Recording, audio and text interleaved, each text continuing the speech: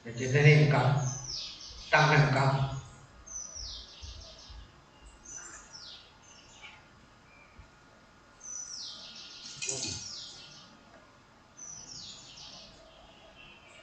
Seseorang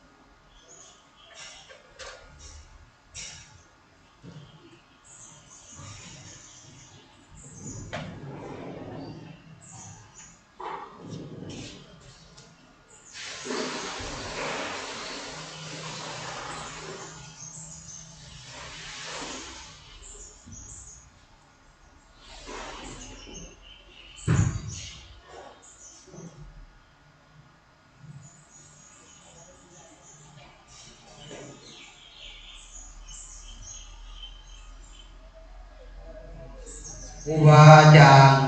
jauh tanglai tu, โดยเฉพาะตัวเจ้าวัดพระบาทอุดมก็นิมนต์แต่งทรงคงเครียดเด้อครูบาอาจารย์เพิ่นก็ทยอยมารับ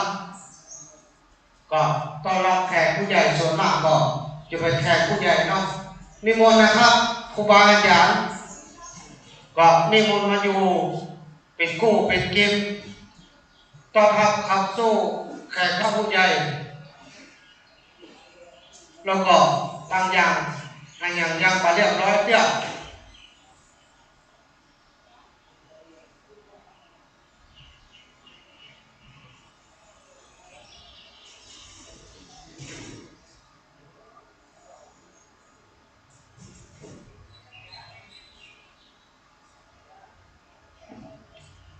ตัวเจ้าวัดเอาเด้อแต่โกโซเกี่ยวมานั่งเตี้ยเปิดก็จะได้ถามห้านถามนี่บอกก็จ่อยแบ่งภาระกันไปจะไปเมาอายจะไปห้ามอายมันใจร้าย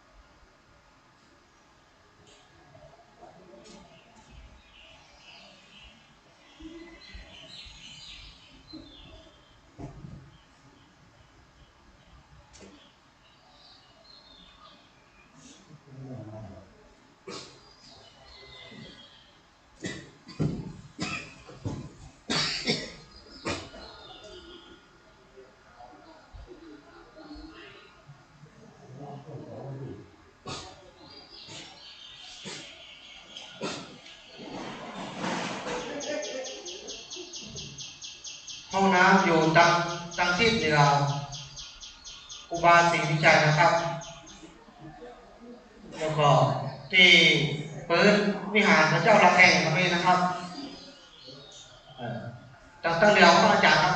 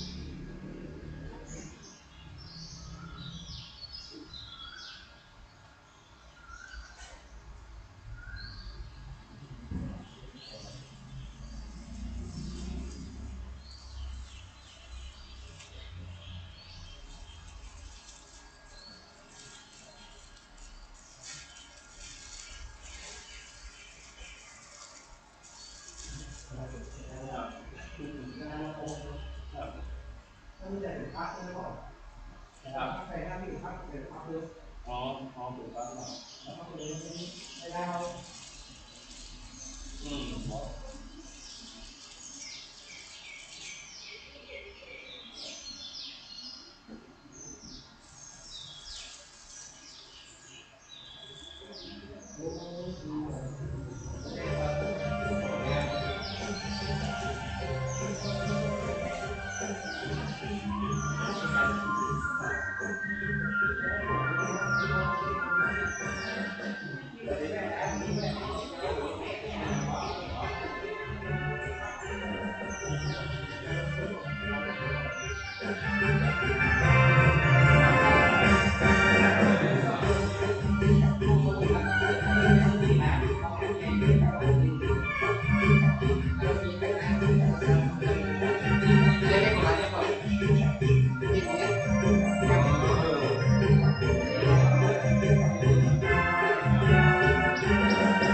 เดี๋ยวผมจะถามเพื่อนด้วยก่อนมันมีของสินค้าเขาไม่ถามว่าอ๋อเดี๋ยวผมไปบอก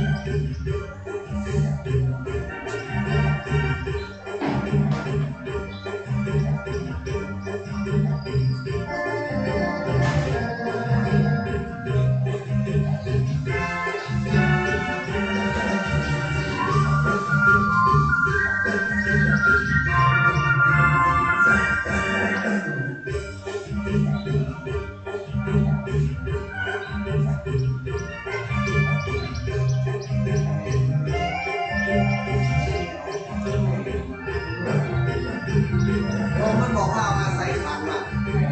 โย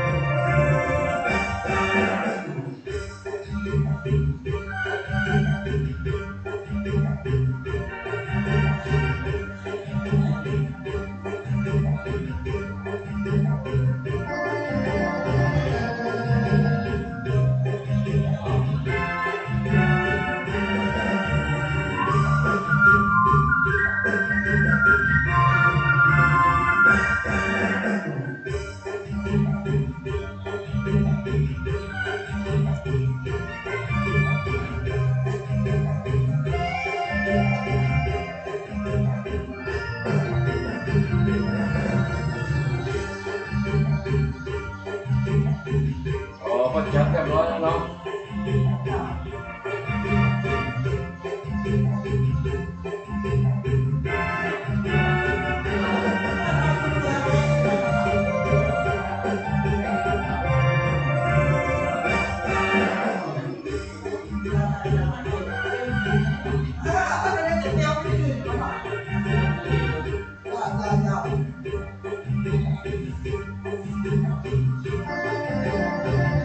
หายไปไหนสบายดีเหรอ เมื่อยนะได้เถอะแบบเขาได้อะไปโค้ง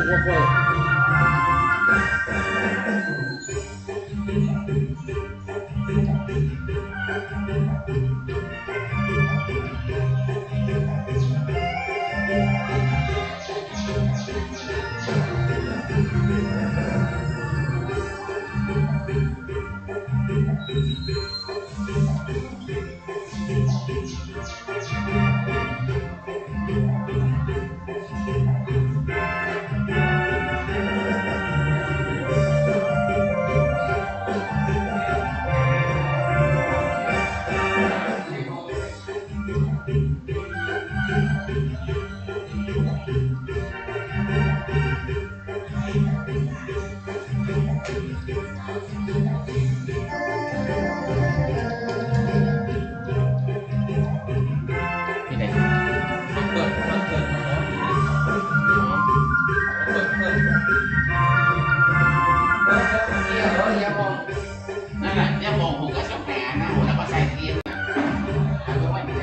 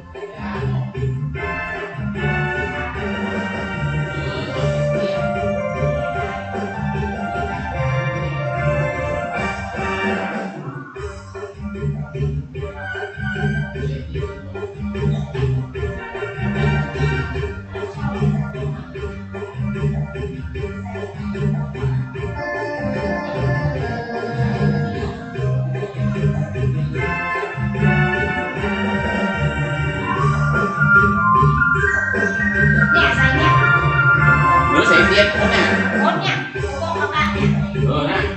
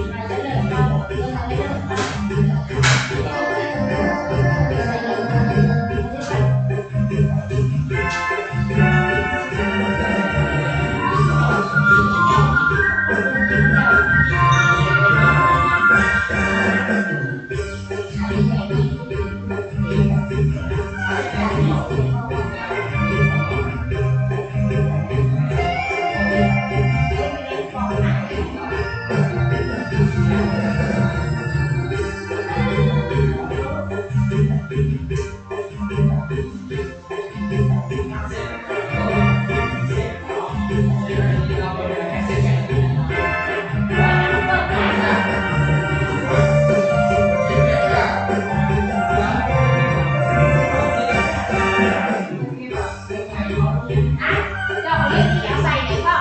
โหแม่คือ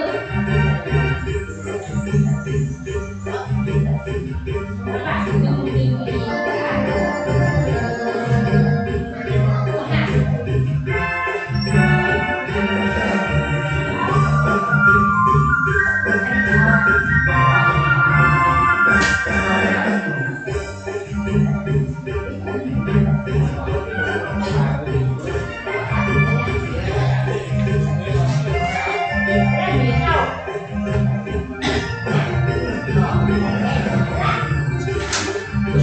ใช่ป่าวครับ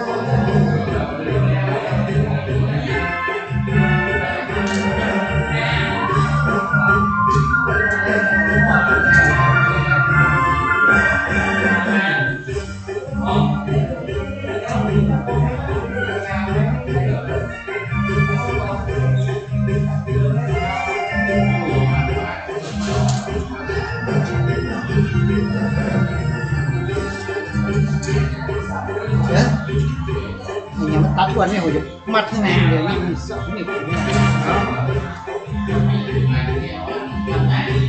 จริงในประกาศ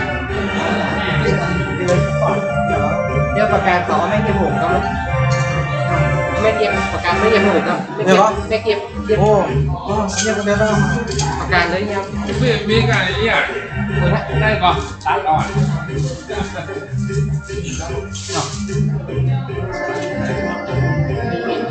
มีสองมีนะเด้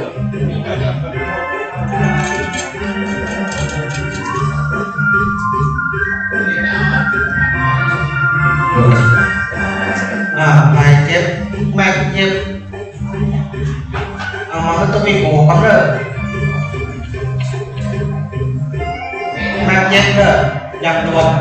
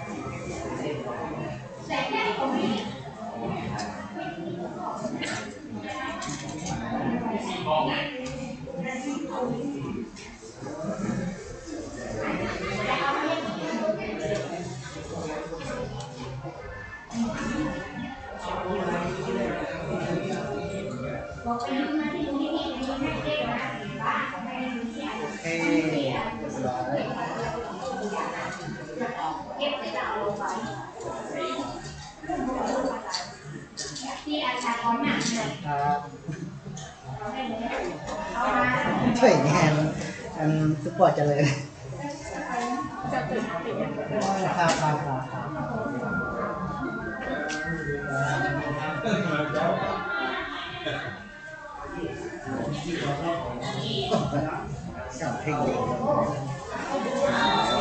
เทศหรอฟันออกจนปูนสักข้อก้นเลยอันนั้นใส่ฮอนเลยครับ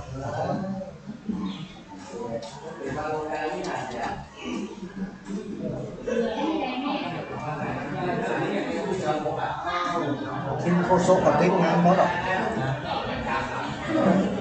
โคโซ่ทีมงานรถเดี๋ยวโคโซ่ของเขาของเรา เคยมีหน้ากองนะ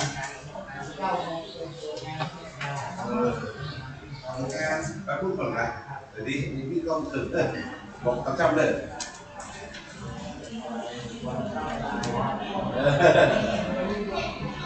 ผมไม่ร้อนก็เนี่ยมันร้อนหน่อย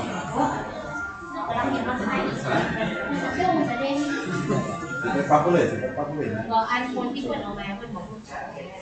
สวยสวยค่ะพอเปิดไฟมันแสงเนี่ยมันเนี่ยลูกเนี่ย ลองผ่านเลยเหรอ เดือนที่เขาจะฟักไหนดีเนี่ย สวยสวย ฟักมาแล้วหลวงพ่อฟักมาแล้วค่ะ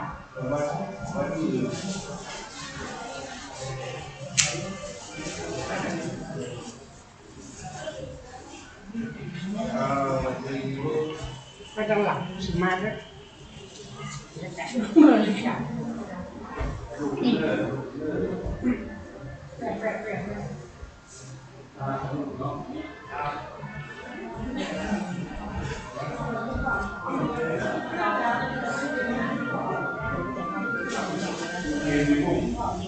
ยห้องของพี่แต่งไปนะโอ้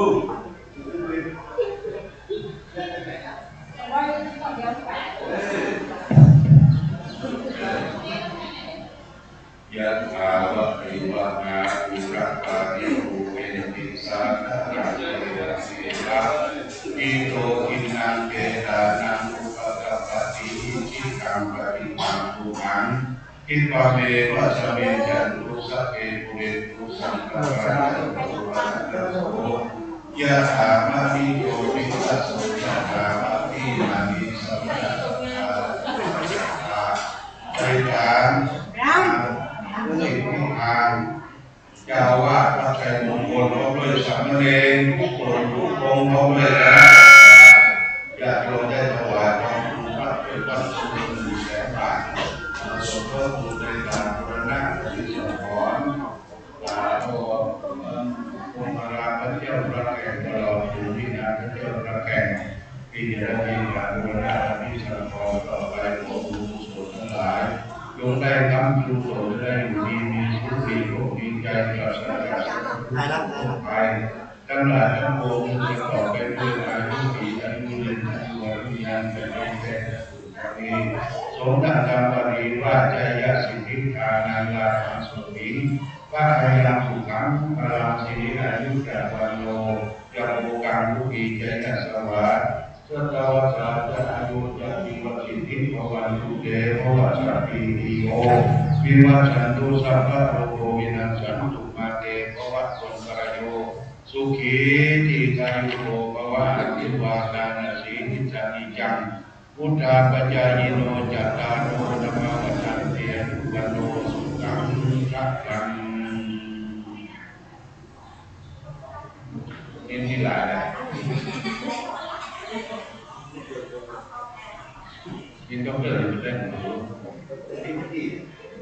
ยกไปโชว์ครับโชว์โต๊ะนั่นเนี่ยโต๊ะนั่นโต๊ะละที่หลังนั่นเนี่ยช่วยยก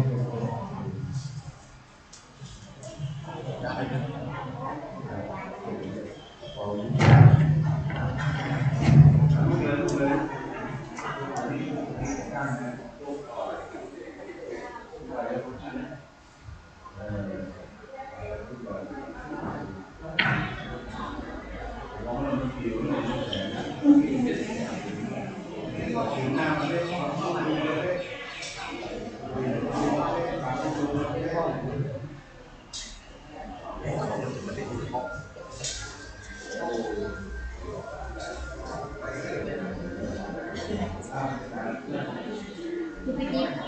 คนมองแบบนี้มองเป็น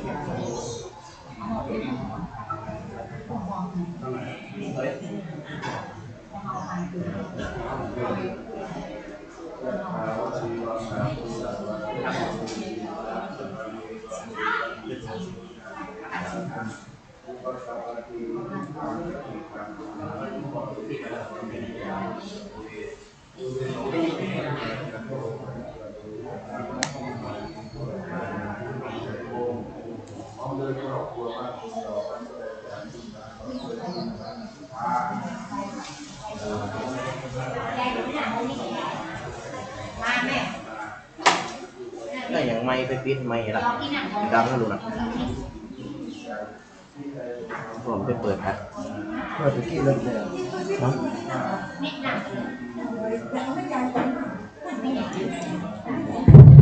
ดัง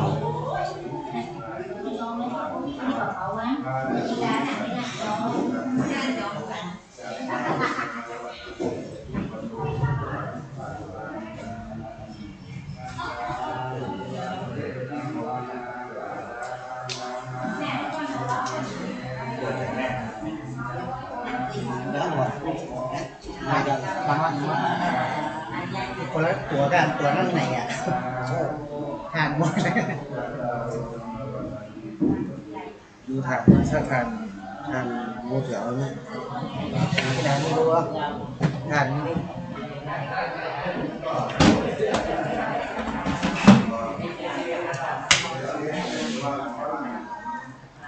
อันนี้จะทนกว่า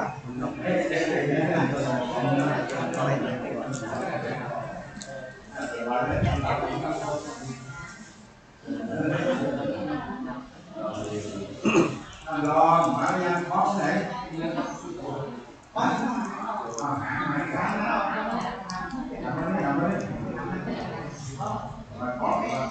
ขียนไม่ได้ทำเลยเขียนมาทำว่า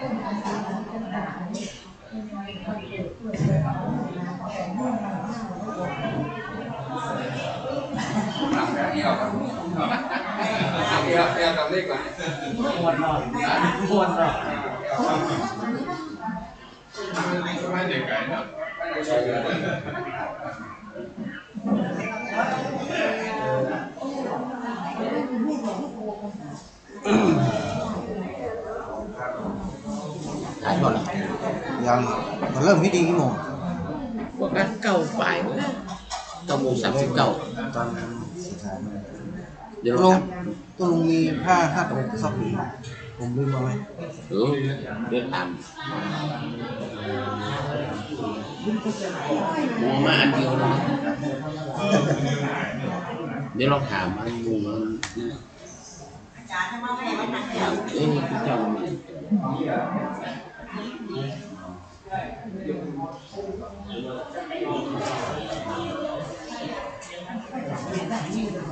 วิกแก วิก ย่ามองสมุนไพร พออย่างนั้นสียังวิกแกละ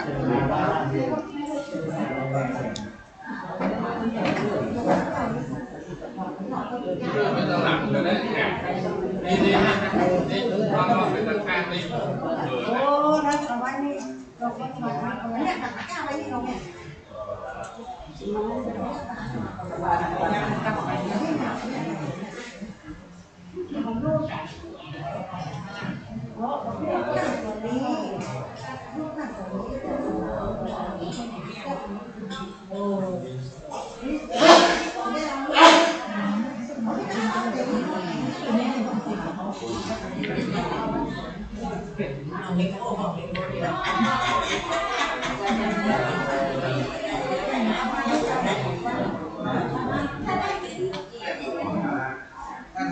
การผมมีอันพูด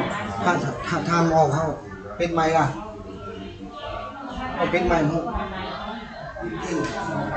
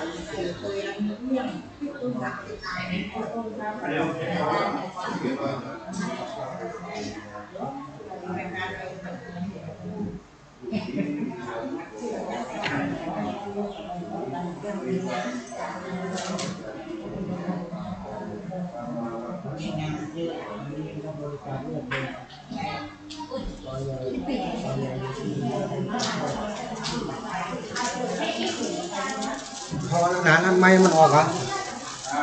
พอไม้มันออกอ่ะไม่นะ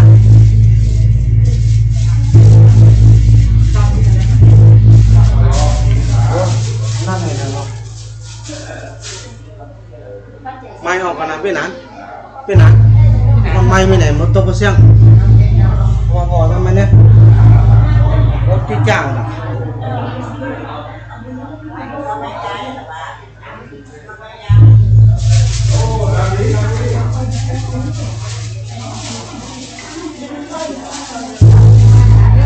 รับเรียบร้อยแล้วครับเป็นในห้องเอาสีส้มเลยนะครับใส่ไม้แล้วเนี่ยอันเรียบร้อยแล้วนี่มันพอละสีส้ม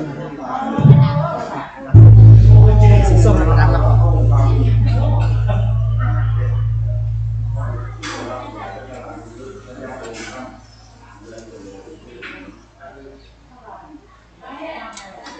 อาจารย์เลยให้น้องอาจารย์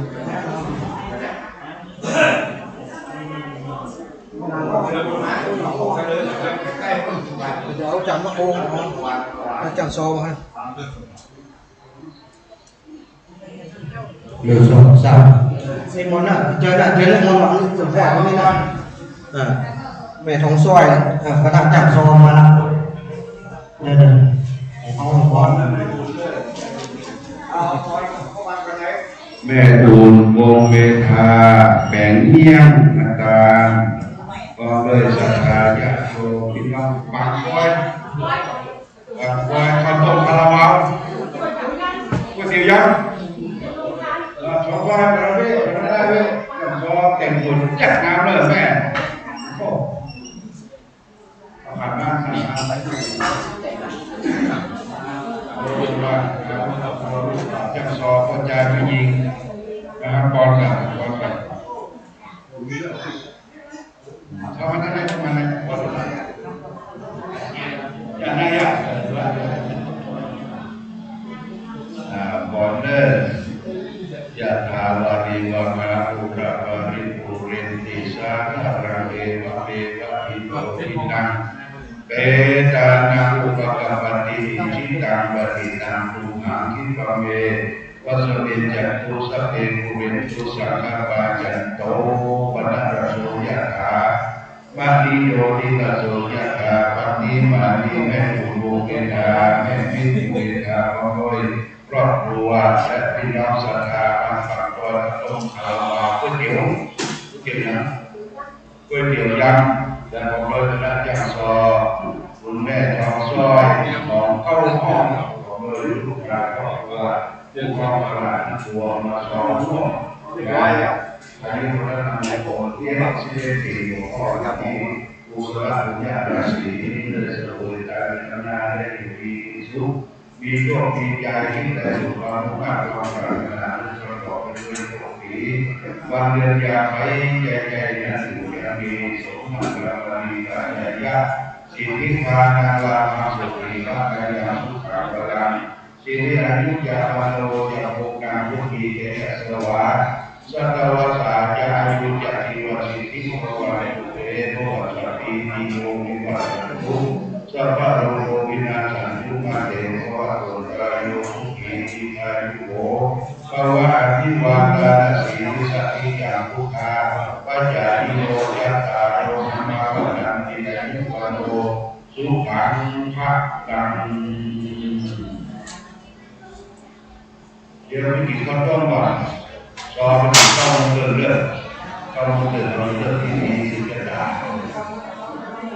ดูข้าวมันเดือดแต่กลัวคนกินข้าวเขากินข้าวเลือดชอบให้คนกินข้าวกินอาหารแล้วเดี๋ยวกินข้าวกินมาก็มาที่ข้าวสักพัก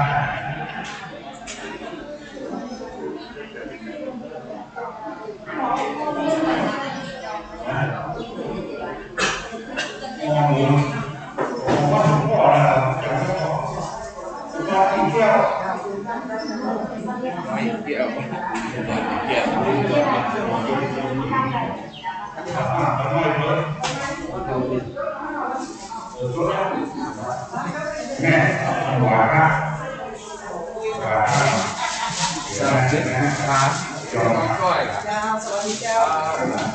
วันสมบัติ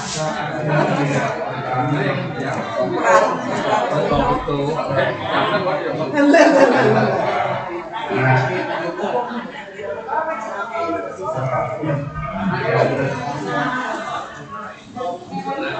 แม่ที่ของกินก่อนเลย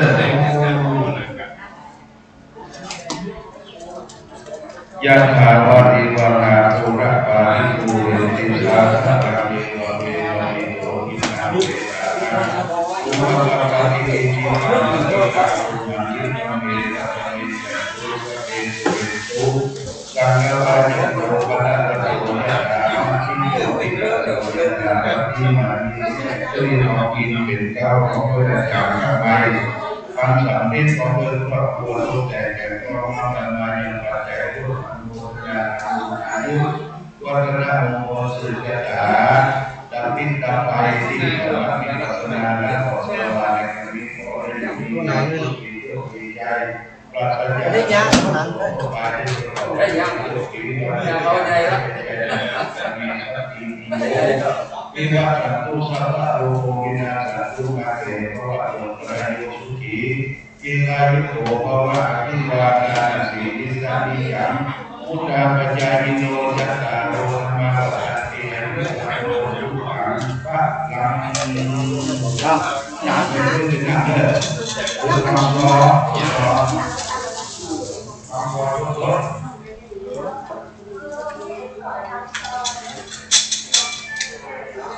ไม่ได้อะไรเลยถามเลยเมียเขาเป็นการเมียเป็นเศรษฐีตามดุยเป็นวันวันการที่มันก็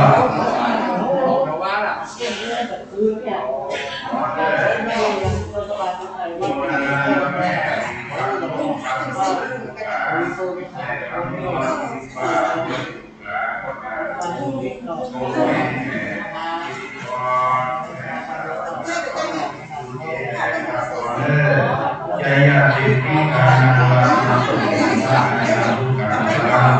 เอติอายุจามโนจาโภกังภูติเตสวะสัตวสาจายุจติวติทิโตตุเตโวสังคิโตวิวัฒน์ตุสัพพะโลกวินาศตุมาเตโวะโตตระโยสุขีอินายุโขภวะอภิวาทนาสีลิสานิจังพุทธาปัจจายิโนยัตตาโรธรรมวัฏันติอายุวันโตสุขังวรังมะมานีพุทโธนิโกนาวิละแม่โลสิโกนาวิละน้องแมวน้องมดน้องโคกัดแล้วก็ลุงทองดีเงินทองเลื่อนดีสุขีเป็นใจอายุวันโตสุข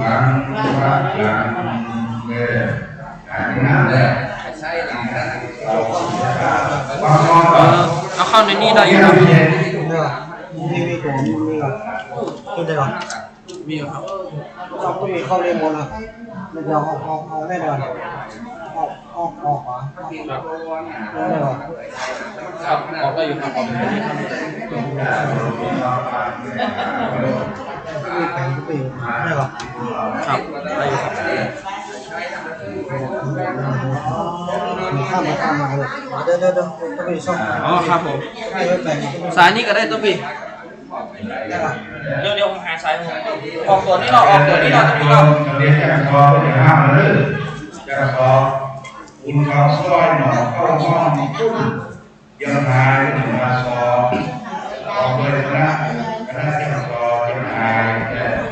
มาห้ามการทำงานข้ามไปไม่มองข้ามก็อะไรอย่าง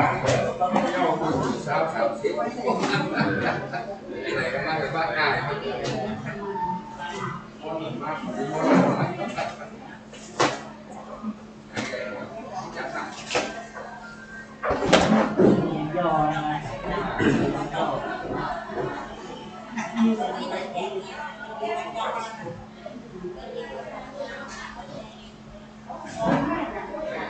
ดี๋ยวจากนั้นเสร็จแล้วก็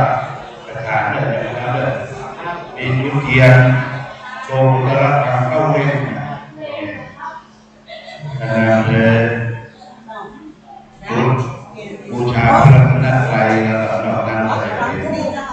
แต่ผู้มีเกียรติหลวงพ่อทุกสอนเล่นมงคลสายสวรรค์เดี๋ยวมาก็รับรองกันถ้าตำบลนี้สร้างขอเชิญตำบลเลยผู้จัดการตำบลแม่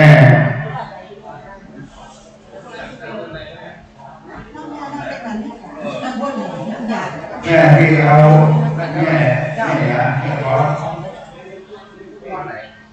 เบี้ยหลังนี่แหละเทเอาแจกของผมเบี้ยแจกของเราแจกเบี้ยเนี่ยแม่บุญโรงเรียนคาเจ้าของเบี้ยส้มที่โรงเรียนคาเจ้าของส้มเบิกมารับแจกผ้ายังจากหลวงพ่อเสือดาบติ๊กเลยครับป้ายข้อมือที่เตรียมไว้400ป้ายข้อมือนี่หลวงพ่อสั่งทุกครั้งพิเศษข้อทำไรมันจะมีคาถาหน้าโกงขายเนี่ยครับจะรักษาตัวเส้นแล้วก็รับมงคลจากครูบาท่านใหญ่มากๆตอนนี้สั่งหลวงนะต้องมีนะเพื่อเชิญท่านนายกชมรมผู้สูงอายุเทศบาลตำบลป่าขาววัฒนธรรมเชียงใหม่วัฒนธรรมเรียนรับการนักการไม่ได้มีแค่นั้นเลยแล้วก็จะมีท่านชาญชัยเป็นเราแฟนหนึ่งแม่สวม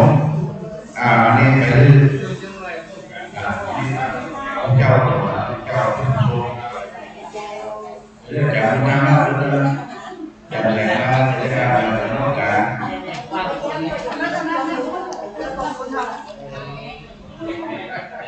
น่าจะมานั่งกันตอนนี้เรียนช่วยพอจะมีมาเปิดนะที่พักเอาเลยที่มาโดนเปิดนะสำหรับเรียนรอบนี้เลยเรียนรอบ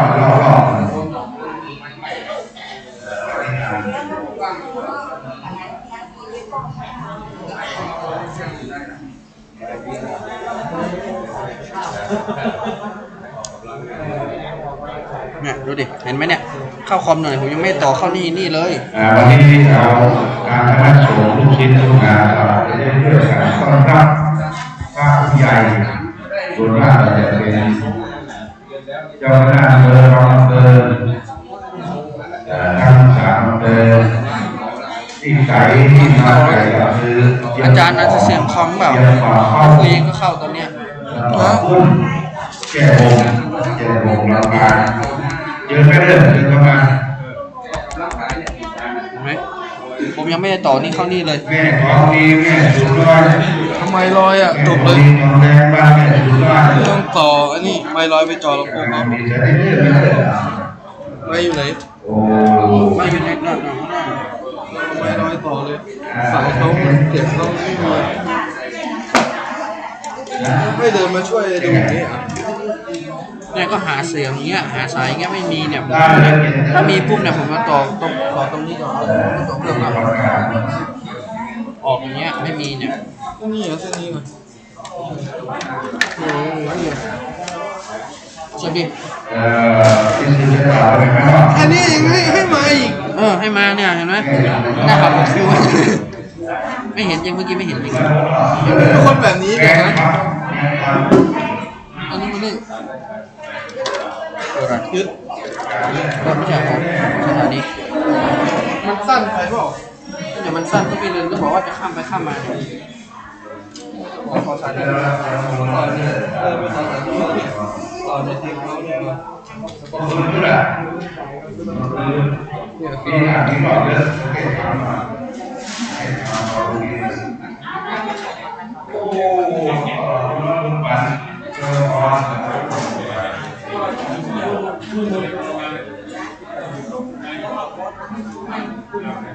เข้าแล้วนักต่อดิเจ็บอ่ะ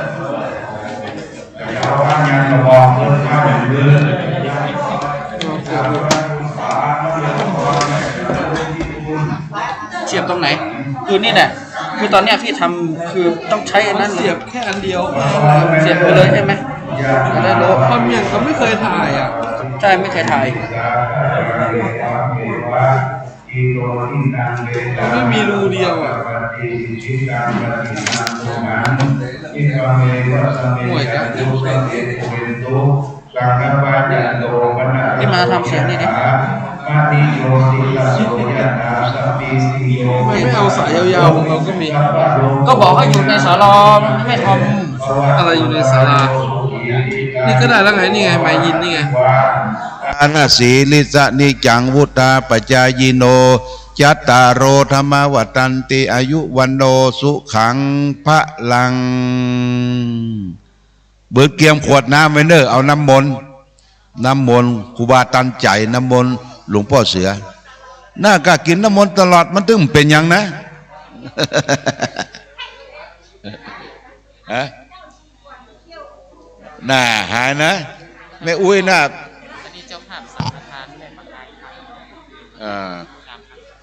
โมทนาแม่กับประกายพันอุบเงินเนอะแม่ประกายพันอุบเงินเจ้าภาพสังฆทานชุดใหญ่ 3,000 บาทสืบชะตาได้รับแล้วเนอะเบิดมาประเคนด้วยกัน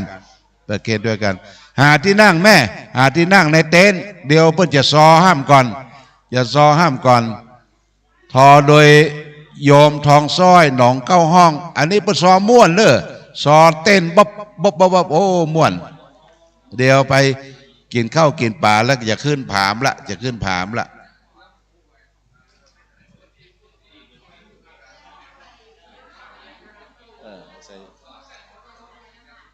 ขอบคุณอาจารย์แสงอาจารย์ณภัทร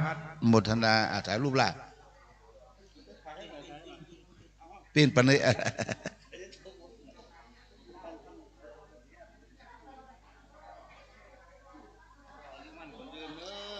โมทนาขอบคุณอ้าวแม่ยังโอ้คณะแม่จันแก้วคณะแม่จันแก้วปุ้นเลอบ้านป่าแดงบ้านหลวงแม่ทะลบบ้านป่าแดงบ้านหลวงเมียคงจะตานี่สุดยอดทุกเจ้าเพิ่นมาตักว่าสุดยอดบ่เคยหันว่างามหูงามตาดีรับปอนนะแม่ขันแก้วเนื้อพ่อสวัสดิ์เนาะพ่อน้อยสวัสดิ์ยะถาวะริวังหาปุระปาริปูเรนติสาคารังเอวะเมวะอิโตทินังเปตานังอุปกัปปติอิชิตังปฏิตังตุมหังคิปะเมวัสมิงจันตุสเพปุเรนตุสังฆปาจันโตปนรโสยถามะนิโจติละโสยถาปัตติหมายมีพ่อสวัสดิ์แม่ขันแก้วพ่อสนันแม่ประภัยแสนคำป่าแดงบ้านหลวงพร้อมโดยนายสำราญนางสุพิษคำผายป ประแดงบ้านหลวงพร้อมด้วยแม่น้อยคุณธนาประแดงบ้านหลวงพร้อมด้วยศรัทธาญาติโยมมีแม่อังคณาสุภะอย่างต้นหนุนแล้วก็พร้อมด้วยแม่จินตนาพรขนุนแก้วได้ตกแต่งแปลงพร้อมน้อมมาแล้วซึ่งปัจจัยร่วมโมทนาสืบชะตาวันนี้ขอได้อยู่ดีมีสุขเนอะมีโชคมีใจนั้นจุงจังมีสัพปีติโยวิวัตสันตุสัพพะโรโกวินาสันตุมาเตภวัตวันตรายโยสุขีติคายุโกภวะอภิวา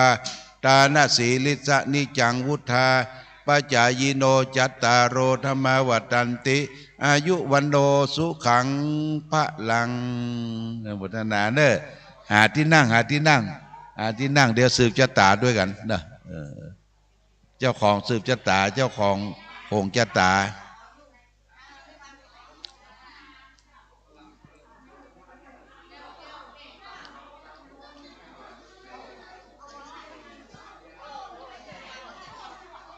สตางค์โซดให้มันสัก3 ปัน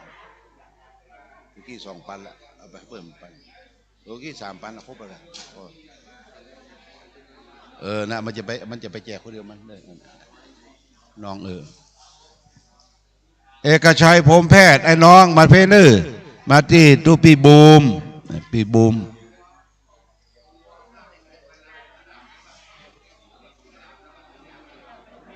นี่อย่างคณะอย่างเอาอย่างพูดเดียวกันถวายหลวงพ่อยกตรงโต๊ะสวายมดโอ้มาเอาปอนก่อนไอ้ขาไม่ไหนมันรถ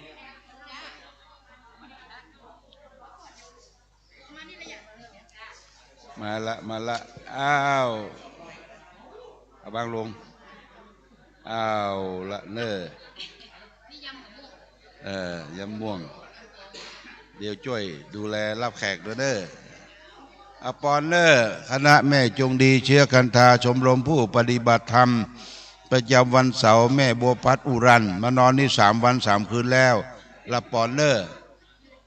ยะถาวะรีวังหาปุระปาริปุเรนติสาครังเอวะเมวะอิโตทินังเปตานังอุปกัปปติอิชิตังปฏิตังตุมหังคิปะเมวะสเมจันตุสัพเพปุเรนตุสังคปาจันโตปนะระโสยถามณิโจติละโสยถาสัพปีติโยวิวัสสันตุสัพพะโรโกวินาสันตุมาเตภวะตวันตรายโยสุขีติคายุโกภวะอภิวาทานสีนิจนิจังพ่อหมออินทร์แม่จงดีพ่อน้อยบุญปันมะโนครแม่สายลุงพิกูลตาหาเตบุตรเทวดาเน้อเป็นมะม่วงยำจากญี่ปุ่นมาถวายวันนี้ขออยู่ดีมีสุขมีโชคมีใจประกอบไปด้วยอายุวันนะสุขาภระอายุวันโนสุขังพระรั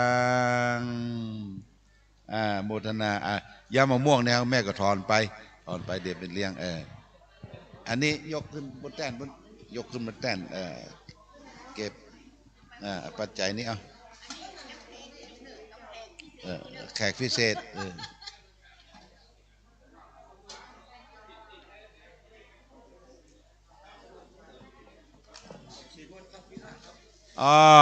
คุณโยมศรีนวลคำพิละเชิญนะเชิญมาได้เพ่เป็นข้าวกล่องอย่างไงเขามีข้าวแม่นเพิ่นมาบอกว่านั้นลืมไปป่ะย่องขัน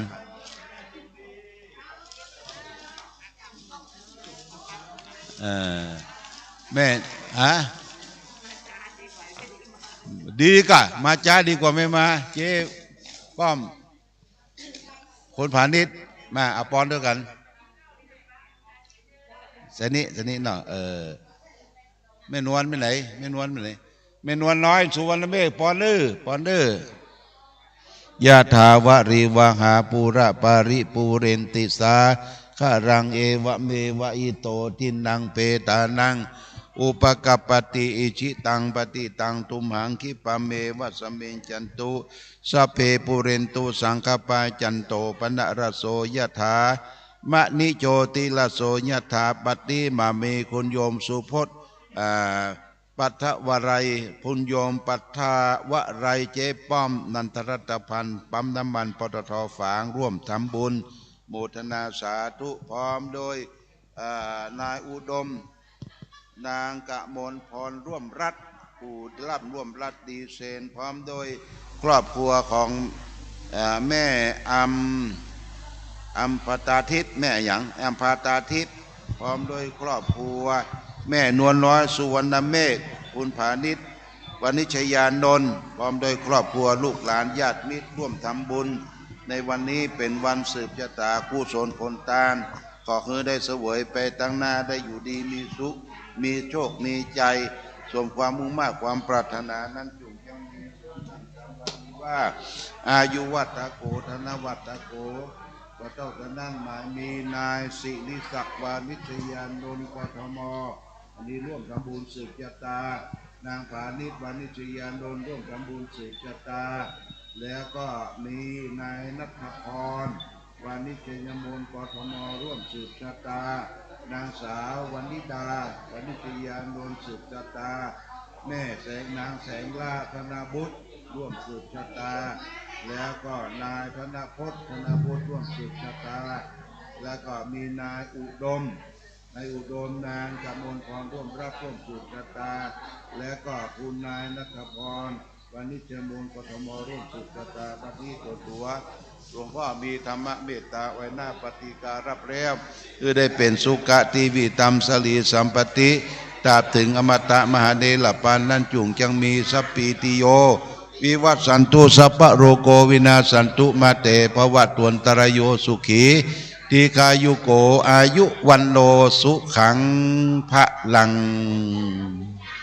สหัสที่นั่งเนอะบุดีมีสุขโอ้หลวงพ่อมาแล้วหลวงพ่อเสือมาแล้วฮะโอ้ลูกศิษย์ลูกหาแปลงต้นมาตัวให้ปดต้นไหว้สาป่ะไหว้สาโอ้วันนี้อุ่นอบอุ่นสวัสดีครับสวัสดีครับ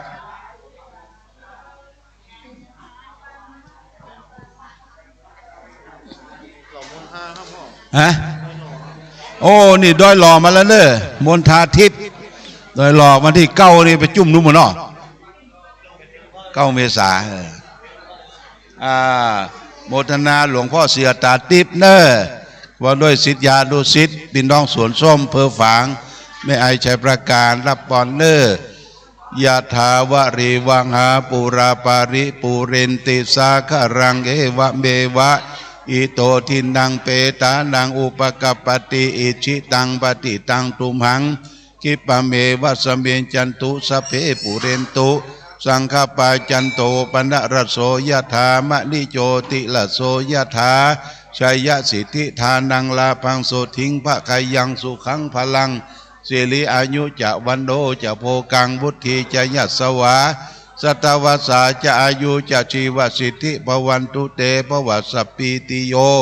วิวัตสันตุสัพพะโรโกวิสันตุมาเตภวะตวนตรโยสุขีตีกายุโกภวะอภิวาตานาสีลิสานิจังวุธาปัจจายิโนจัตตารโอธรรมาวัตันติอายุวันโนสุขังพระลังโมทนาหลวงพ่อเสือเด้อเดี๋ยวเริ่มทำพิธีหลวงพ่อจะมานั่งเพ่หลวงพ่อจะปลุกเสกเอาผ้าอย่างมือไหนอยู่ไหนอยู่ในรถเอามารวม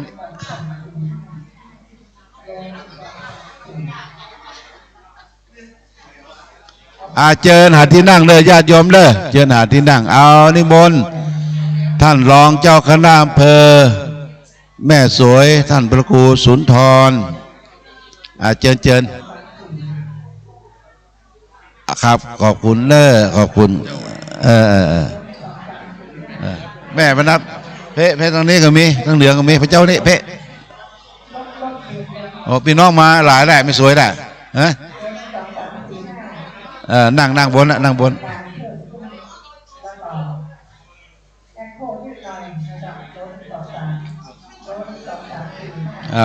ปอนเนอร์พี่น้องแม่สวย ยะถาวาริวหาปุระปาริปุเรนติสาคารังเอวะเมวะอิโตทินังเปตานังอุปกัปปติอิชิตังปฏิตังตุมหังคิปะเมวัสเมนจันตุสัพเพปุเรนตุสังฆปายันโตปนะระโสยถามะนิโจติละโสยถาสัพปีติโยวิวัตสันตุสัพพะโรโกวินาสันตุมาเตภวัตวันตรายโยสุขีติคายุโกภวะอภิวาตานาสีริสนิจังวุธาปจายโนจัตตารโอธรรมาวัตันติอายุวันโนสุขังปะลังบุตรนิมนต์แถวหน้านี้เลยสวดมันมาจักเอาไว้นี่นะสวดธรรมจักเชิญพ่อย้ายเก้าอี้ก่อน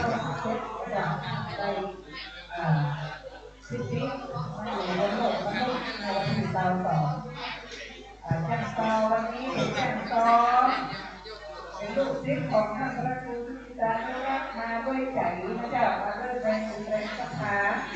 ของซอยที่แล้วมากับเรวัดร้องที่เล็กโดยสัญญาเป็นคนเดียวของท่านพระครูทีนี้นะได้ท่านเรวัดเป็นโรคหัวใจพาหน้าอกยังไกลนี่แม่โอ้วันนี้โอ้โดนหัวหน้าอกสารทีพระพรตามเนอะเดี๋ยวไปอยู่ใกล้หลวงพ่อเลยไปแจกของ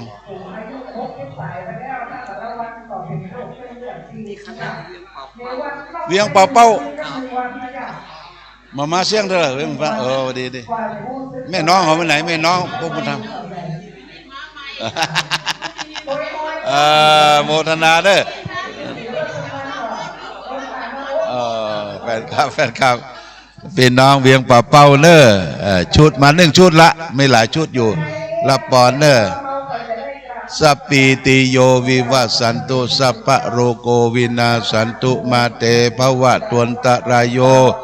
สุขีติคายุโกภวะอภิวาตานาสีฤทธะนิจังวุธาปจายโนจัตตารโอธรรมาวัตันติอายุวันโนสุขังพลังสาธุเนอะพ่อเนอะพี่น้องศรัทธาเวียงป่าเป้าที่นั่งที่เสาเนอะแฟนคลับน้ำมนต์เนาะ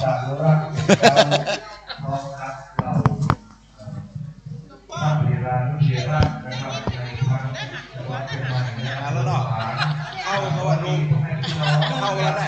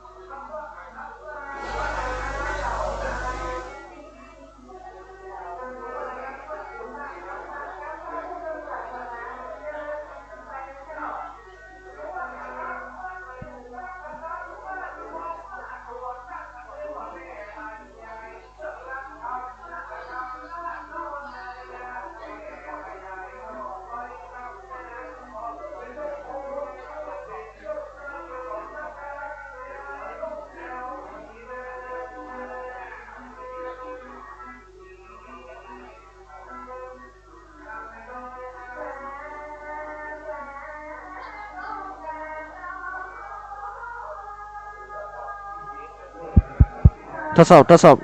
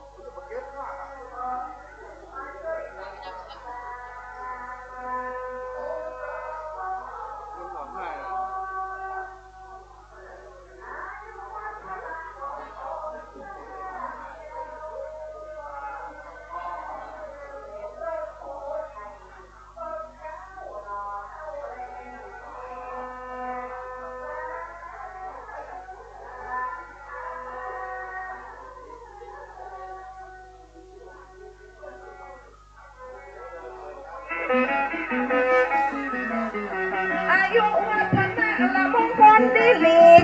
71 ปีอย่างแล้วผมมี81 ปี พระครูสุจิตาหรือครูบายี่แก้วได้ครบรอบแล้วเมื่อวันที่22ตั้งได้กำเนิดเกิดก่อถึงแม่ถึงพ่อวันนี้มาจับจองนายตัดน้องวันที่22ฉลองครบรอบ แต่ว่าวันนี้เสาร์ เจ้า ย้อนหลัง2 วันนะครับครูบาเนาะ ก็ได้กำเนิดเกิดมาปฐมทีแฮปปี้เบิร์ดเดย์วันนี้ชวนกันมาเต้นน้องเข้ามาก่อกุศลครั้งใหญ่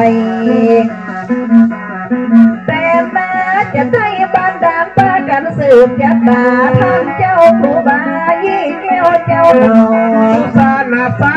ตุสานาโสปะมังกะโลนะโมพุทธายะ กราบนมัสการพระครูอดุลพระเจ้าสุพิษวัดปทุมวนาราชราช 10 นิ้วจะยกมือไหว้พระองค์รัตนะดอกแก้ว3 ประการวันนี้ไม่มีศรัทธาผ่องแผ้วครูบาอีแก้วเปิดมาทำทานเถิดเอาแม่กำจัดการจัดงานของวันเกิด ขอไหว้สาเทพเทวดาทุกหมู่เหล่าพระพุทธปักรักษาเนอ สวัสดิ์สวามหักษาดูแลพระอ้อมพาแผนแน่ไว้เถิดวิหารสาราจงได้บังเกิดรับเลิกขอวิหารใหม่ ตาพุทธจะเริ่มพิธีบอกเสียงสอนเนี่ย น้องนี่ถึงแม่จะโดนอาคีภัยผู้บาดันนายเปิ่นบ่ได้หวัง อายุวัฒโกวันนวัฒโกได้เป็นร่มโพก่อนเด้อ ลุ่มโพแก้วตั้งศาสนา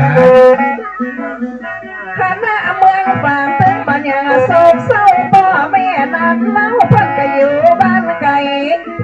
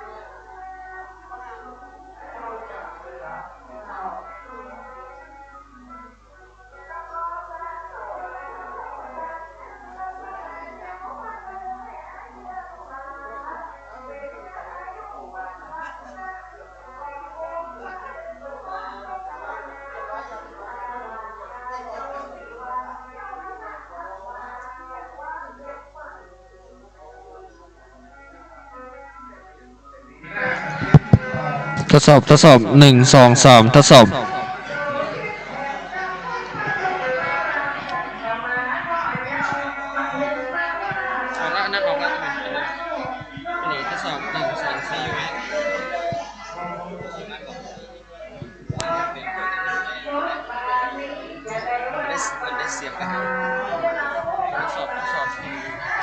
หลบการนี้นะเกิดนักการรับเกิดนักการนับคนนักการพูดนักการ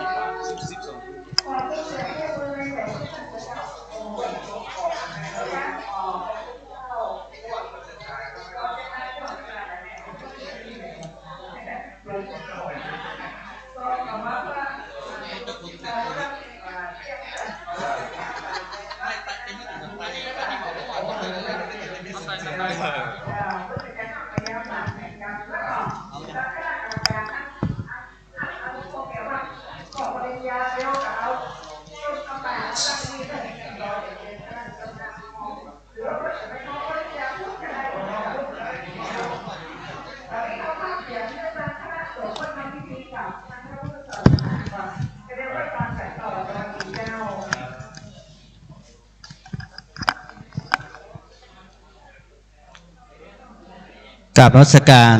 พระเดชพระคุณหลวงพ่อพระครูชิตาลักษณ์ดร.เจ้ามือฝางครูบายี่แก้วพระเถรานุเถระเรียนท่านประธานพิธีท่านว่าที่ร้อยตรีนพรัตน์สุภโกศลพร้อมท่านผู้มีเกียรติหมายมีคุณแม่จันสมกีฬาแปลงคุณจันชัยกีฬาแปลงพลตรีชูโชติกีฬาแปลงตลอดถึงคณะศรัทธาพี่น้องผู้มีเกียรติที่เคารพทุกท่านนะครับพิธีทำบุญเอกสัตยายุวัฒนมงคลอายุครบ71 ปีของหลวงพ่อในวันนี้นะครับขออนุญาตอ่านกำหนดการดังต่อไปนี้นะครับบัดนี้ประธานสงฆ์พร้อมประธานข่ายฆราวาสพร้อมนะครับเมื่อทุกอย่างพร้อมจะดำเนินการดังต่อไปนี้นะครับจะได้เรียนเชิญท่านนายอำเภอฝางเป็นตัวแทนคณะศรัทธาทุกภาคส่วนจุดธูปเทียนบูชาหน้าไตรต่อจากนั้นพ่ออาจารย์นำไหว้พระสมาทานศีลทุกปีที่ปฏิบัติมาก็คือก่อนที่จะเจริญพุทธมนต์จะมีการมอบทุนการศึกษาให้แก่เยาวชนต้นกล้านะครับปีนี้จำนวน12ทุนหลังจากมอบทุนเสร็จแล้วนะครับจะได้นมัสการพระเดชพระคุณหลวงพ่อพระครูชิตาดร.เจ้าอำเภอฝางเป็นผู้จุดเทียนมงคลซ้ายขวา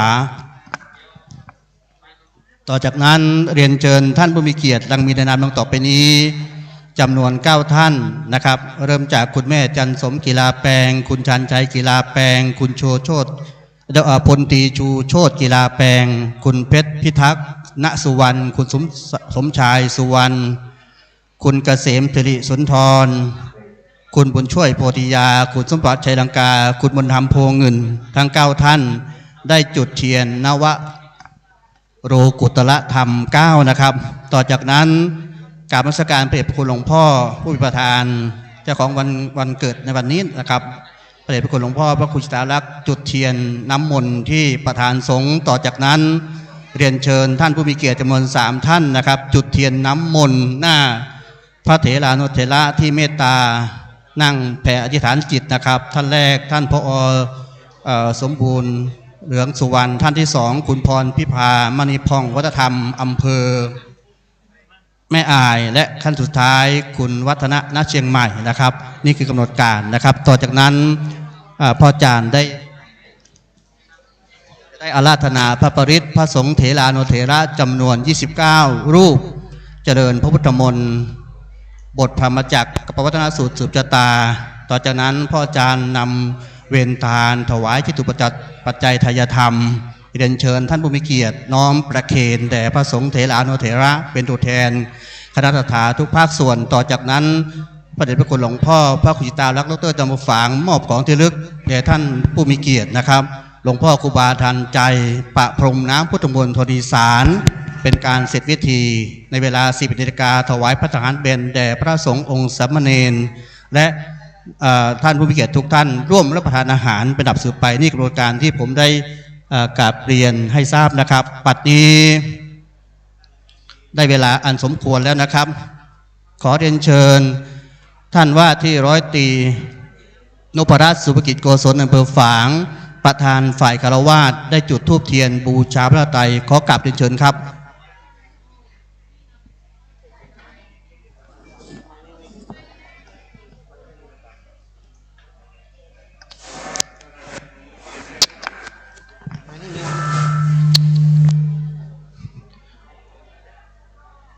กับคณะศรัทธาผู้มีเกียรติทุกท่านประนมมือครับพุทธบูชามหาเตชะวันโตขอเดชะการบูชาซึ่งพระพุทธเจ้าจงเป็นเหตุนำมาซึ่งเดชานุภาพและบารมีอันยิ่งใหญ่ธรรมบูชามหาปัญโยขอเดชะการบูชาซึ่งพระธรรมจงเป็นเหตุนำมาซึ่งปัญญาอันยิ่งใหญ่สังฆบูชามหาโภควะโหกิริยาถังพุทธสังมิอภิปูชยามิขอเดชะการบูชาซึ่งพระสงฆ์จงเป็นเหตุนำมาซึ่งโภคสมบัติและบริวารสมบัติอันยิ่งใหญ่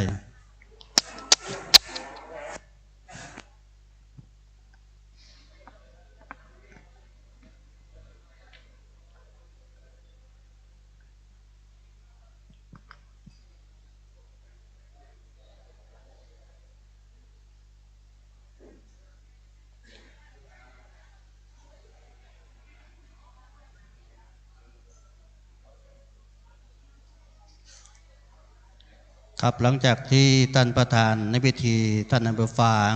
ได้เป็นตัวแทนของฐานะบดีผู้ปฏิฐานทุกท่านจุดธูปเทียนแล้วนะครับต่อไปเรียนเชิญพ่อท่านนั้นได้นำไหว้พระสมาทานศีลเป็นลำดับสืบไปขอเรียนเชิญครับ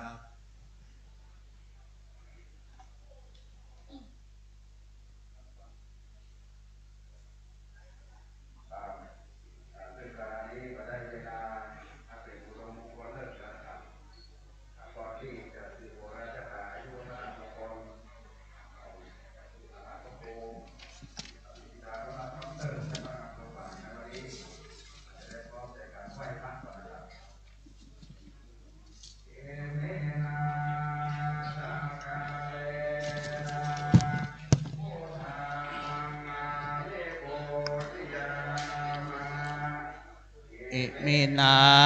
สกาเลนะธรรมังอภิปูชยามะอิมินาสกาเลนะสังฆังอภิปูชยามะสัมมาสัมพุทโธภควาพุทธังภวันตังอภิวาเทมิกาตัวภควตาธัมโมธัมมังนะมัสสามิ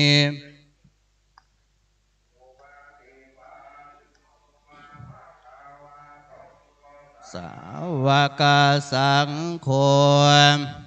สังฆังนามามิ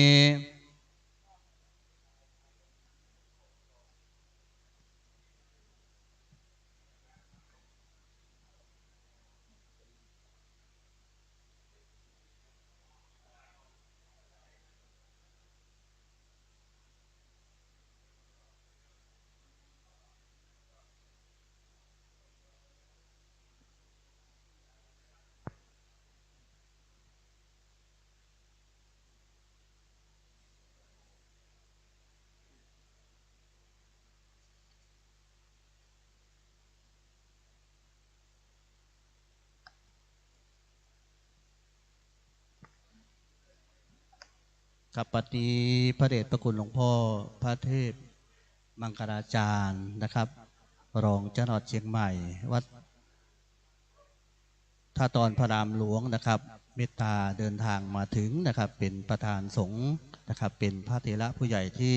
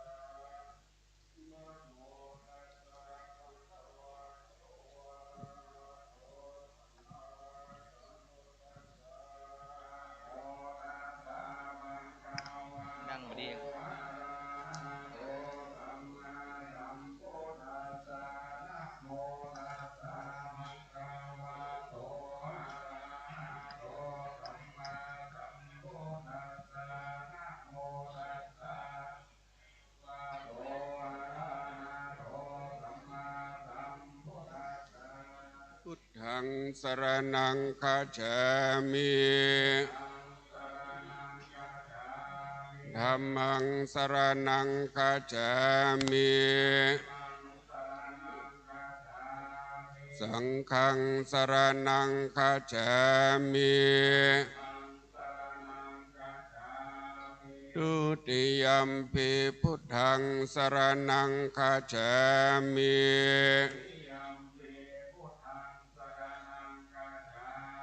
ทุติยัมปิธัมมังสรณังคัจฉามิ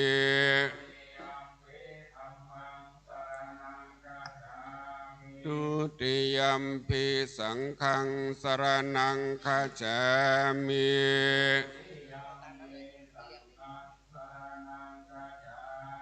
ต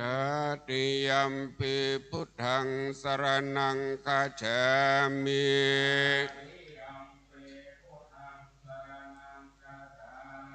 ตติยัมปิธัมมังสรณังคัจฉามิ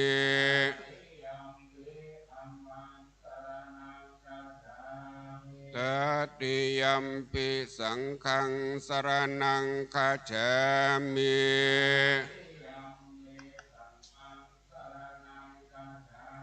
ติสรณะขมานังนิธิตังปานาธิปาตาเว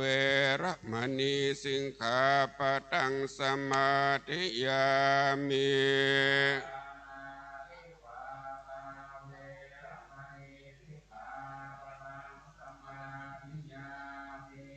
ตินนาตานาเวระมณีสิกขาปะทังสมาธิยามิ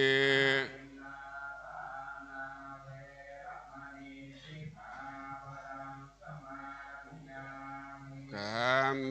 สุมิจฉาจาราเวระมณีสิกขาปะทังสมาธิยามิ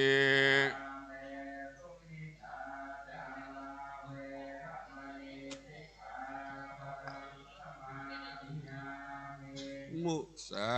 วาตาเวระมณีสิกขาปะทังสมาธิยามิ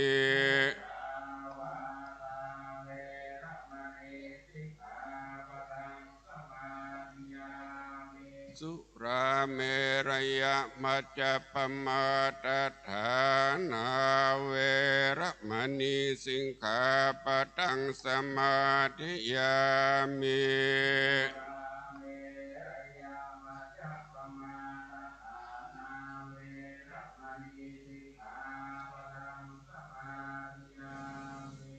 อิมานิปัญจสิกขาปทานิสีเลนะสุขติยันติสีเลนะโภคสัมปทาสีเลนะนิโพธิยันติตัสมาสีลังวิโสทะเยสาธุครับท่านผู้มีเกียรติที่เคารพทุกท่านนะครับก่อนที่จะเข้าสู่พิธีเจริญพุทธมนต์สืบชะตาเนื่องในอายุวัฒนมงคลเอกสัตยายุวัฒนมงคลของหลวงพ่อพระครูชิตาแล้วดร.เจ้ามือฝางนะครับท่านมีจิตเมตตาที่จะมอบทุนการศึกษาให้แก่เยาวชนต้นกล้าโรงเรียนวัดสันปราคาจำนวน12 ทุนนะครับเป็นนักเรียนชั้นประถมปีที่ 4ชั้นประถมปีที่ 5และชั้นประถมปีที่ 6ทั้งหมด12 ทุนนะครับบัดนี้พร้อมแล้วนะครับขออนุญาตเบิกตัวนักเรียนผู้มีรายชื่อดังต่อไปนี้ได้เข้ารับทุนการศึกษาจำนวน12 ทุนลำดับสืบไป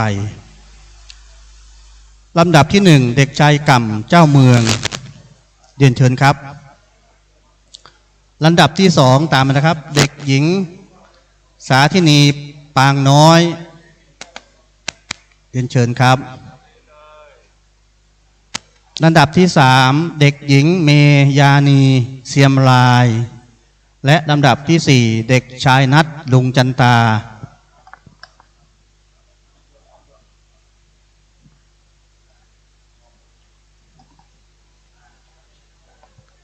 ครับชั้นประถมศึกษาปีที่ โรงเรียนบ้านสันประคาตำบลแม่สาวอำเภอแม่อายจังหวัดเชียงใหม่เขารับทุนจากพระเดชพระคุณหลวงพ่อนะครับอีก5ท่านนะครับหมายบีเด็กชายยินดีจะอื้นเด็กชายสราวุธปางน้อยเด็กหญิงเหนือน้ำทิพผาสุขเด็กหญิงเปมิกาปร่องชั้นมัธยมชั้นประถมศึกษาปีที่6จำนวน5ท่าน4ท่านเช่นเดียวกันนะครับจากโรงเรียนบ้านสันประคานะครับเด็กชายธรรมปางน้อยปากน้อยเด็กชายแซงปางน้อยเด็กหญิงปีนปล่องและเด็กหญิงกนกวรรณบุญติ่งทั้งหมด12ทุนนะครับเป็นการมอบทุนการศึกษาให้แก่เยาวชนต้นกล้านะครับ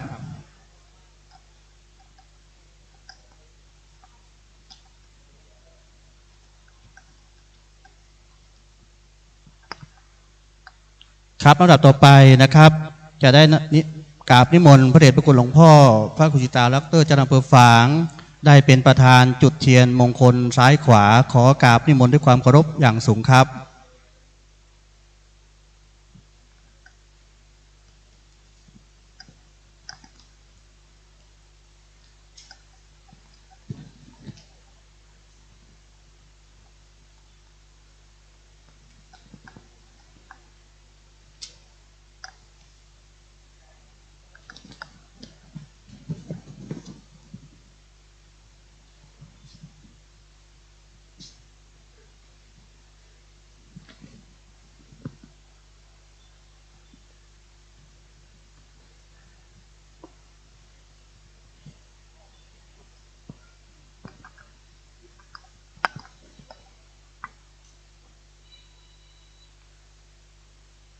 แต่ตอนนี้มนต์หลวงพ่อจุดเทียนน้ำมนต์ต่อเลยครับไม่ต้องลุกอีกครั้งครับพ่อครับเทียนน้ำมนต์ตรงไหนครับ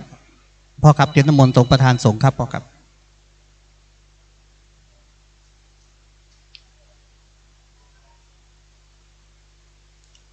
ก่อนที่จะเรียนเชิญท่านผู้มีเกียรติจำนวนอีก9ท่านนะครับได้จุดเทียนนวโลกุตระธรรม9นะครับ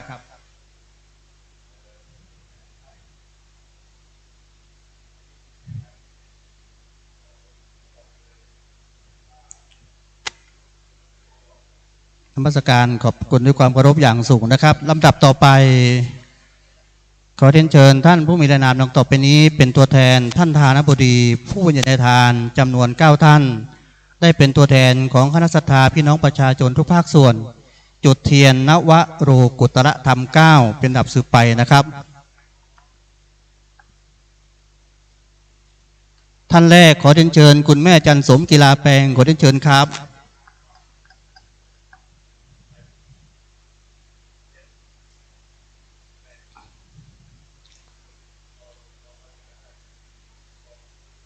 ครับตามด้วยคุณชันใจกีฬาแปลงนะครับท่านที่2นะครับ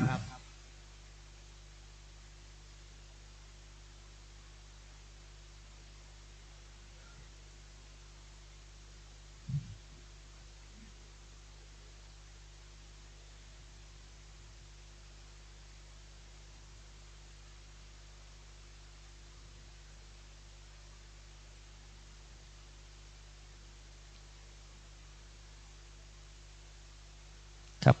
ต่อด้วยคุณชาญชัยกีฬาแปลงครับแล้วตามด้วยพลตรีชูโชติกีฬาแปลงเรียนเชิญครับคุณชันชัยโจทย์ก่อนครับค่อยครับผม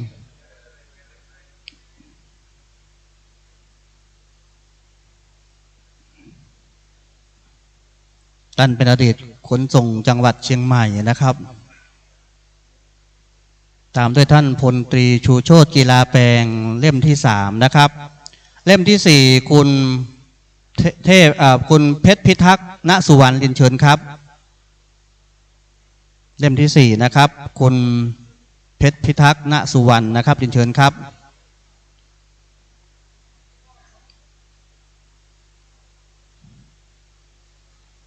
เล่มที่5คุณสมชายสุวรรณ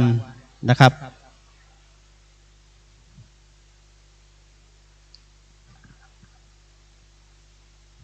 เล่มที่ 5คุณสมชายสุวรรณเล่มที่ 6คุณเกษมสิริสุนทรเรียนเชิญครับ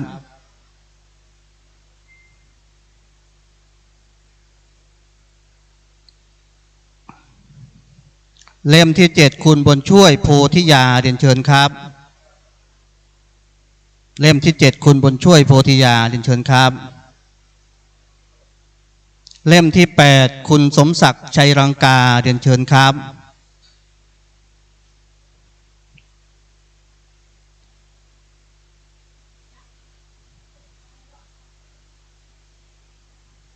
เล่มที่ 9อาจารย์บุญธรรมพวงเงินประธานสภาวัฒนธรรมอำเภอฝางเรียนเชิญครับ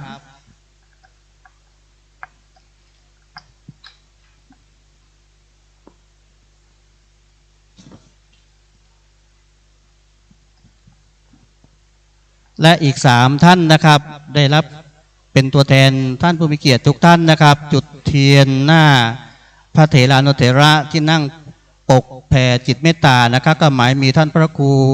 ทันใจพระครูวิเชียรปัญญาหลวงพ่อเสือธรรมวโรวัดดอนยายไผ่แล้วก็ท่านพระครูสังวรประภาสที่ปรึกษาเจ้าคณะตำบลแม่งอนครับขอได้รับเกียรติจากท่านผู้มีเกียรติจำนวน3ท่านนะครับท่านแรกท่านผอ.สมบูรณ์เหลืองสุวรรณเรียนเชิญครับตัวแทนคณะศรัทธาวัดพระบาทอุดมบ่อน้ำสาวาครับเรียนเชิญครับ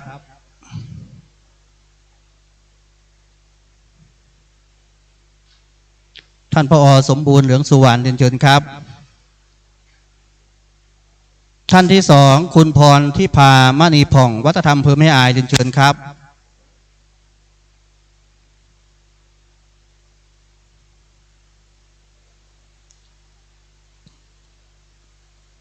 อีกท่านหนึ่งครับท่านวัฒนะณเชียงใหม่ครับเรียนเชิญครับทั้ง3ท่านครับเป็นตัวแทนฐานบดีทุกท่านนะครับ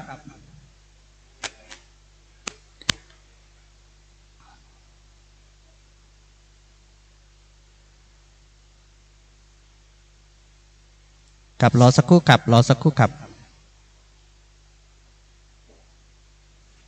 ครับเป็นตัวแทนวันนี้เป็นวันมหาบิติมหายินดีนะครับในอายุวัฒนมงคลของหลวงพ่อนะครับถึงแม้ว่าเมื่อวันที่27นะครับผ่านมาจะมีเหตุการณ์พระเพลิงนะครับไฟลัดวงจรได้ไหม้ศาลาวิหารนะครับพระเจ้าละแข่งนะครับด้วยบุญบารมีก็เฉพาะชั้นแรกนะครับองค์พระเจ้าละแข่งก็ไม่ได้คลายผิวนะครับแล้วก็มีการระดมทุนเพื่อที่จะก่อสร้างให้แล้วเสร็จนะครับวันนี้ก็เป็นวันมหาปิติมหายินดีมหามงคลนะครับครับขอบพระคุณท่านผู้มีเกียรติดังที่ผมได้เรียนเชิญทั้งหมดทั้งมวลนะครับ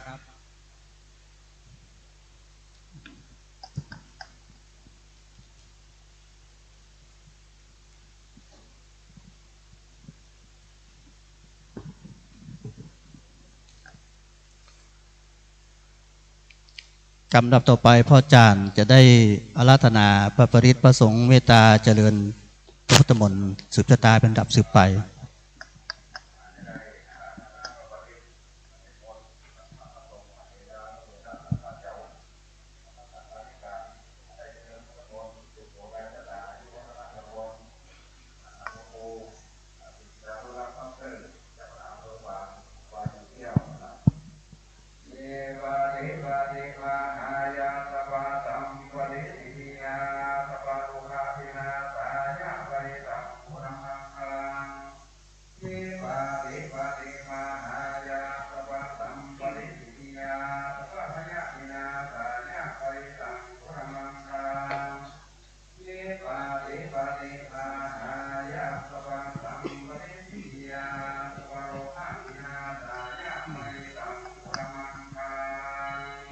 บริตวานเมตังสเมตาปัทันตาวิกินตาจินตาบริตังปันนันตุสักเคกาเมจรูปเปงกิริสิงการันตันเตจันตริงเขวิมานเนทิเปรเตจังกาเมตรวนังกหันเนเกอวันตุมิงเขเตภุมัญจายันตุเทวันชรธรวิสัมเมยักขะคันทพนังกาต ติทันตาสันติเกยังมุนิวระวัจนังสาธโวเมสุนันตุธรรมสวนากาโลอายัมพทันตาธรรมสวนากาโลอายัมพทันตาธรรมสวนากาโลอายัมพทันตา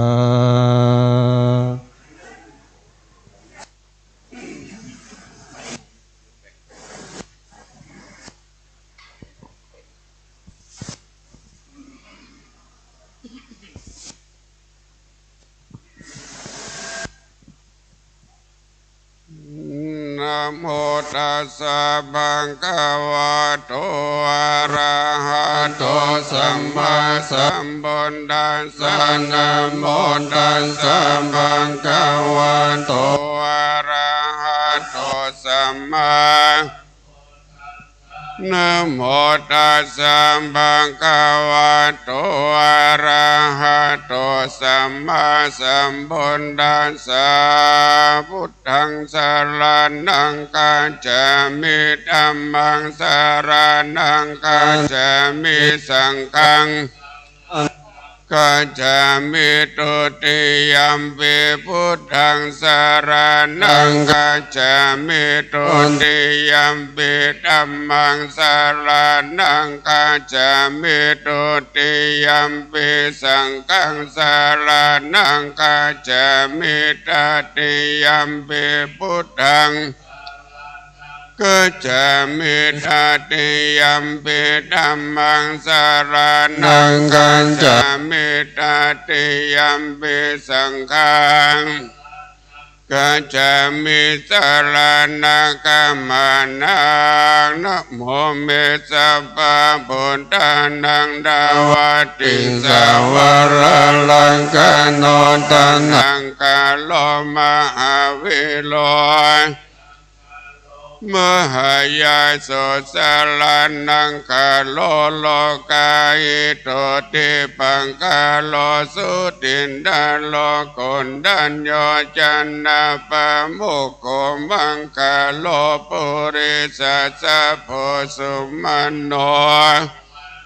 ทิโลเลวะโตลาติวันตันโนสุปิโตคุณาสัมปันโนอนุมาตสิจานุตตโมปัตตุโมโลกาปัจจโตนาลาโตวาลาสาลาติปัตตุโมตโลสุเมนโทอากาปุคาโลสุจัตโตสัพพะโลกะโคปิยตัสสินาลาสัพโพอากาตัสสิกาโลนิโกธัมมาตัสสิธัมโมโนโตสิตัตโถอะสัมโมจาวาตาตังวาโลพุทโธจะปวาโลพุทโธวิปัสสิจาอนุปโมสิกขิสัพพะหิโตสัทธาเวสัพพสุขตายาโกกะโกสันโตสัทธาวะโหโกนากัมมโนละนันจะโหกัสสัมโพสิริสัมปันโนโกตัมโมสกายาปุกะโวอัตตวิสติสังกัตตาอิเมพุทธามาหินติกาการุณาคุณาสัมปันนาสัพพะโลกามิปุสิตาเอเตตัสสะปะลาพุทธาอุตตมะอาคาปุกะลาเตปิสังฆคุณาอาสุปิติเยอามัตตังปัตตังอิเตพุทธาอติตาจัมมังกาลาหุนติสัพพทาอัตถวิสติเมพุทเทอะหังวันตามิสัพพตาเตสังญาเน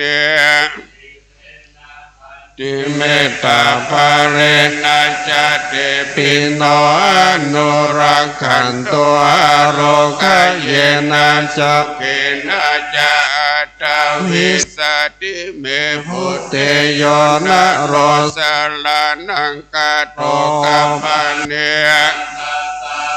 สานิทุกขาติงโสนาคาจติอัตตาติพุทธปริตังนะโมอะระหะโตสัมมาสัมพุทธัสสะมะเหสิโนนะโมอุตตมะธัมมาสัสสะวะกตาเสวะเทนิตันนะโมสัพเพวิสุทธาสิลาตินดิโนนะโมมัตตยาตัสสะตันนันตยาสัสสะทุกังนะโมมะกะเกวัตถุตายาสัพพินะโมกะลาปะภาเวนะทวานะโมกาลานุภาเวนะสุวัสดิหุนตุสัพพัทธังนะโมกาลาเจนะพินติเมโหมิเตเจ้าวาวัมเมสุตังเอกังสัมมายังภะคะวะปะลานาสิยังวิหารติอิสิปัตตันเนมิขัตตาเยตตระโกภะคะวะมิจจวังกิเยภิกขุอามันเตสิทะเวเมภิกขเวอันตาปะปะจิตเตนันนาสิวิตาปะโยจยังกัมเมสุกัมมาสุขาริกานิโยโกหินโดกัมโมปุตุสันนิโกอนันดาสันนิโตโยจยังอัตตกิลมัฏฐานุโยโกทุกโขอนาลิโยอนันดาสันนิโตเอเตเตภิกขเวอุโภปะกัมมะมัสสิมาปันติปันตา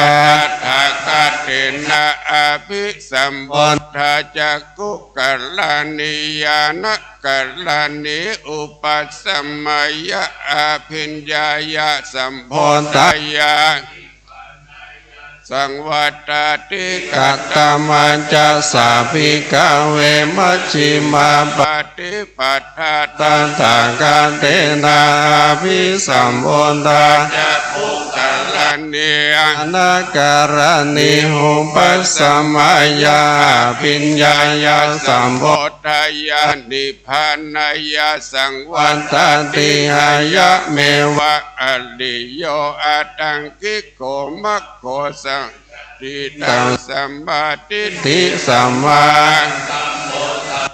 วาจาสัมมากัมมันโตสัมมาหาชิโวสัมมาวายาโมสัมมาสติสัมมาสัมมาทิอายังโคสาปิงกเวมัชฌิมาปันติปันตันตันตากันเตนะวิสัมพุทธาจักขุการณิยานะการณิอุปัสสัมมายะอภิญญายะสัมโพธายะนิพพานายะสังวัตันติหิทังโอปันนาภิกขเวทุกขังอริยจันตังจันติปินทุกขังจันลามปินทุกขังมารานัมปิทุกขังโสกัมปรินเทวะทุกขังโตมานาสุปายาสาทุกขะอภิญเยหิสัมปโยโกทุกโกวิปไปวิปปโยโกทุกโกยัมปิจังนารัมปันติตัมปิทุกขังสังคิเตนะปัญจุปันตานะหันธาทุกขาหิตังโอปันนาภิกขเวทุกขสมุทัยโย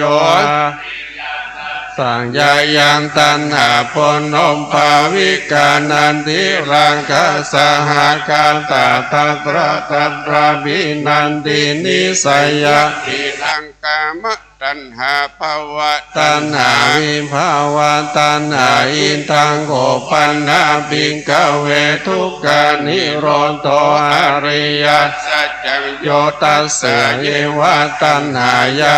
เสสาวิราคะนิโรธโตจักโค อิทังโขปันดาบิงกเวทุกขานิโรธกามินิปันติปันตาอริยสัจจังอายะเมวะอริโยอันตังกิโกมัคโคสัยยาติตังสัมมาทิฏฐิสัมมาสังกัมโปสัมมาวาจาสัมมากัมมันโตสัมมาอาชิโมสัมมาวายามโมสัมมาสติสัมมาสัมมาทิอิตังทุกขังอริยสัจจันติเมภิกขเวปุเพอันนะโนสุเตโสธัมเมโสจักขุงอุตตัมปันติญาณังอุตตปาติปัญญาอุตตปาติวิจจาอุตตปาติอโลโกอุตตปาติตังโกปานิตังทุกขังอริยสัจจังปริญญายันติเมภิกขเวปุเพสุธรรมเมสุจักขุงอุตตปาติญาณังอุตตปาติปัญญาอุตตปาติอโลโกอุตตปาติตังโขปานิตังทุกขังอริยสัจจังปริญญาตันติเมภิกขเวปุเพอันนะโนสุเตสุธรรมเมสุจักขุงญาณังอุตตปาติปัญญาอุตตปาติวิจจาโกอุตตปาติอิตังทุกขสมุทัยโยอริยสัจจันติเมภิกขเวปุเพอันนะโนสุเตสุธรรมเมสุจักขุง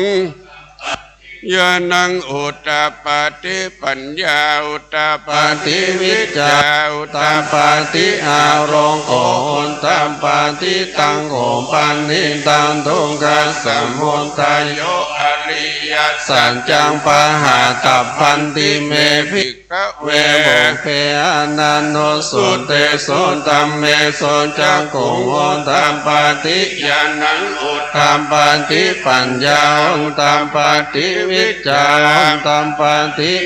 โลโกอุตตปาติตังโขปานิตังทุกขสมุทัยโยอริยสัจจังปะหินันติเมภิกขเวปุเพอันนะโนสุเตสุธรรมเมสุจักขุง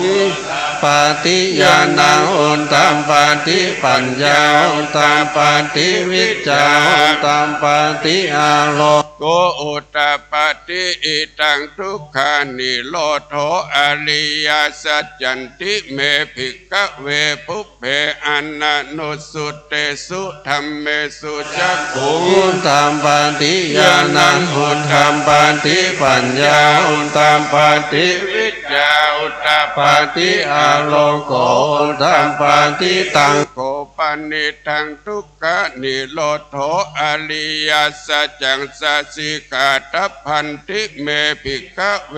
ปุเพ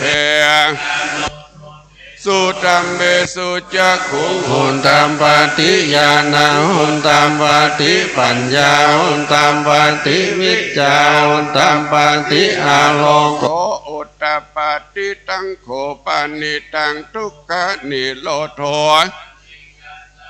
สัสสิกตันติเมภิกขเวบุเพอันนะโนสุเตสุธรรมเมสุจักขุงอุตตปาติญาณังอุตตปาติปัญญาอุตตปาติวิจจา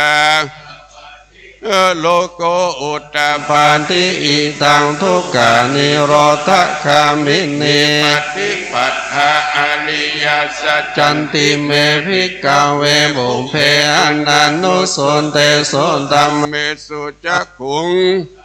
ติญาณังอุตตปาติปัญญาอุตตปาติวิจจาอุตตปาติอโลโกอุตตปาติตังโกปานิตังทุกขานิโรธกามิเน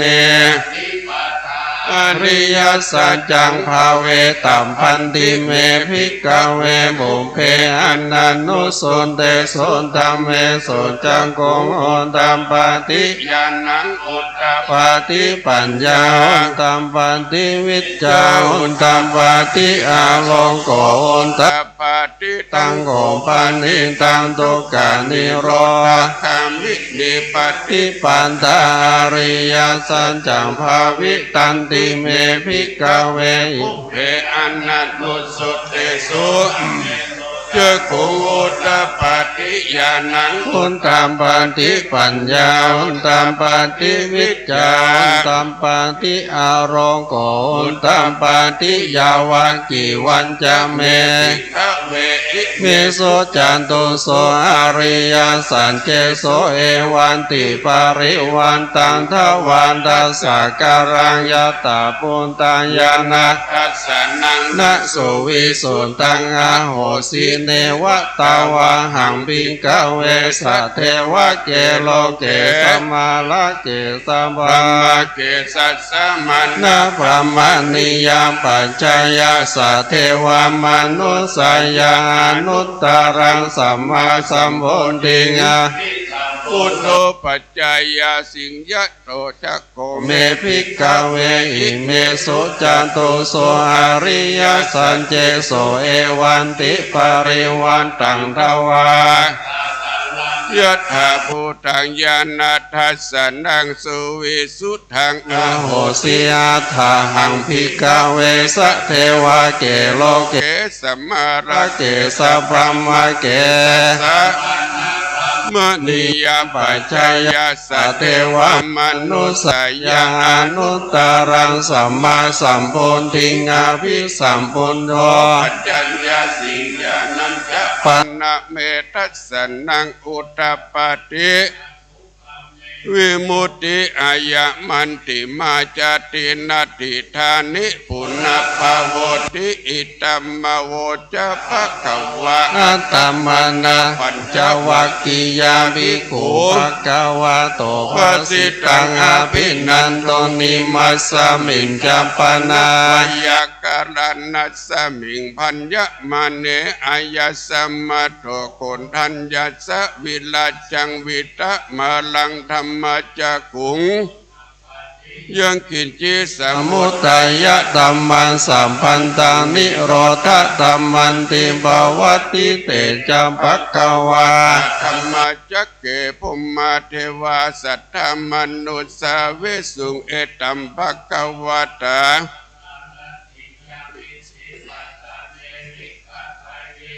นุตตลังธรรมจักกังภวัตติตังอปัตติวัตติยังสัมมาเนนะวาเทวาเนนะวาเทเวนะ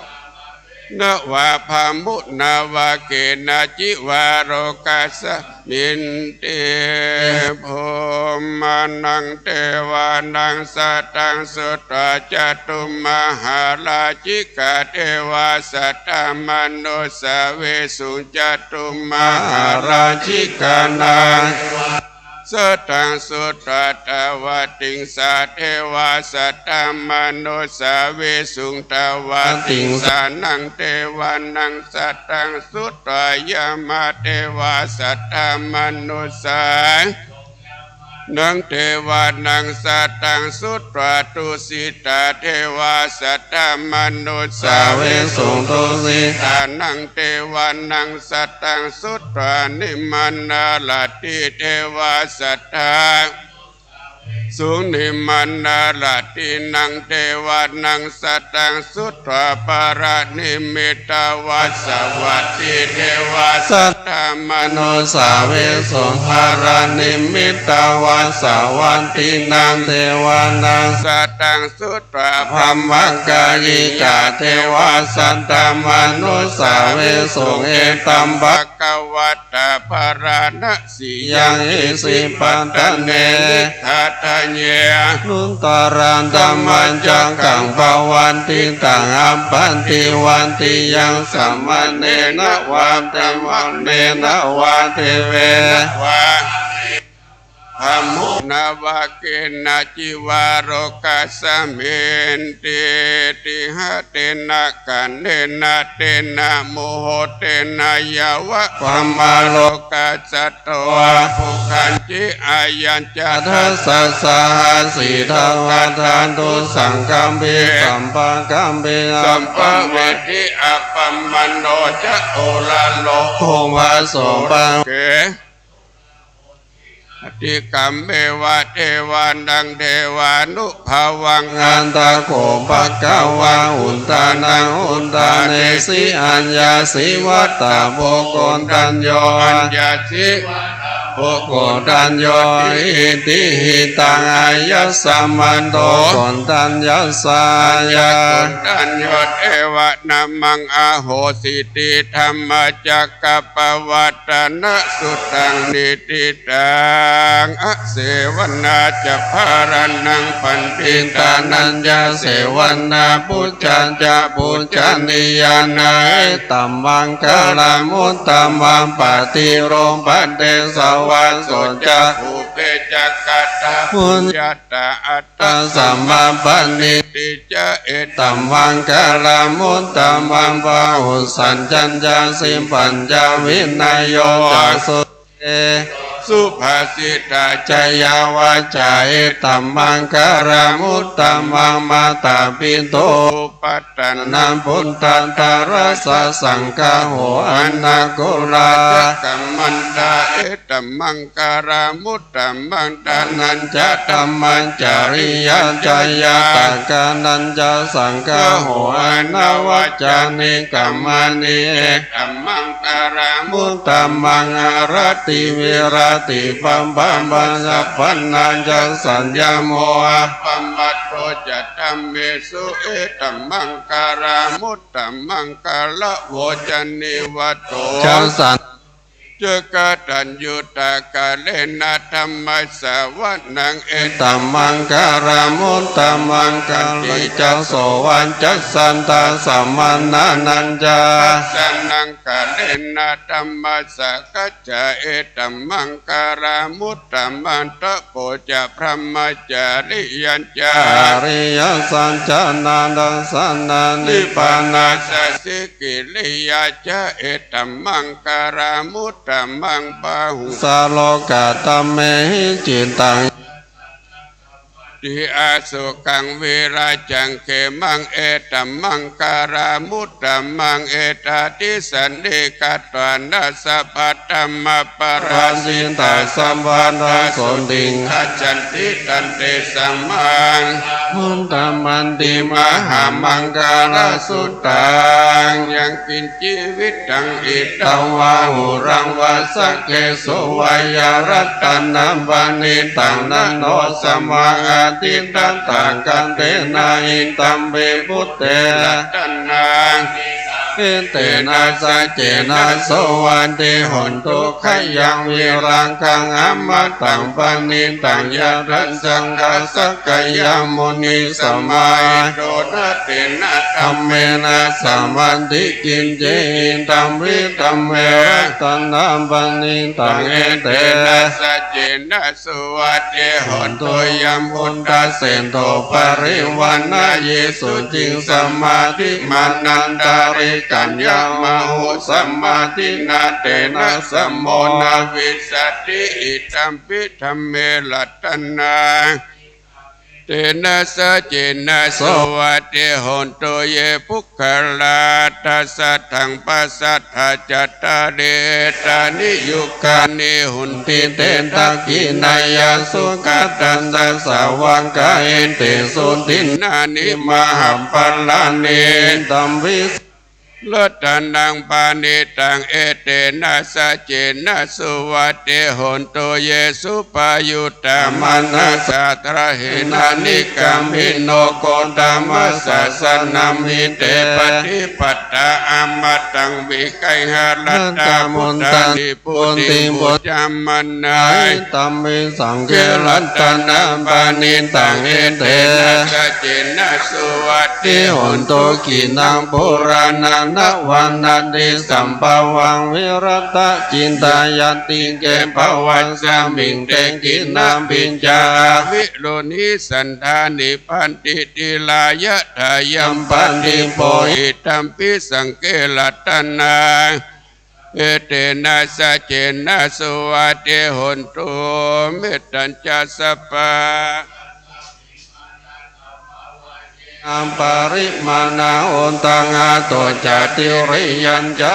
สัมปันตังอาเวลังอาสัพพะตังติทัญจาลังนิสินโนวาจยานโนวายวันตัสสาวิงกันตามิโตเอตังสติงาทิตายามพระมเมตตังวิหารังอินตัมมาโหติติจานุปกัมมาสิลาวาทัสเนนะสัมปันโนกัมเบสุวินัยเกตังนาหิสัตตุกัปปะสยังปุณะเลติติการนิยามเมตาสุตาอิติปิโสภะคะวะอะระหังสัมมาสัมพุทโธวิจัจจารณะสัมปันโนสุขโตโลกาวิทวานุตตโลปุริสัตตมัสสะเทวมนุสสนาพุทโธบังคาวานิสวากาโตบังคาวันตาธัมโมสันติติโกอังกาลิงโกเอหิปัสสิโกโอมปันนาโกปัจจตังเวทิตาโพหินโยเอติสุปฏิปันโนภะคะวะโตสาวกสังโฆชุปฏิปันโนภะคะวะโตสาวกสังโฆยายาติปันโนภะคะวะโตสาวกสังโฆสามินจิปฏิปันโนสาวกสังโฆยติตังจัตตาริปุริสายุกันวาหุนยโยทักขินายโยอัญจาลิการะนิโยอนุตตรัมปุญญังเกณตังลงกันติเกศิลากุณโนสัจจังโสจยานุตตยาเตนะสัจเจนะกะหามิสัจจกิริยาอวชิตวธรรมปรังสลิตวปุปเกสินเนสัจจปรามวัสยสัจจกิริยามกาสหังสันติปะกาปัตตนาสันติปัตตาวจนะมัตตาปิตาจเนสัจตเวตาปฏิกัมมาสหัสสเจกันเตไมหังมหาปัญจาลินโตสิเกวัชเชสิโสราสการิสานิอุตตังกัมปันตวายันตาเจนะเมสามโมนาติเอสามิสัญจปารมิติปุจจังโกสติสังกัตโตธัมมานังวิจโยตัทธาวิริยมปิติปัสสะเทปุจจังคาจัตตัทธาปะเลสมาตุเปกาปุจจังคาสันเตเตสัพพัตตสินาตังกันตาภาวิตาภาหุริกันตาสังวัตันติอภิญญายะนิพพานายะจะโพธิยาเอเตนะสัจจวะเจนะสุติเตอันตุสัพพะทาเอกัสสมิงตมะเยนะโตโมกขลานันจักกัสสัมปังคิลันเนตุกินเตติสวะโพสังเจหัสสยิเตจะเตจะตังอภินันติตาโรกามุนติงโสตังกันเนเตนะสัญจวัจเจนะสุติเตหันตุสัพพัทธะเอกทัตธรรมราชาภิกเกลันเยนะภิปิลิโตจุนตันเตเรนะตัญเยวะปันนาเตตวานาสัตตารังสัมโมทิตวาจะอาภัตตาธัมหาวุฒาสิทานาโสเอเตนะสัจจวัจเจนะสุติเตหันตุสัมปันตาหินะเตจะอาภัตตาตินันนัมปิมเหสินังมกาสาวาปัตตานุปันติตัมมาตังเอเตนะสัจจวัจเจนะสุติเตหันตุสัพพัทธาตุนิมิตตังอวะมังกลัญจโยจะมานะโพสะคุณะสันสันโตปัปะกะโหรุโสปินากันตังพุทธาภาเวนะเวนะสัมเมตุยันตุนิมิตตังอวะมังกลัญจโยจะมานะโพสะคุณะสันสันโตปัปะกะโหรุโสปินากันตังธัมมาภ วินาศ สัม เม เมน น โตยันตนนิมิตตังอาวะมังกลัญจโยจัมมานะโพสกุณาสัสสันโตปะกะโอรุ รุ โส โสปินนาคันตังสังฆานุภาเว วิ นะ นา เว วิ นะ นา สั สั ม ม เม เม น น โต โต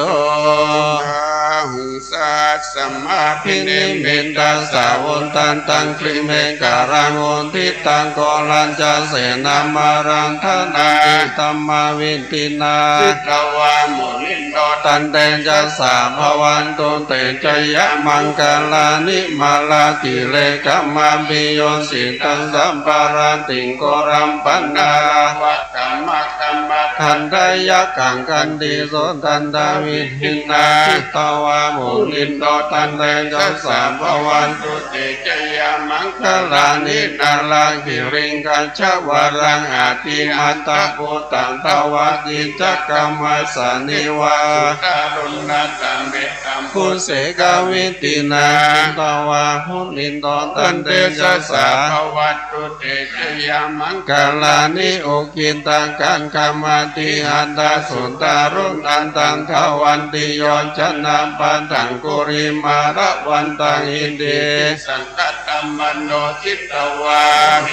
ฮันเนจะสาหวันตุเตชยมังกาลานิกัตวานากันตามนตารังอิวังกัมปินิยาจินจยา ทวัจนัง จันนากายมันเจสันเตนะโสมาวิตินาจิตตวามุนินโตตันเต สัสสะภวัตตุเตจยามังคัลลานิ นิสัจจังวิหายามันติสัจจังกวาทักกิโตวันตาบิโรปิตามานังอาทิอันตะบุญตังปัญญา ปฏิปัจจาริโตสิตวามุนินโตตันเตสัสสะภวัตตุเตจยามังคัลลานินันโดปันนันดา ปุญจังกาเวปุณตัมมาอินติปุณเตนะเตรัมปุญจังเก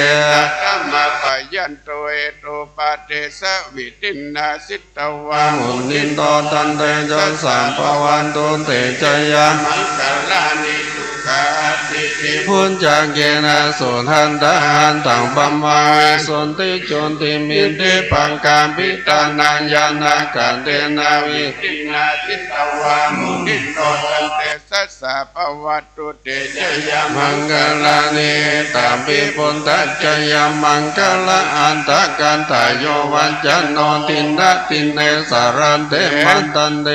ตัวนันเน กาภิเวตานิจุปัตตวานิโมกขังสุขังอติกัมมายานะโรสปัญโยมหากรุณิโกนาโทอิตยาสัม สัมปันนินามโปเรนตวามปารามิสัมปัมปันโตสัมปนติมุตตมังเอเตนะสัจจวันเจนะ ตุเตจยา มังกลัญจยันโตปุติยโมเลสกายนันนัน ติวัตโนเอวัตวังวิจโยหิจยจุจยมังกะเลอปราสิตาปรังเก ปุกะเลอภิเสเกสภาพุทธานังอักขปะโตปโมตติสุนักกตัง สุมังกลา สุปปะตังสุโหติตังสุกันโนสุมโบโหโตจะสุยิทังพรหมจาริสุปทักกินังกายกัมมังวจาปทักกินังมโนกัมมังปณิติเตปทักกินาปทักกินานิกัตวนาราพันตเตปทักกิเนเตอัตตลัตตาสุขิตาวิลุลาหาสันเนยโลกาสุขิตาอุตาสาสะเพยติเพยติอุณัสสะวิจโยธัมโมโรเกอนุตตโลสปัสสะตายตัตัญญาตังตวังกันหาหิเตวะเตโลจะตันเดอมโนสิหิปวะเคปัญญเคนะเควิเศปุเตอาการมัลลันเนนะจะสัพพะสัมมามารันนามุตโตตะเปตวะการะมาลิตังทัสเสวาตุเตโวสุขิสัตถาสุทธาสีลังสัมมาดายาธรรมังสุจาริตังเจเลตัสเสวะอนุภาเวนาวันตุเตโวสุขิสัตถาลิขิตังจินติตังโพจังดารานังก กรุงปาริสันติสนังสุตตัสสายุปวันตันติอาทิอุณัสสวิจโยธัมโมโรเกอนุตตโลสัพพสัตตาหิตตยาตังตวังคันหาหิเทวเตเจตันเดอมโนสิปะเกปัญญเกนะเกวิเศปุเตอาการมลันเนนะจัสสะพัสสะมะมลันนามุตโตตัมเพตวการมาลิตันตัสเสวาตุเตโวสุขิสัตตาสุทัสสีลังสัมมาตยาธรรมังสุจาริตังเจเลตัสสิวะอนุภาเวนะหนตุเตโวสุขิสัตตาลิขิตังจินติตังโพจังดารนังกลุงปาเลสันเตสนังสุตตัสสายุปวัตติอาทิอุณัสสวิจโยธัมโมโรเขสัพพสัตตาหิตตยาตังตวังคันหาหิเทวเตปะเลวะเจราจตันเดอมโนสิปะวะเกปัญญเกนะเกวิเศปุเตอาการมลันเนนะจัสสะพัสสะมะมลันนามาริตันตัสสิวะอนุภาเวนะหนตุเตโวสุขิสัตตาสุทัสสิลังสัมมาตยาธรรมังสุจาริตังเจเลตัสสิวะอนุภาเวนะหนตุเตโวสุขิสัตตาลิขิตังจินติตังนังวันจันทังการุงปาเดสันเตสนังสุนตัสสายุปวัตติจัจจังเดวามนุสสานังกาดุขังดินติกันลาสังอัมปิลังลาวานันเจวะสัพพปายาติวินาสันโตเอกตาเตถาญวัตทุกขวินาจันตุชีวิตานังดัตันตุเตชีวิตานังดัตันตัสสะอายุวันนังสุขังบาลังชีวิตานานุปาเวนะโหตุเตโวกิสัตถาชีวิตานันจโยทันตัวโอสัตังอุตตมังวัลังสรีรังทุกขังนาเสติเมจังอานามุตตมันตัสสะมากัลยานังนิจยังสัมปลายานังปุญญานิปาลาโลกัสสมิงปันติตาอนติปานิมานินังอิมินาจิวิธานินาตุมากังวิสันติจยวะโยกัจจตาหนโตสุขิตาหนโตสัพพะทานโยโสตัตตติสกกัจจังศีลาวันเตสุตติสุนันนาตนังวรังตัตตวชีวิตนังเอวังมหิติยาเอสายติตังบุญญาสัมปทาตัสสมาติลาภสังสันติปันติตากตาปุญญาตติอาทิอุณาสวิจโยนิติโตสกัตวาพุทธรัตนาสัตตังอุตตมังวาลังหิตังเทวมนุสานังบุญตาเตเจนะสนตินานาสันโตปัตตวาสเปตุกาอุปสเมนตุเตสกัตวาธรรมลัตตันนังโอสัตถังมาลังกลิลาอุปสัมมนาธรรมเตเจนะสุตินานาสันตุปัตตวาสเพพยาอุปสัมเมนตุเตสกัตวาสังฆลัตตันนังโอสัตถังอุตตมังวาลังอาหุนยังสังฆเตเจนะสุตินานาสันตุปัตตวาสเปโรกาอุปสัมมินตุเตตัจจตาเทวจัตตาพัมมาจัตตามหาพัมมาจัตตาอิสิจัตตามุนีจัตตามหามุนีจัตตาปุริสัจจัตตามหาปุริสัจจัตตาจักขวัติจัตตามหาจักขวัติจัตตาพุทธจัตตาปัจเจกพุทธจัตตาจัตตาสัพพะสิทธิวิจัตตารานังจัตตาสัพพะโลกาจาริยานังจัตตาสัพพะโลกาธิปติยานังจัตตาเอเตนะสัจจวะเจนะตุยหังสุวัติหนตุตุยหังสหายนะโมพุทธัสสะ นะโมสังฆาสาชัยยะทิทังโหโรโลสหาย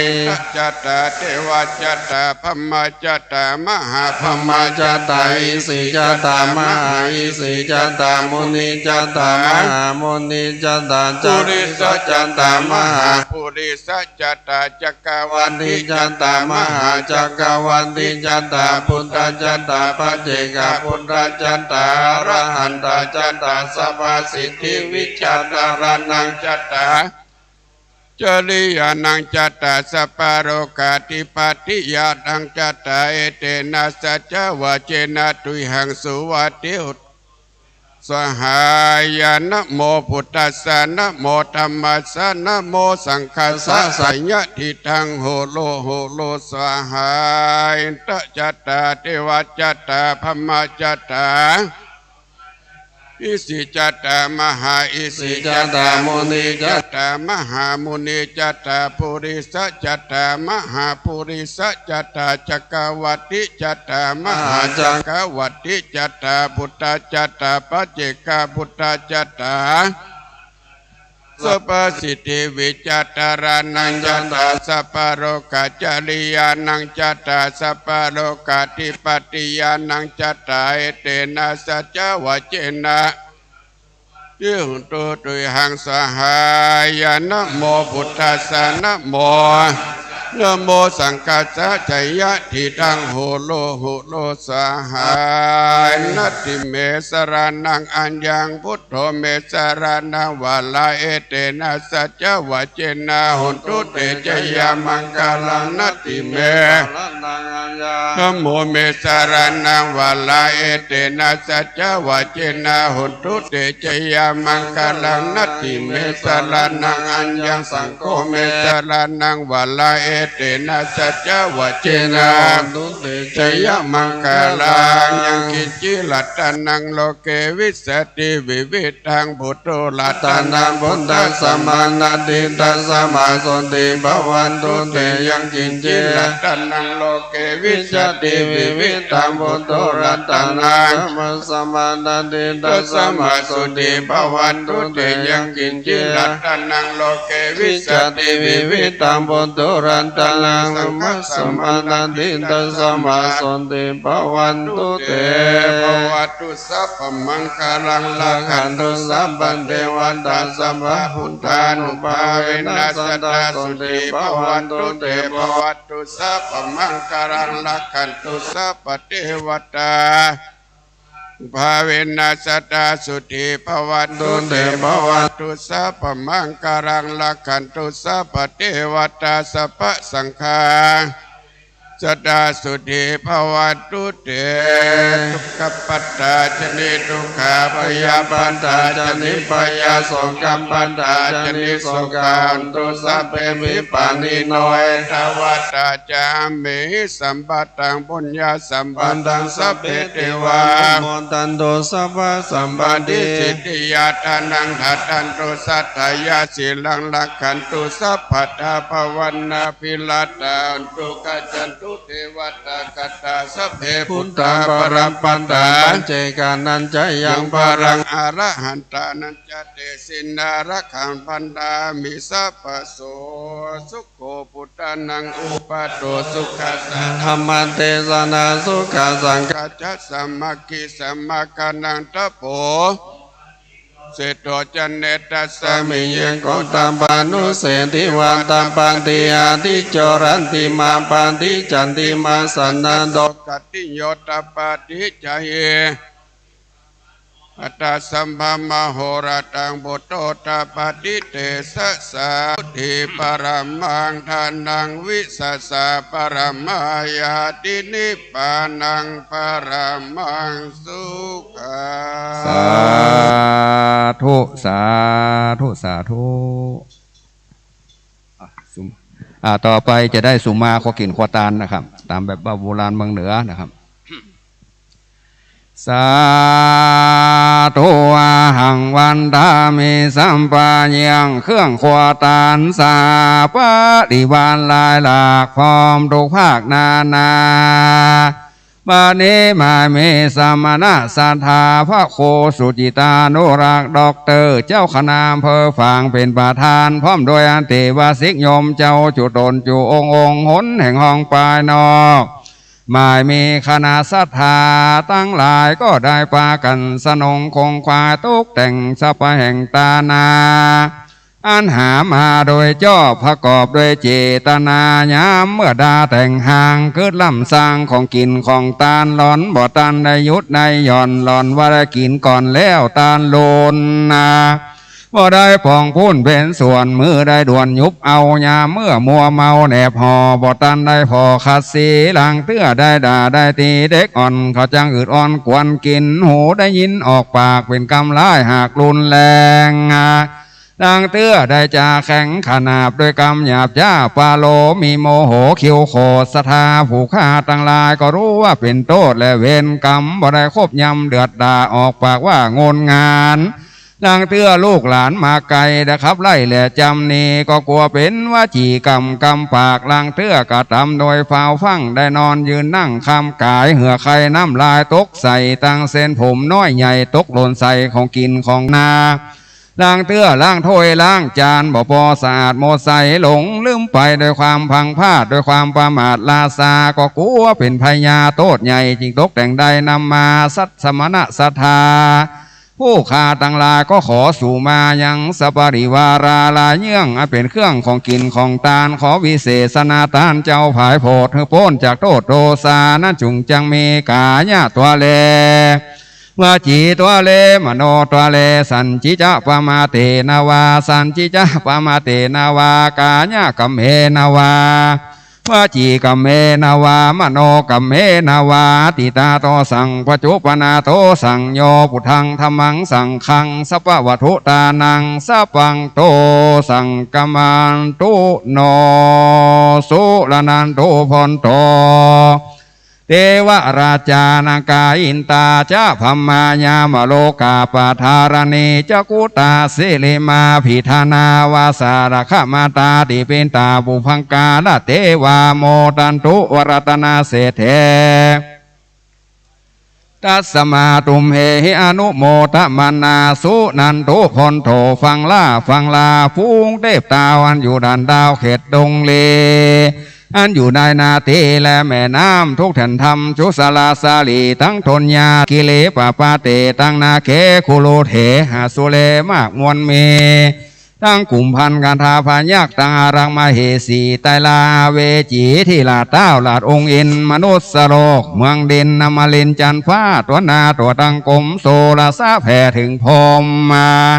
ตลาบเถิงเดวสัญญาขออันเจิญสัพเตวบุตรเทวดาน้อยใหญ่อยู่เก้าไม้เครือวันอันอยู่ดงดอยตันเหวหาดอันอยู่ตาดคูหาเทวบุตรเทวดาหักษาบานจองทุกแห่งห้องเขตกามาหักษาวัดวาได้อาวาสอันหักษาพุทธศาสตร์นิรันมานักตาเทวดาเก้าหมู่จุงมาจมจตมานาซึ่งวาลาขีญาตานของท่านพระโคสุจิตานุรักษ์ดอกเมโย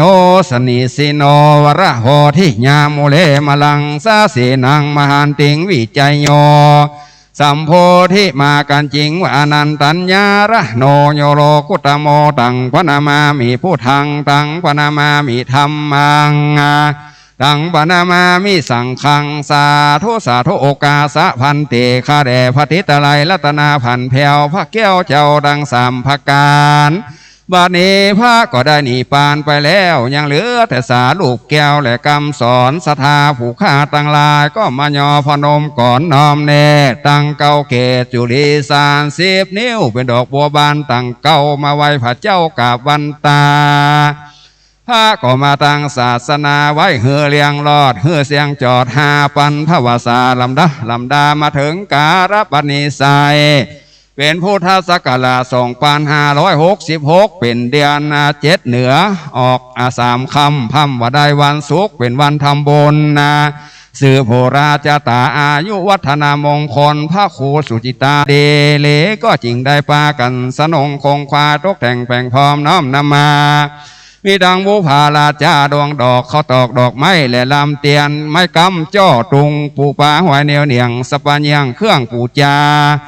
สืบจาตาในดีคากาลวันนี้ยามนี้มาไหว้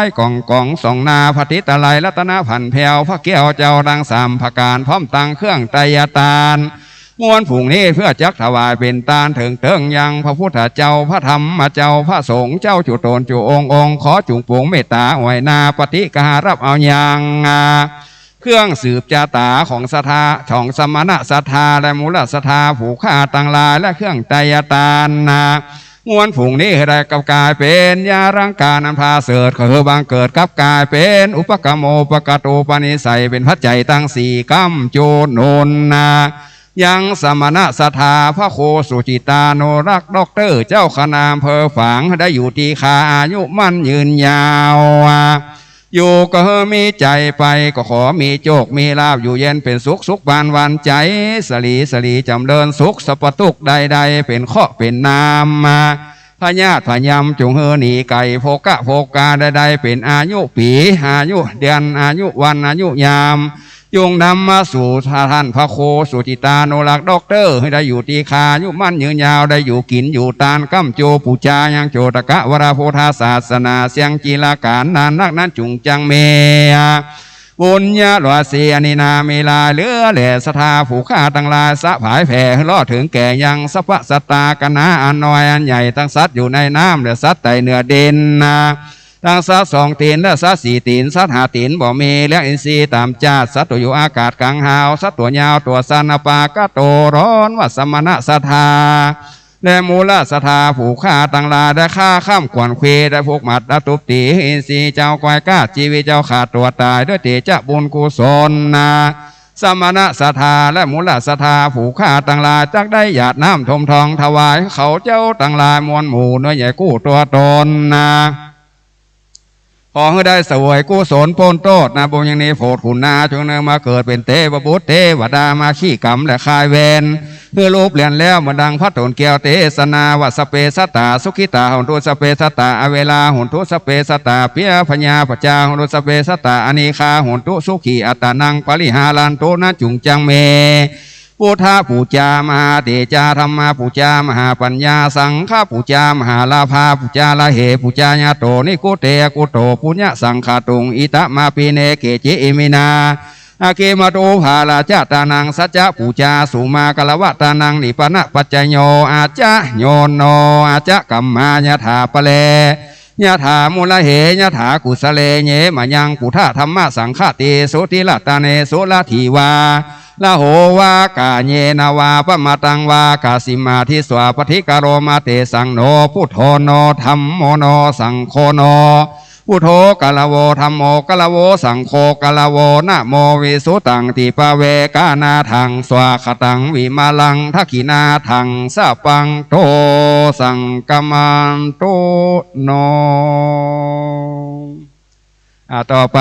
กล่าวคำถวายทานเข้านำปัจจัยว่านะโมพร้อมกันนะโมตัสสะภะคะวะโตอะระหะโตสัมมาสัมพุทธัสสะนะโมภะคะวะโตอะระหะโตสัมมาสัมพุทธัสสะนะโมตัสสะภะวะโต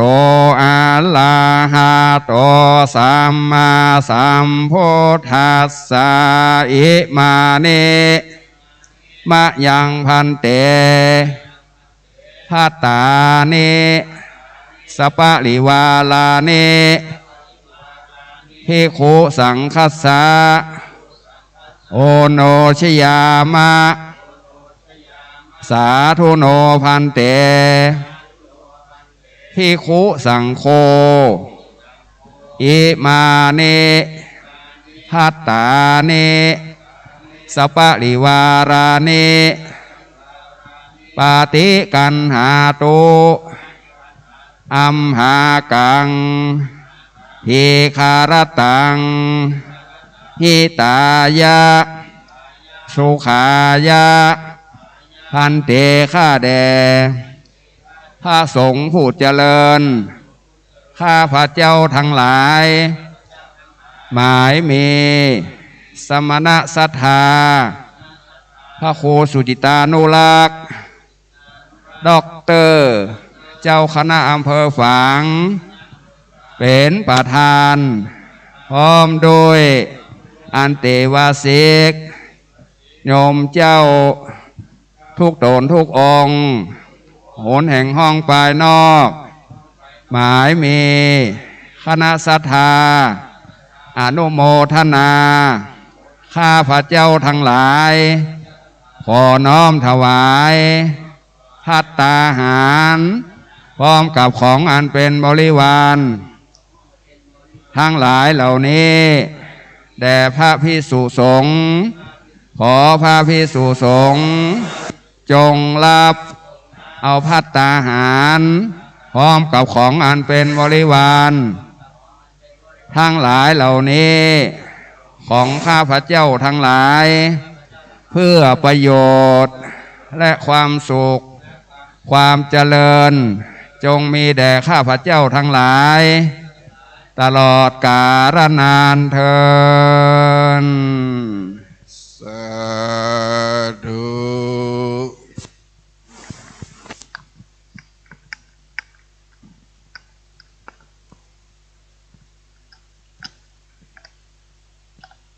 ครับบัดนี้พระสงฆ์เจริญพุทธมนต์เนื่องในโอกาสอายุวัฒนมงคลพระเดชพระคุณหลวงพ่อพระครูสิตาและดร.ธนฝางครบ71 ปีนะครับลำดับต่อไปจะเป็นการถวายจตุปัจจัยธรรมเพื่อรักษาจารีตประเพณีชาวเหนือของเรานะครับเพื่อน้อมประเคนแด่อตีตาสัมมาสัมพุทธเจ้าที่ทรงปรินิพพานไปนานแล้วจำนวน 3,584,192 พระองค์ขอได้รับเกียรติจากท่านพลตรีชูโชติกีฬาแปลงเป็นตัวแทนฐานบดีทุกท่านน้อมประเคนกันพระพุทธขอเรียนเชิญครับ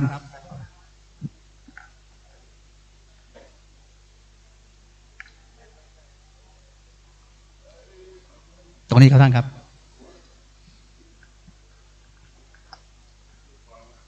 ยกนี้ครับท่านครับตรงนี้เป็นการบูชาพระปัญญาธิคุณพระบริสุทธิ์ที่คุณและพระมหากรุณาธิคุณของอติตาสัมมาสัมพุทธเจ้านะครับต่อไปนะครับขอได้รับเกียรติจากท่านผู้มีรายนามอีก4ท่านนะครับก่อนที่จะได้เรียนเชิญเจ้าภาพน้อมประเคนแด่พระสงฆ์เถรานุเถระจำนวน29รูปที่เป็นเจ้าภาพนะครับรูปแรกนะครับน้อมประเคนแด่พระเดชพระคุณหลวงพ่อพระเทพมังคลาจารย์รองเจ้าคณะจังหวัดเชียงใหม่วัดท่าตอนพระอารามหลวงขอกราบเรียนเชิญว่าที่ร้อยตรีนพรัตน์สุภกิจโกศลอำเภอฝางน้อมประเคนขอเรียนเชิญครับ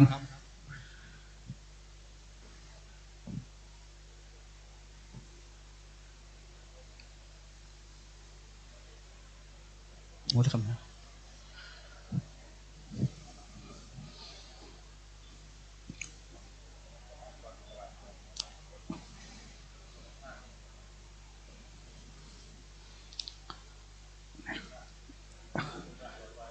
และเป็นตัวแทนของฐานบดีผู้ใหญ่ทานทุกท่านนะครับน้อมประเคนแด่พระเถรานุเถระที่เมตตานั่งจิตอธิษฐานจิตานุภาพในวันนี้นะครับก็มีหลวงพ่อเสือธรรมวโรวัดดอนยายไผ่นะครับจากนะครับแล้วก็ท่านที่2นะครับก็คือหลวงพ่อพระครูสังวรประภาสที่ปรึกษาเจ้าคณะตำบลแม่งอนและท่านที่3ท่านพระครูบาทันใจพระครูวิเชียรปัญญานะครับขอได้รับเกียรติจากท่านผู้มีนามจำนวน3ท่านนะครับกับน้อมประเคนนะครับหลวงพ่อเสือธรรมวโรเรียนเชิญคุณแม่จันสมกีฬาแปลงครับเรียนเชิญครับอันดับ2ครับน้อมประเคนพระครูสังวรประภาสเรียนเชิญคุณชาญชัยกีฬาแปลงครับและก็ท่านที่3น้อมประเคนนะครับครูบาทันใจนะครับพระครูวิเชียรปัญญาเรียนเชิญท่านบุญธรรมโพเงินครับ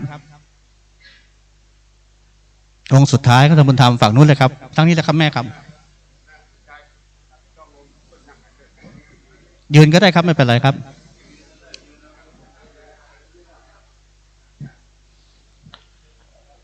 ท่านบุญธรรมรูปสุดท้ายนะครับหลวงพ่อครูบาทันใจนะครับพระครูวิเชียรปัญญานะครับและก็ลำดับต่อไปครับน้อมประเคนแด่พระสงฆ์เถรานุเถระประธานสงฆ์นะครับจำนวนพระสงฆ์29รูปขอเรียนเชิญเจ้าภาพทั้งหมดนะครับ เจ้าภาพที่มีรายชื่อนะครับขอเรียนเชิญครับเจ้าภาพที่เป็นเจ้าภาพสังทั้งหมดเลยครับประธาน29ท่านนะครับเรียนเชิญครับเรียนเชิญเลยครับเจ้าภาพสังนะครับอยู่ใกล้รูปไหนเข้าประเคนรูปนั้นเลยครับเข้ามาด้านในก่อนนะครับมาที่ประธานส่งก็ได้ครับมาด้านในเลยครับวันนี้เป็นวันแห่งมหาปิติมหายินดีนะครับเรียกว่าเป็นวันอายุวัฒนมงคล71ปีนะครับเข้ามาเลยครับจะได้ถ่ายภาพมาจะได้สวยงามยกประเคนพร้อมๆกันท่านที่อยู่ตั้งหลังก็จะได้สาธุพร้อมกันนะครับเข้ามาเลยครับที่เป็นเจ้าภาพเรียนเชิญเลยครับเข้ามาเลยครับเข้ามาเลยครับที่ข้างนอกก็ประนมมือนะครับเหมือนส่งจิตตานุภาพมาครับจิตตานุภาพสำคัญที่สุดนะครับน้อมประเคนนะครับประเคนนะครับเสร็จแล้วนั่งกลับไปนั่งที่เดิมนะครับ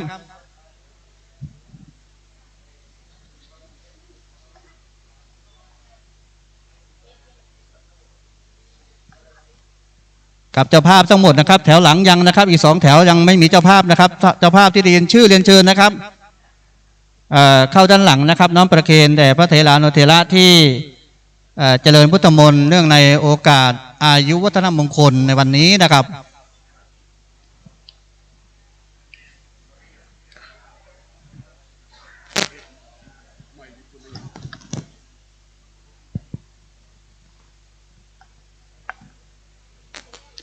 ทั้งแถวนี้แล้วพ่อแม่แถว2เลยครับแถว2เลยครับ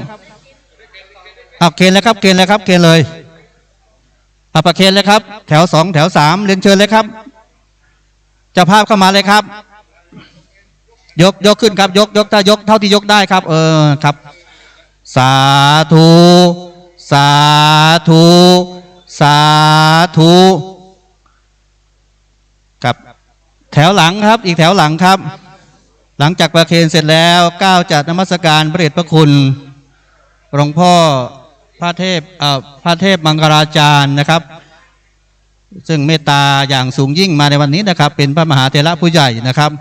จะได้กล่าวสัมโมทนิยถาก่อนที่จะนมัสการนิมนต์หลวงพ่อพระครูจิตาลักษณ์ดร.ได้กล่าวขอบคุณเป็นดับสื่อไปนะครับช่วงนี้น้อมประเคนก่อนนะครับ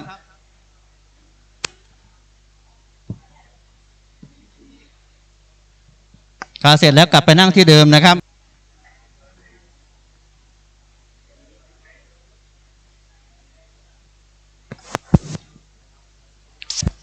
ครับบัดนี้คณะศรัทธาทานบดีผู้บรรยายทานได้เป็นตัวแทนของศรัทธาทุกภาคส่วนได้น้อมประเคนจตุปัจจัยทายธรรมลำดับต่อไปก้าวขอกราบนมัสการพระเดชพระคุณหลวงพ่อพระเทพมังคลาจารย์รองเจ้าคณะจังหวัดเชียงใหม่เจ้าอาวาสวัดท่าตอนพระรามหลวงได้โปรดเมตตากล่าวสัมโมทนิยถาเพื่อเป็นทิฏฐานุกติเป็นสัมมาปฏิบัติสืบไปขอกราบนิมนต์ด้วยความเคารพอย่างสูงครับ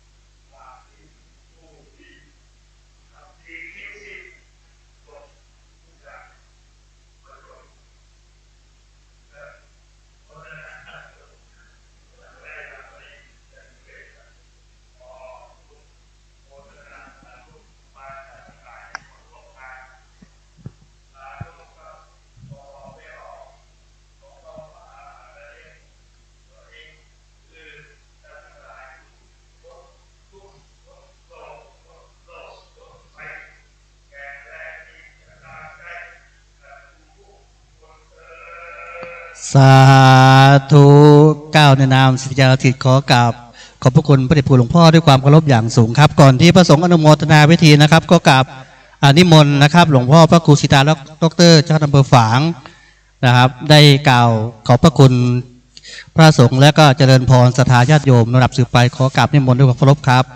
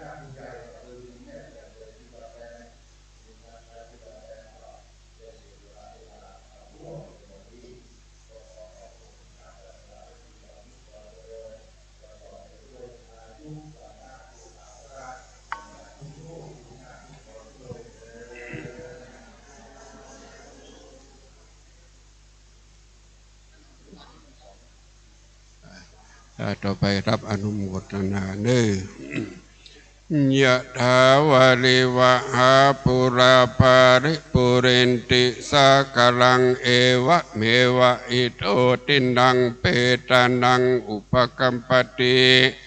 อิสิตังปฏิตังตุมหังกิปะเมวะสมิจันตุสัพเพปุเรนตุสังกปาจันโทปนรโสยะถามณิโชติระโสยถาวิวัชันตุสัมภโรโควินาสตุมาเตภวัตวันดารายโย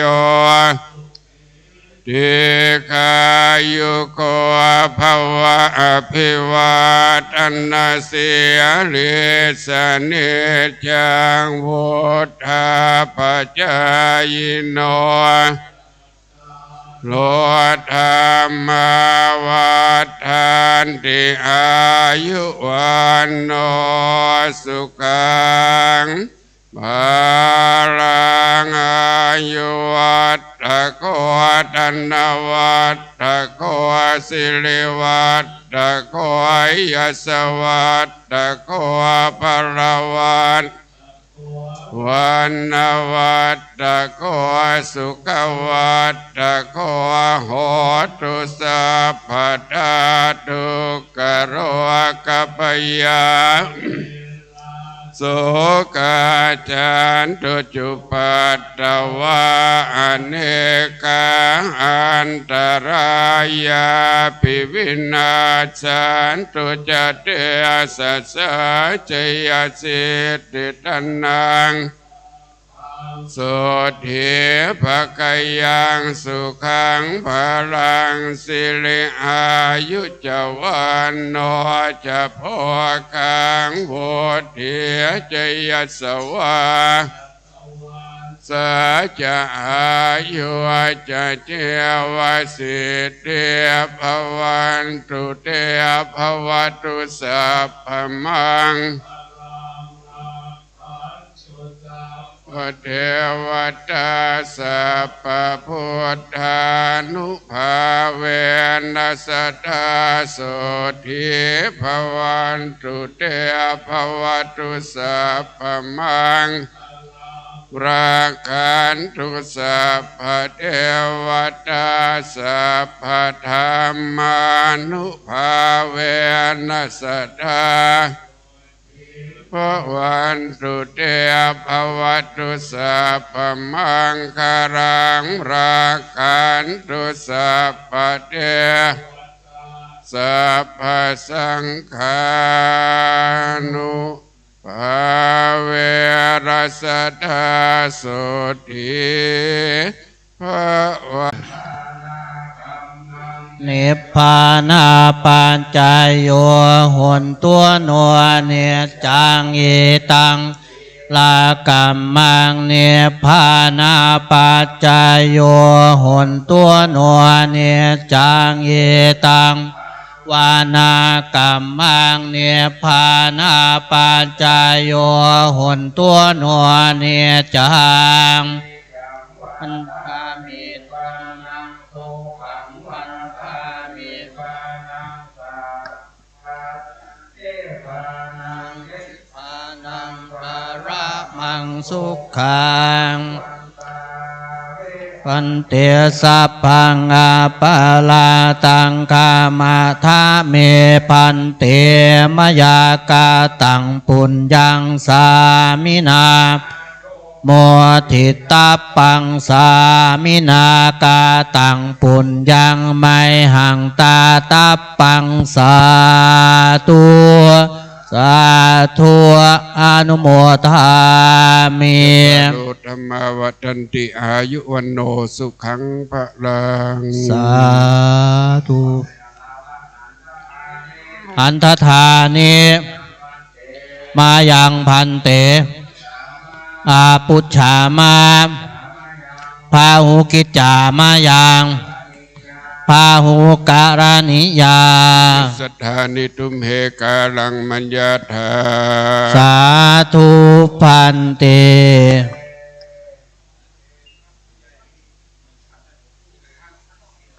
กั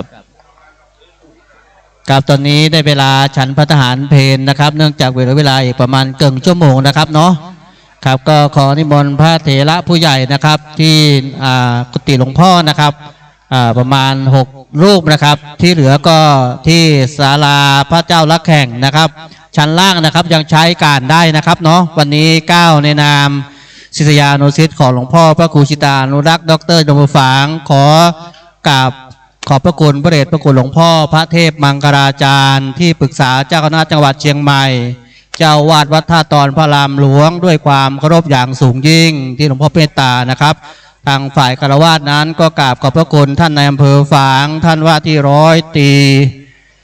นพราชสุภกิจโกศลนะครับแล้วก็ท่านคุณแม่จันสมกีฬาแปลงท่านชาญใจกีฬาแปลงท่านพลตรีชูโชติกีฬาแปลงตลอดถึงท่านทานทุกท่านนะครับ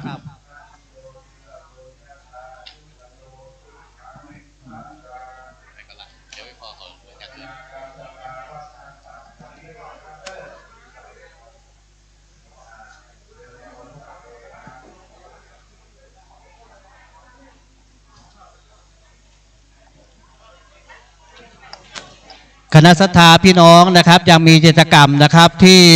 ได้รับความเมตตานะครับจากหลวงพ่อครูบาเสือนะครับธรรมบโรนะครับซึ่งท่านในช่วงหลังจากฉันพระทหารเพลเสร็จแล้วนะครับจะมีท่านจะได้ทำน้ำมนต์ธรณีสารนะครับถือว่าเป็นน้ำมนต์ที่ขลังและศักดิ์สิทธิ์นะครับใครที่โดนของโดนอะไรนะครับก็จะได้ประพรมน้ำมนต์นะครับด้วยอำนาจของพุทธคุณนะครับก็จะห่างหายนะครับเนาะมีณเคลื่อนโมถอนพุทธคอนทาหลุดนะครับเนาะกับสาธุครับครับตอนนี้ท่านใดที่จะมุทิตาแสดงความยินดีเนื่องในอายุวัฒนมงคลโทษครับแม่ครับอายุวัฒนมงคลเอกสัตตยายุวัฒนมงคล71 ปีของหลวงพ่อครูบายี่แก้วนะครับก็เรียนเชิญได้นะครับเนาะวันนี้ท่านปลื้มปิติยินดี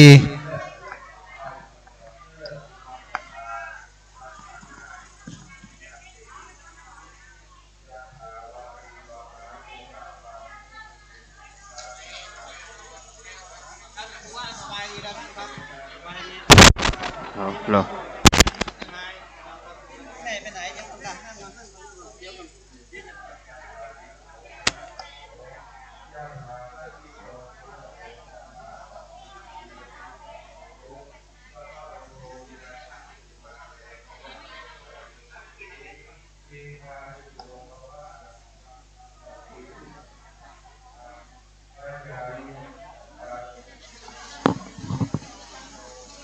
ขังพระลา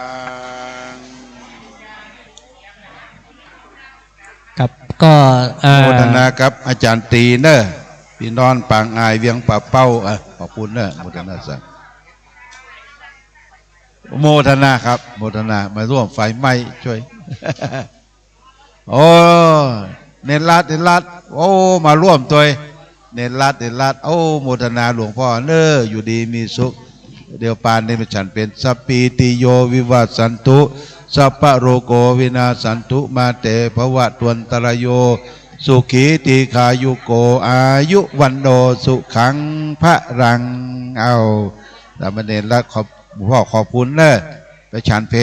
ลโอ้ดิขึ้นสีขาวเดี๋ยวสักครู่หลวงพ่อจะได้ไปฉันเพลนะครับเนาะนะ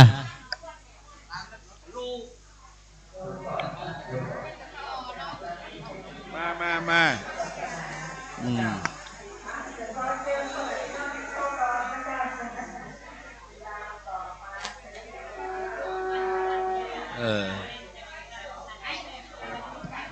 นั่นน่ะ100 ขวบเข้า100 ขวบเข้ามา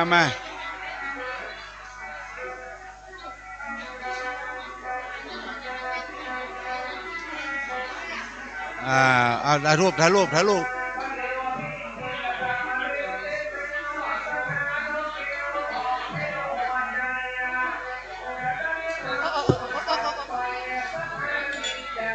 โมทนากับคณะญาติโยมโรงพยาบาลฝางเด้อพร้อมโดยแม่เมืองแม่วิไลเมืองชื่นได้ปอนเด้อสัพพิติโยวิวัสสันตุสัพพะโรโกวินาสันตุมาเตภาวะตวนตรายโยสุขีติขายุโกภาวะอภิวาตานาสีฤทธนิจังวุธาปจายโนจัตตารโอธรรมาวัตันติอายุวันโดสุขังพระลังอยู่ดีมีสุขเด้อ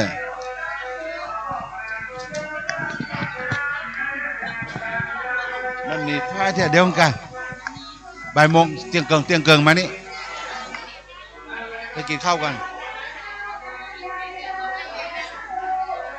ถ่ายรูปกันเด้อ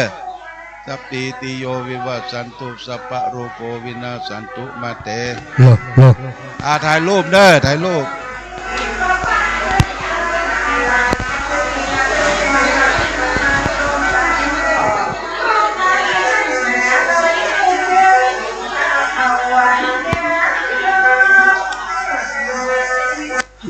สอง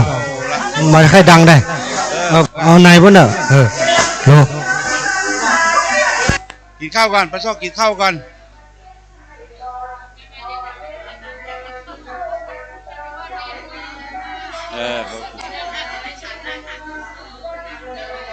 นี่เหรอมาบอลลูนเดี๋ยวก่อนเพิ่นกินข้าวก่อน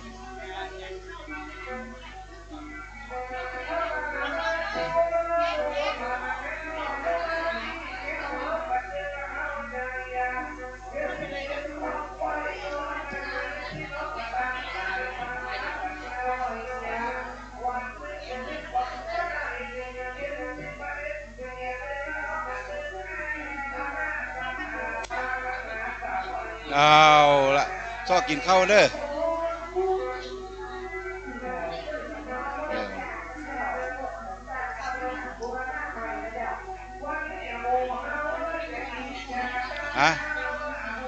พรุ่งนี้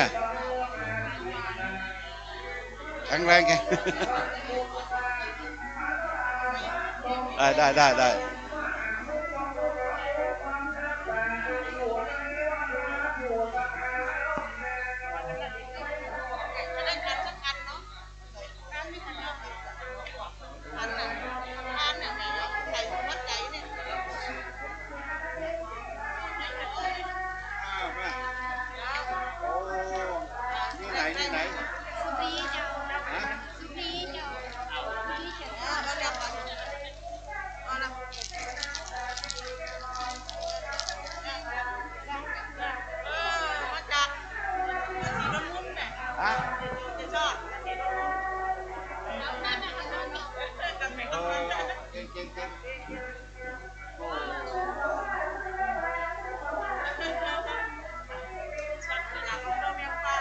มึงปานเนาะมึ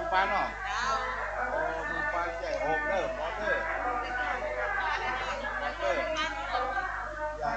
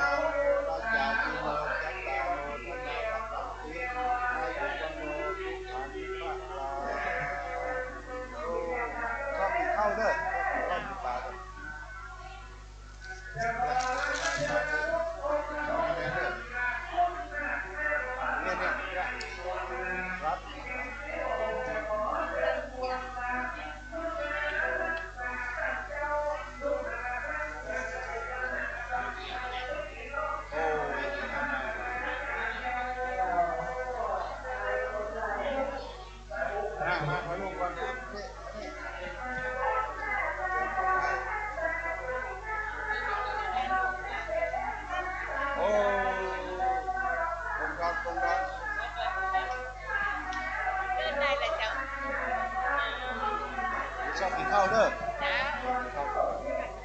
ก็เป็นคนอยากเอาของดีมาไม่ได้แจกเด้อ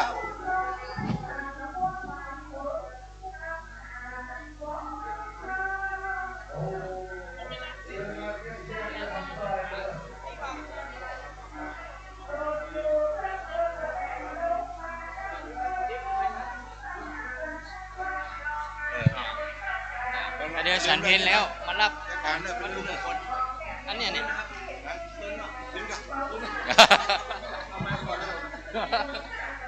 แต่ถ้ากินข้าวแล้วพวกเสือเขาก็ยังจะมีไฟมา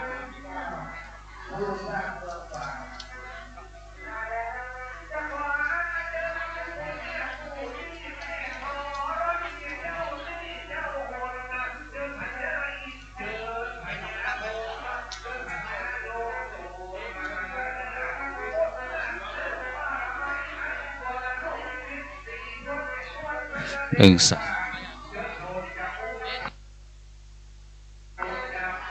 1 2 3 4 ปิดไม้แล้วนี่ปิดไม้แล้ว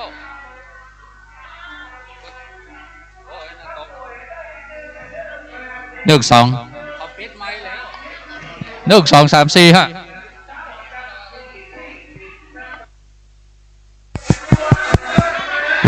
โล1 2 1 2 3 4ทดสอบโล1 2 1 2 3 4 5โล1 2โล1 2 3 4เร่งเสียงนี่คือกำเดอร์ภายในเครื่องเสียงกำเดอร์ไม้ตัวนี้1 2 3 4ขอเจริญพรศรัทธาญาติโยมทุกท่านเด้อหลังจากที่หลวงพ่อครูบาอาจารย์ได้ฉันภัตตาหารเพลเรียบร้อยแล้วขอเจริญพรทุกท่านได้มีโอกาสได้มารับของที่ระลึกจากหลวงพ่อเสือธรรมวโรวัดกรไผ่ใหญ่นะอำเภอบางระจันจังหวัดสิงห์บุรีหลังจากที่หลวงพ่อได้ฉันภัตตาหารเพลเรียบร้อยแล้วศรัทธาเฮาอย่าเพิ่งปิ๊กเด้อมารับของที่ระลึกวัตถุมงคลจากมือของหลวงพ่อเสือตาทิพย์จังหวัดสิงห์บุรีเด้อ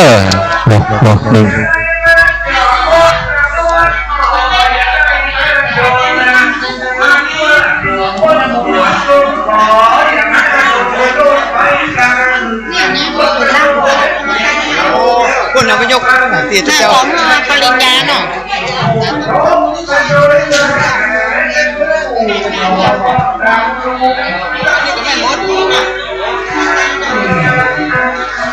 เอาไปปุ้นก่ะเดี๋ยวขอใส่ถุงสักหน่อยใส่ถุงสัก5-6 ขวดอ่ะ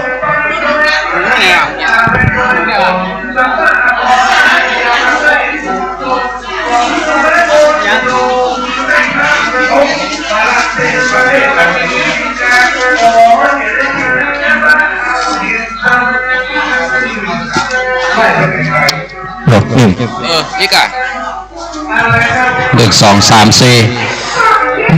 พ่ออุ้ยแม่อุ้ยศรัทธาญาติโยมทั้งหลายหลังจากกินข้าวตอนเรียบร้อยมันต้องปิ๊กกันเด้อที่สำคัญรอวัตถุมงคลจากหลวงพ่อเสือก่อนหลวงพ่อเสือตาทิพย์จากสิงห์บุรีจึงได้มานั่งอธิษฐานจิตแผ่เมตตามารับออกของที่ระลึกจากการทำบุญอายุวัฒนมงคล71 ปีของหลวงพ่อพระครูสุจิตานุรักษ์ดร.ครูบายี่แก้วเจ้าคณะอำเภอฝางของวัดพระบาทอุดมแห่งนี้ซึ่งก็จะมีผ้ายันมี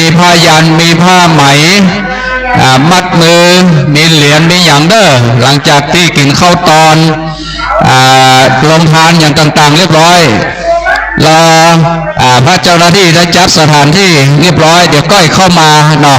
ตอนนี้หลวงพ่อครูบาอาจารย์ได้ฉันภัตตาหารเพลอยู่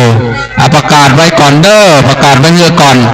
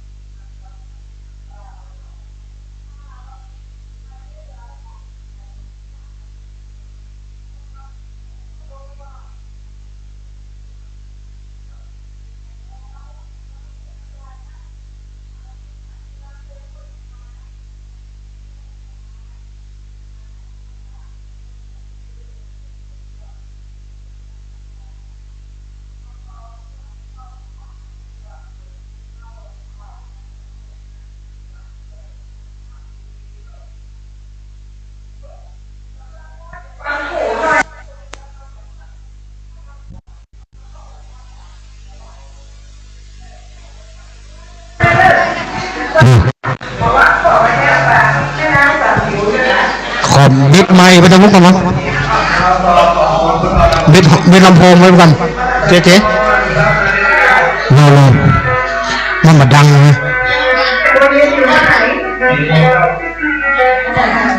โล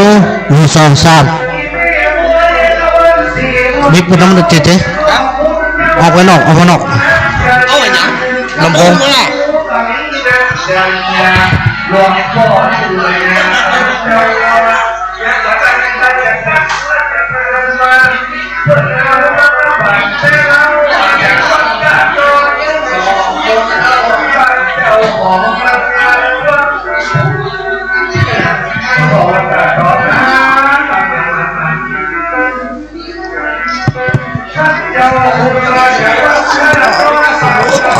อนุโมทนาครับคณะศรัทธาที่เดินทางมาจากเวียงป่าเป้าเด้อ10 กว่ารถตู้โดยมันต้องยุ่งโดยการนำของพระเดชพระคุณหลวงปู่พระครูปฏิภาณธรรมทินเจ้าอาวาสวัดพระธาตุดอยจอมปอเวียงป่าเป้าเจียงไฮ้มา10 กว่ารถตู้แล้วก็มีลงทานกล้วยทอดแล้วก็พี่น้องลำปาง5 รถตู้พี่น้องลำปางนี่ก็นำโดย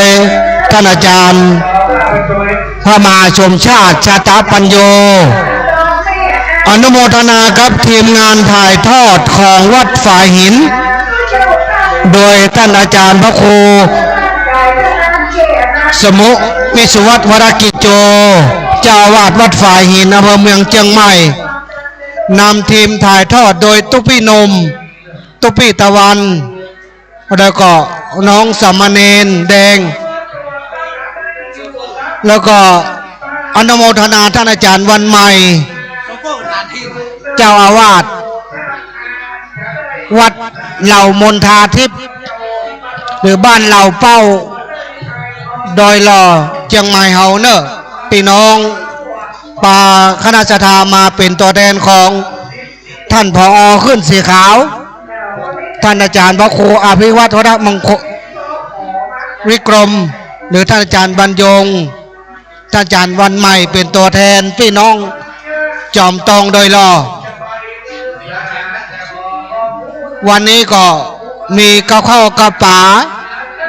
รายเจ้าร้านบุญสลิเข้ามีโบราณจากคณะของคุณโยมกนกพิษชัยนาไอศครีมของเจละพีพันธ์แล้วก็ของคณะของโยมแม่เท่าอามบ้านปังปอยแล้วก็คณะของโยมพ่อโยมแม่ลูกหลานเป็นหลานเนาะของแม่เท่าอามก็ได้ตั้งโรงทานอนุโมทนาเนอะการต้อนรับขับสู้พี่น้องลำปางก็ดีพี่น้องเวียงป่าเป้าแม่สวย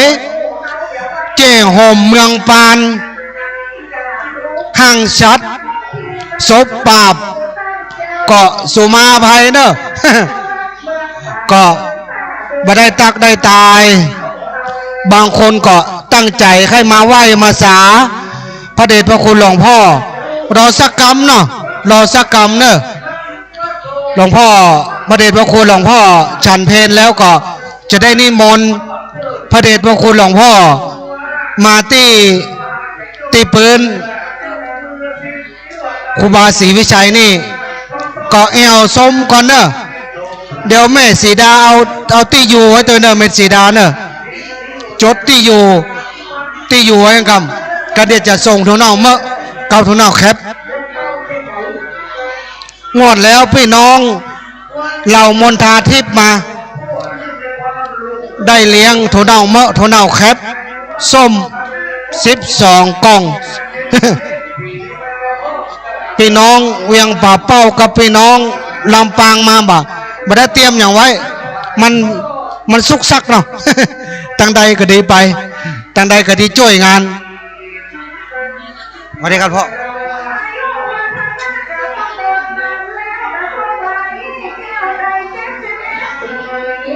พี่น้องลำปางพี่น้องเวียงป่าเป้าก็ขึ้นไปเอวก่อนเนาะขึ้นไปพ่อพระเจ้าละแขงพอน้ำบ่อสาวาก็สำรวจที่นี่นี่เป็นห้องว่าสำนักวิปัสสนาเนอะสำนักวิปัสสนาแล้วก็ตั้งลุ่มก็จะมีเป็นวัดมีวัดพระอุดมก็มีโรงเรียนพระปริยัติธรรมตัวตั้งลุ่มมีเจดีย์ที่หลายท่านหลายคมหอมมาเนอะหอมเทวดาพ่องหอมซุ้มไฟพ่องนี่นะก็ไปพอได้เนอะที่ตังวัดลุ่มตังวัดลุ่มเราสักคำเนอะพี่น้องลำปางพี่น้องเวียงป่าเป้ารอพระเดชพระคุณหลวงพ่อฉันเพลแล้วก็จะได้มาต้อนรับคำสู้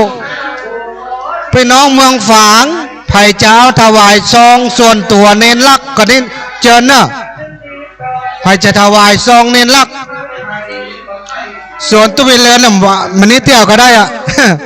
ได้หันหน้าจะพลิกไปบ้านจะเมื่อยเหมาะเดี๋ยวตุ้ยเลือนจะเป็นโต๊ดเป็นตาเหมาะ พี่น้องศพปาบพี่น้องเจ้าโฮมเมืองปาน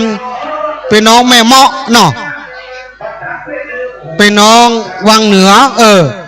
วังเหนือนี่ก่อนเหนียวแน่นอยู่ FC หลวงพ่ออ๋อเน้นลักนี่เด้อเน้นลักนี่เด้อนี่เน้นลักเน้นลักเน้นอาลักไผ่ไข่หันเน้นลักก็มาไหว้มาสาเน้นลักเน้นอาลักเนอะสามเณรอาลักพี่น้องลำปาง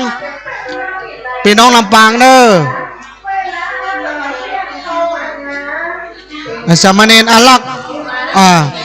เน้นลักอยู่นี่เนอะเน้นลักเน้นอาลักชื่อเน้นแต่ว่าอายุเป็นจัดนี่เนอะประเดี๋ยวเขา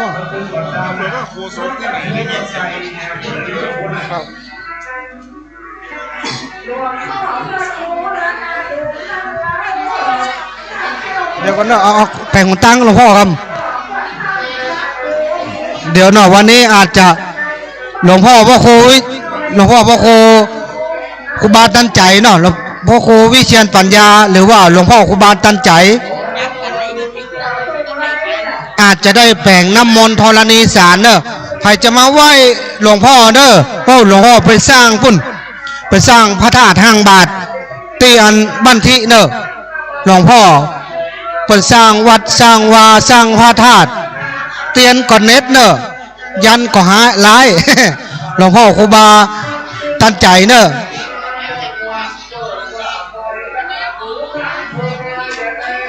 ใครจะมาไหว้มาสาหลวงพ่อครูบาตั้งใจก็เชิญเนอะเชิญส่วนพี่น้องเมืองฝาง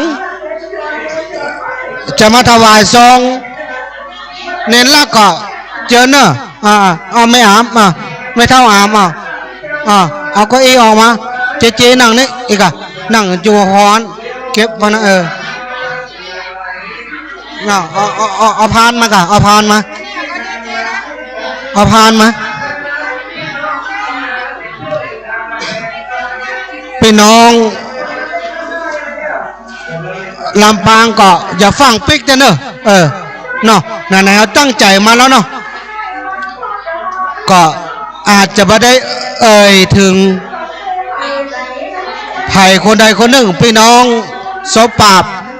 พี่น้องแม่เมาะพี่น้องเมืองปานเจ้โฮมวังเหนือแล้วมีที่ไหนอะมา หลายอำเภอเนาะก็มอนิเตอร์ฟังอยู่ตลอดขึ้นสีขาววันนี้โดยหลวงพ่อพระครูปฏิทานธรรมทินน้องโมเดิร์นไผ่หันน้องโมเดิร์นพ่อง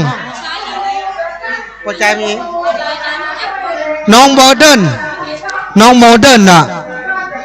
น้องโมเดิร์นเนอะไผ่หันละออนก็ไว้กำเนอะละออนหาย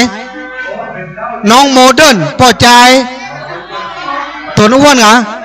ละออนเนอร์ละออนขอเกาะละออนครับเนอละออนน้องโมเดิร์นไผ่หันน้องโมเดิร์นพังเป็นละออนป่อใจเนอน้องโมเดิร์น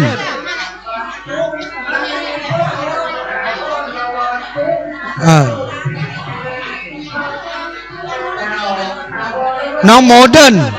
ช่วยกันพอตัวเนอละออนนะนอนป่อใจว่ะมีตั้งใดหาไผ่หันละออนป่อใจก็กำมือเอาไว้คำเนอน้องโมเดิร์นโอ้นั่งนี่เหรอมาใจเนาะ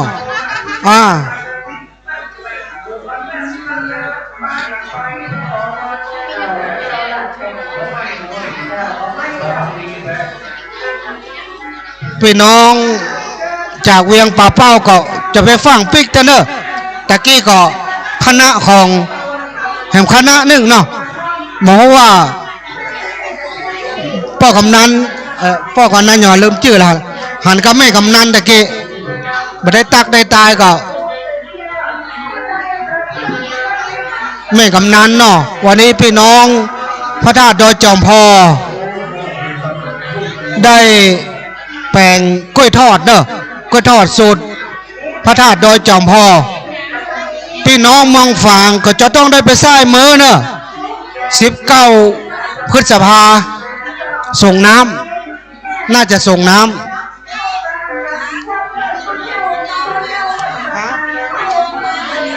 ตุลงยองติดศาสนากิจตุยงยองติดศาสนากิจพี่น้องลำปางเนอะท่านอาจารย์หลวงปู่พ่อครูตุลงดอยนี่เนาะตุลงดอยอยู่พุ่นเนอะตุลงดอยอยู่ที่ท่านอาจารย์พ่อครูปฏิยัติรัตนโชติหรือว่าท่านอาจารย์มหาเสาแก้วเนอะ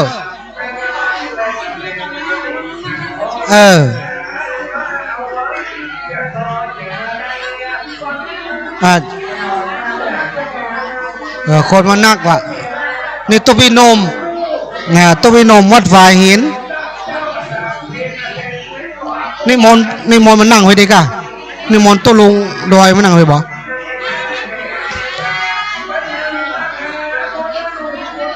หูจักตุลุงดอย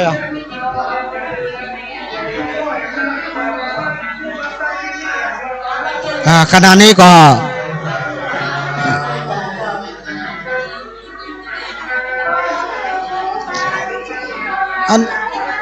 ท่านอาจารย์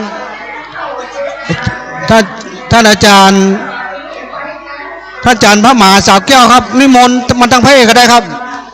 ท่านอาจารย์พระมหาสาวแก้วครับท่านอาจารย์หลวงปู่เนอะหลวงปู่ครับยกมือ10 นิ้วนิมนต์มาตั้งพระเอกหน่อยครับ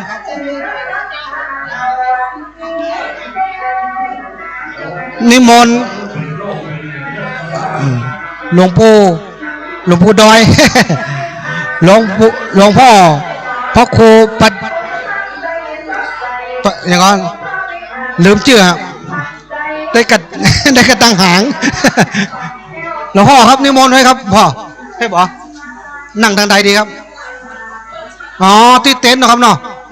ที่เต็นท์เนอะไผ่พี่น้องศพปราบพี่น้องเจโฮมนี่เป็นใกล้ๆกันเหรอไปห้าพระป่าครับ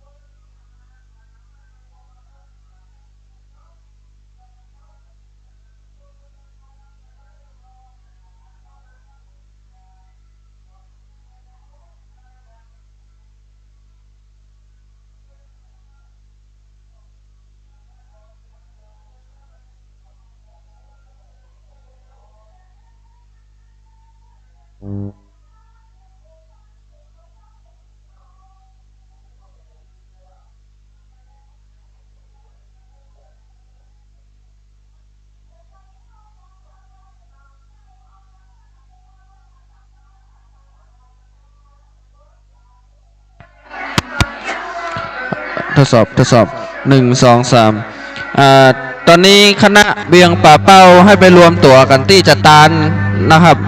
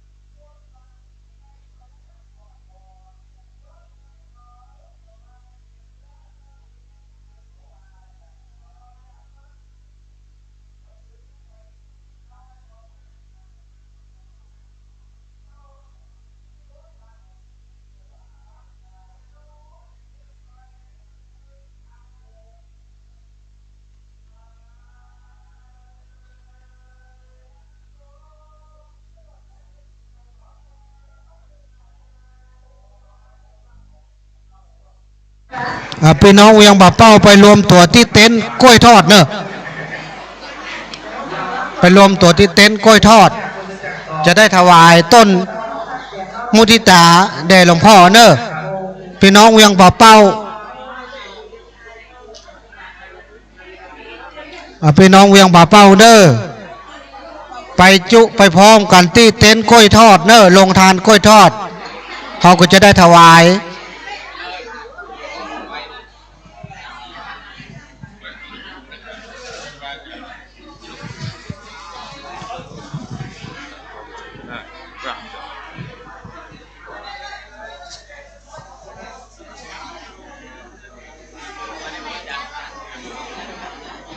ฮะเอาหรอก็จะเซ็กตอนนี้เลยไม่ต้องใช้ก็ได้มันจะได้นี่แล้วก็จุงกับจัดเอาไปวินาศก็จะเคาะจุงกับจัดเอาไปวินาศสติอมตุเลสิทธิสวงหายนะโมตัสสะภะคะวะโตอะระหะโตสัมมาสัมพุทธัสสะนะโมตัสสะภะคะวะโตอะระหะโตสัมมาสัมพุทธัสสะนะโมตัสสะภะคะวะโตอะระหะโตสัมมาสัมพุทธัสสะพุทธังสรณังคัจฉามิธัมมังสรณังคัจฉามิสังฆังสรณังคัจฉามิตุติยปิพุทธังสรณังคัจฉามิตุติยปิธัมมังสรณังคัจฉามิตุติยปิสังฆังสรณังคัจฉามิตติยปิพุทธังสรณังคัจฉามิตติยปิธัมมังสรณังคัจฉามิตติยปิสังฆังสรณังคัจฉามิโอมสิริการครูบาอาจารย์นึกแก่กูจะมนต์สมปล่อยเจ็ดข้อเจ็ดฝักหนึ่งพระปิ่มปลาฟิบารอดจะกอดอังนอนฝักหนึ่งชื่อว่าหัวเรื่องหมอนปัญญาไวฝักหนึ่งชื่อว่าจักอะไรออกจากตนโอมมหาเวสสันตโลสวหะโอมสิริการครูบาอาจารย์นึกแก่กูจะมนต์ปู่สมปล่อยเนี่ยสมปล่อยมันเกิดมาเป็นต้นอยู่ข้าคุ้มข้าวเก่า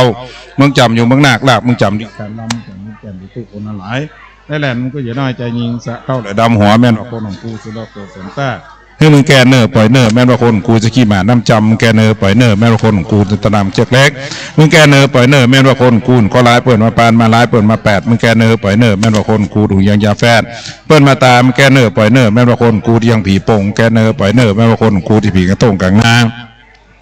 ให้มึงแกเนอปล่อยเนอแม่นว่าคนของกูจะเอาเราน้อยตัวเลยเลี้ยงผีเตี้ยเมืองแต่มึงแกเสนอปล่อยเนออมทางปัจจเคาะจุงกับจัดเอาไปวินาศสติอมดำมังปัจจเคาะจุงกับจัดเอาไปวินาศสติอมสังฆังปัจจเคาะจุงกับจัดเอาไปวินาศสติอมตุเลสิทธิสวหายนะโมพุทธายะนะโมธัมมายะนะโมสังฆายะนะมะปะราชปะกะสาสังวิสุโรปุสัพวะอีโสสุมติยโนมโนยติมติต่างมาต่างปะปานังโลภาษาถึงฟ้าเตียวตางนโยชกิโคเสละโกตถาธรรมกัมมายติไปว่ากูละเทกอุงหวางมะแนอุงลองแซ่อุงสว่างผีซุปเปอร์ลุมเตอร์ระมาแหรองแสอมถ้ากันใจสีก็จะมีจีไม่เน็บข้างจะขึ้นมามากหมากสามทลายพระพรหมตัดอะไรนิ่งชื่อพระสหัสบดีอะไรนิ่งชื่อพระบาทดุลีตนมีฤทธิ์อม ใจกุมลมาปัดสารพัดพิษตั้งหลายพิษงูพิษเสือพิษปัญญาเคือต้องไม้พิษจะเข้ไข่ในหางพิษฟาดังบิดเดนห้าพิษจะมาบ้าโคเข้ฟันพิษตัวตานมาลายดอกปากปัญญายินได้ยินใบบรรยงบรรยาอมยินไม่นานกุมาปัดกุมาฟาดสารพัดพิษตั้งหลายครูปริยายไปแก่สู่หาหน้าโลดโมคายผู้กำจัดอากำจัดยะสูญหายไปบัดเดียวนี้เตออมไก่ยาซิกเสียวัดไก่ยาซิกมีเจ็ดเห็นฟาดังบิดดินซูนปัดปืนสมุทรเป็ดกระจวนไปก็ได้รอดเข้าใส่ผีตั้งหลายนึงกับกายแต่นั้นไม่ใหญ่ก็จะไปร่วมหัวผีดึงยื้อว่ากุศะมุนีรูปเปลี่ยนไฟแดงใบว่าบาดจังไรฆ่าผีให้ผีขาดจะมาเบียดเบียนคนหรือว่าที่ปัญญามงคลแก้วกังกูกับแล้วอุทัดออกผีถ้าผีไปหนีจะฆ่าแต่ก้มหน้าแยกต่อคนว่าสัจจารุดังกะกัวจีอาจำก็เจียงกับหายองค์ไก่ยศิตนะตะเมโสหานโมพุทธายะนโมธรรมยะพุทธังสรนังปัสสะธรรมังสรนังปัสสะสังฆังสรนังปัสสะสวิจากุนังธรรมังสรนังสวามสิวิจากุนังธรรมังสรนังสหายโตสติมาโตธโมสติมาโตพุทธานุสติธรรมานุสติสังฆานุสติสัพพะทุกขาสัพพะปัญญาสัพพะโรกาสัพพะอันตรายาวินาศสันติอมนโมนาลายนมัสการเมแห่งข้าจะไหว้พระบรมเมศวรผู้เป็นเจ้าเธอเสด็จตั้งฟ้าได้แผ่นดินตั้งสายศีลในโดมข้าจะไหว้พระอินทร์พระพรหมพระโยมพระการพระเจ้าตุโลกบาลทั้งสี่พระศรีนารอดยอดพระกันไตรปิฎกพระสูตรพระวินัยพระปรมัตถ์พระเอกพุทธพิเภกพุทธขีนัยพระนารายณ์พระกระเจเห็นพระโมกขลาภาษาดิบุตรพุทธธรรมสัมมดีพระศรีมหาโพธิ์พระสารีริกธาตุพระแก่นจันทร์พระศรีรัตนตรัยเจ้านั้นถูกต้ององค์การเบิกบ้านเบิกป่าเบิกพระหิมพานต์เบิกพระยุเบิกพระเพลิงเบิกพระพายเบิกพระปิรุณเบิกพระบรรลุนเรื่องวิทยาศาสตร์พิจารณาเกิดสลายการที่ชั่วร้ายทั้งหลายใครมาต้องดำมาทอรณีมาพรต้องจงกุฏิเจ็บแบบพวกเราคนตัวมนโดนที่ด้านมาไว้โดยจงมาผ่านต้นไม้ใหญ่มีผีทั้งวิธีต่อเกินต่อต้นวิธีประตูกูบอกพิถอพิทางบึงบางปิดวันเนือสัพพะนาไปเจรจาได้เจ้านางกันนางผีใจไปนี้ก็สั่งผีใจหงตอลงและโกรธอันฟ้าทำสาราหน้ามุกสีสุกไม่ไผ่กับกายวันตกไม่มุงเถอะมันกบอย่างนี้ลูกเพชรกับสลังไรนี้ตัวเสียงตุ้งที่วงที่วงที่วังที่พังน้ำขังมือต่อจับลงลังมาหารับที่ปลูกขึ้นในตะกวดเฮียแล่นขึ้นวนเฮียนุ่งเหลี่ยมขึ้นนั้นแห้งจับราคาสารจัดนักงอกขี้เงาสวยสันไข่พุ่งหมอนควายจักหอกหอนซอกลองเข้านำฮับถูผีฟังไล่บดีแจ็คก็น้องโกน้องการน้องละเมอน้ำเพิ่มมาบ้านนะจ๊ะเจ้าบ้านมาขึ้นหลังคามาขึ้นเต่าลองเข้าน้องเขาด้วยถังแสกหัวแล้วก็ที่นอนแม่ลูกอ่อนกับลูกขึ้นเงินเขาโคซบเซาเขาต้องทุกก่อนเกิดตัวใช่มีเมียหญิงบ่มีผัวมีเงาหัวโตบ่อตกแจ้งหัวในว่าไก่โน่นต่างลูกตีดูแดนแม่เขาขอบกันแม่ไก่กันปิกมาฟ้าไก่วิหลอกวิลอนตี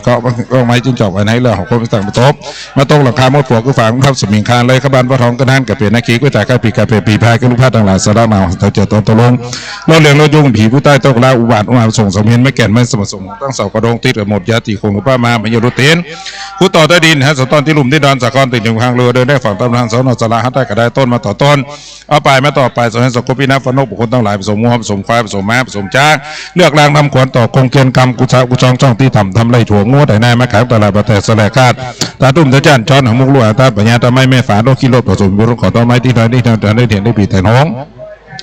เมื่อทราบตกลงโยงเข้าประชาชนกับเบจนากับผ่านที่ฟันอาจจะเดียวกันคดีสี่ขั้นปู่ให้ล้มว่ามาปางหลักการสองว่าผ่านหลักการไฟไหม้ใจแม่กระได้กระดานบ้านแบบถูกเล็กโลกผสมคู่หนูน้อยมีไข่สอยเฮียนไฟไหม้ประมาณสดจอหนูก็ติ่งเฉพาะหนึ่งจับเรื่องของพระหนุ่มก็ตัวไฟไหม้ตลอดยันเซซับตัวเนียนบัตรมังบัตรปรุงกุฏิวิหารสระกันเรียนพนมสังพนมโสปคูกุจื้อว่าผ้าขยันเห็นเธอเสด็จก็สู่นิพพานนั่งปรมังสุขังทางกันสารพัดเสน่ห์จะได้วินาทีธรรมังกันสารพัดเสน่ห์จะได้วินาทีอมตุเลสิทธิสุหานโมปุริยะนโมธรรมยะนโมสังอมนาราจะถวายพระอินทร์สวรรค์ตัวกูเป็นเจ้าถึงใหญ่กูจะบานไม่ใหญ่มีผีตั้งวิธีต่อคืนต่อวันและจากลายพุทธภัยมาถูกต้องกูจะถีเจ้าบาปก็บละขอโคโนวัตองว่ามนตั้งมนถึงใหญ่กูจะบานไม่ใหญ่มีผีตั้งวิธีบันประตูโคตรครูกูบอกพี่ต่อพี่แตงบึงบางปิดวันในถนนสายบรรลุพระนุภาได้ไปใจได้สันดอกกูจะก่อสาราบรรมสามบรรมโสพระครูกูอยู่ว่าผ้านุรู้ท่าตุมีเตเจ้าฤดีเสด็จไปตักมหานาทีกดแก้วนั้นไปตักน้ำนั่งกูกี่ลูกคนข้าหาลูกฟ้าลูกแฟนลูกแต่ลูกเต้าลูกข้าอยู่ในนาลูกหินลูกการลูกง้วนผ่าลูกนาเป็นแสดงผัวเมียเนี่ยลูกหมาลูกปูลูกงูกูเนียนลูกจันเห็นก็บ้านลูกเจ้าลูกงานเรื่อยไปมาถึงแล้วกูต้นไปต่อต้นกูป่าไปต่อไปกูจะก้าวไปวัดกับพระนารายณ์กูจะไปว่าแม่ตอระนีอมโรพุทธข้อจุงกับเจ้าแพทย์ธรรมโมธรรมข้อจุงกับเจ้าต่อไปอมสังโฆสังฆข้อจุงกับเจ้าต่อไปอมตุเลสิทธิสุหายนโมปุถายะนโมธรรมยะนโมสังฆะองค์การเถระอุปคุตจงเสด็จลงมาโปรดสัตว์ปัดเป่ายาดุรีเมธีในหินผาทุตญาเดชาปราศีลาดงศรีพระจิกิจงเสด็จลงมาเป็นกำบังเสด็จลงไปแม่น้ำทั้งสี่17พระศรีสันเพชเสด็จลงมาพระองค์กุลมันยันตาพระหันตาเสด็จลงมาพระรัตนตรัยแก้วสามการเสด็จลงมาป่าฝูงมันหีปีศาจก็มาโดนอยู่ได้เตเจ้าพระกระดาษสมเด็จพระอินตาปัญญาอินทร์สวนจิ้วก็มาพ่นปิดพันแพงให้ปิดหนึ่งปิดลมปิดหนึ่งปิดไฟปิดหนึ่งปิดไข่ปิดหนึ่งปิดผีสุนีไปยังพระคงคาไปสู่มุมสาป่าน้อยไปใหญ่ต่างๆนานาสารวัตรปิดหนึ่งอยู่เบื้องหน้าปิดหนึ่งเบื้องหลังผีนุ่ยปนาดูทางกระยาเห็นในตารับอยู่ในปอดรอดดีสุนีไป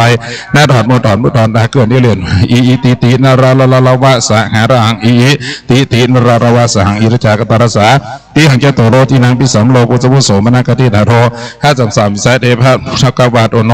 อามาวาวิชาสุนุสานุติอมติวิโสพระกวาพุทธเจ้าสั่งมาปะกวาติอมติวิโสพระกวาพุทธเจ้าใจกุมาประโมกลาไปยังที่กิ่งกระโสรต่างนะอันนี้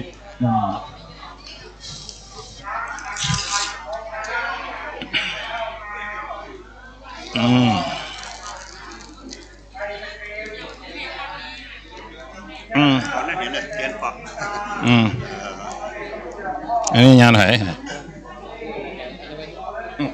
ทุกปีจบผมน้ำ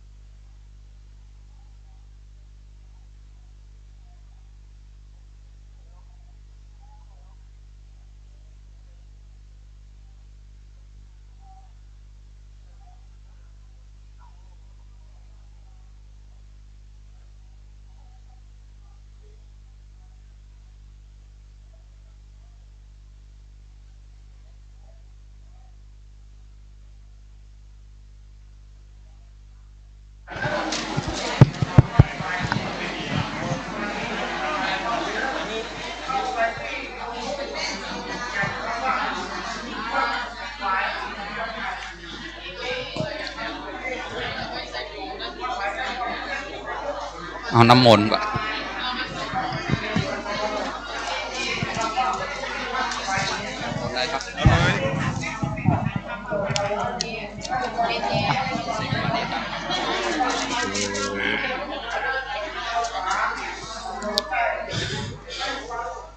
ก้อยๆเข้าแถวมาเด้อญาติโยมทั้งหลาย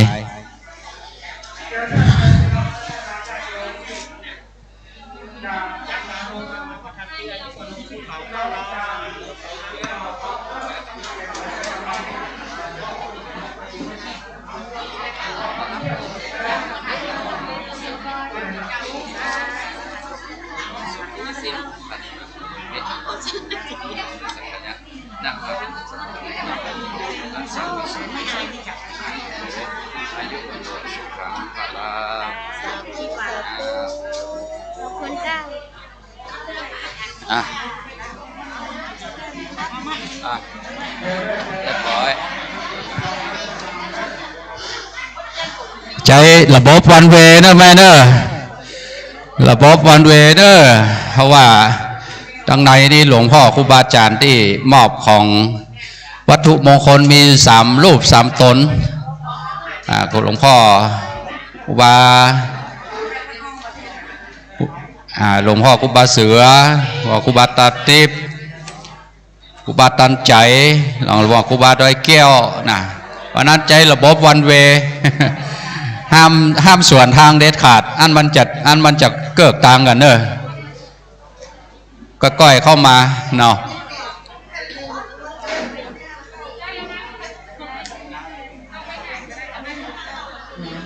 เน้นลูกมาตั้งหลังเนี่ยตั้งหน้าที่พระอาจารย์ไว้เอายกนี่ออกไปก่อน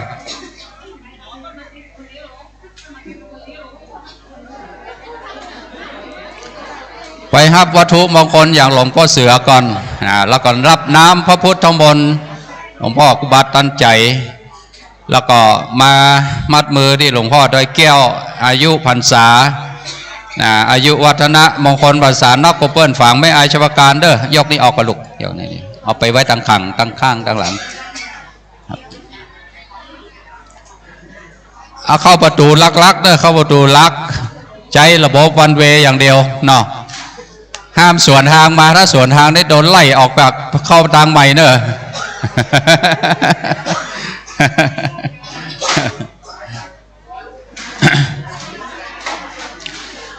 สามเณรไปท่านใดที่จะเอาได้มาให้หลวงพ่อ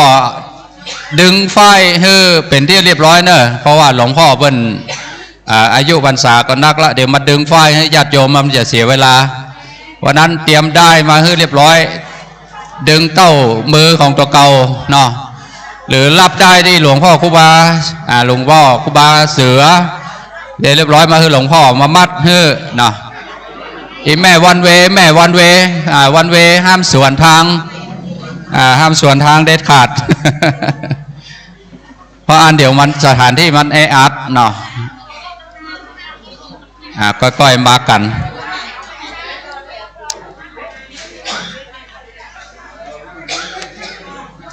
สำเร็จเอาช่วยเคลียร์พื้นที่ลูกช่วยเคลียร์พื้นที่อันไหนที่ยกได้ก็ยกออกไปก่อนเอาไว้ทางข้างๆก่อนครับช่วยกันยกหลายๆ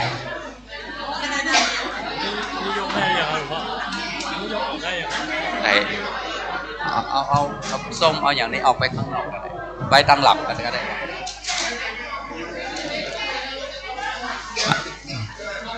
ช่วยกันยกก่อนลูกไว้ตั้งข้างนานญาติโยมจะได้มีพื้นที่ในการเดินทางเข้ามา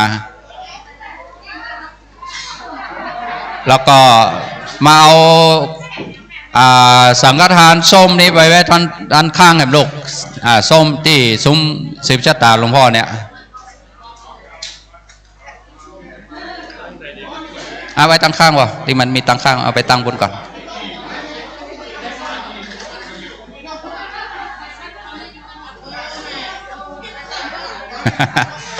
ที่หลวงพ่อเสือเนี่ยมาได้มัดมือเนอะไม่เนอะหลวงพ่อเสือเนี่ยมาได้มัดมือเนาะเพราะว่ามันจะจ้าไปรับวัตถุมงคลอย่างเดียวอันนี้เป็นแผ่เมตตาจิตมาหมดละนะได้ตั้งจิตตั้งใจรับเอาสาธุการก็ได้เป็นสิริมงคลละเนาะ ฮะ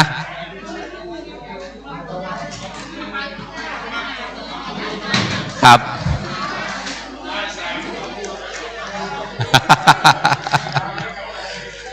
หลวงปู่กันหลวงปู่นี่ค่ะหลวงปู่ยกทรงบอกไว้หรอกยกครัวอย่างที่มันแยกออกไปได้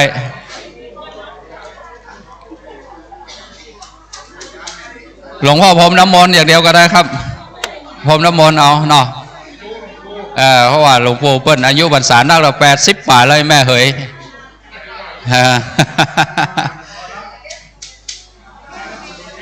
หลวงพ่อพรมน้ำมนต์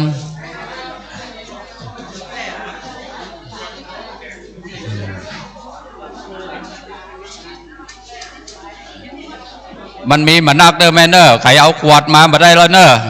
ห้ามเอาขวดมาเด็ดขาดเพราะน้ำมนต์บ่มีละใจพรมอย่างเดียวนะใจพรมเพื่อได้อย่างเดียวเพราะว่าน้ำมนต์มันหมดละเพราะว่าเดี๋ยวมาคนน้อยคนน้อยนี่บ่ได้ละ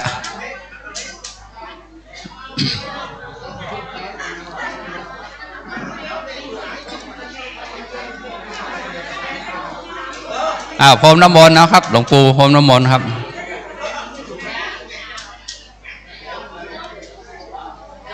เอาไปเลยป่ะเอาไปเลยเอากล้วยเอาบะเป้าเนี่ยเอาไปเลย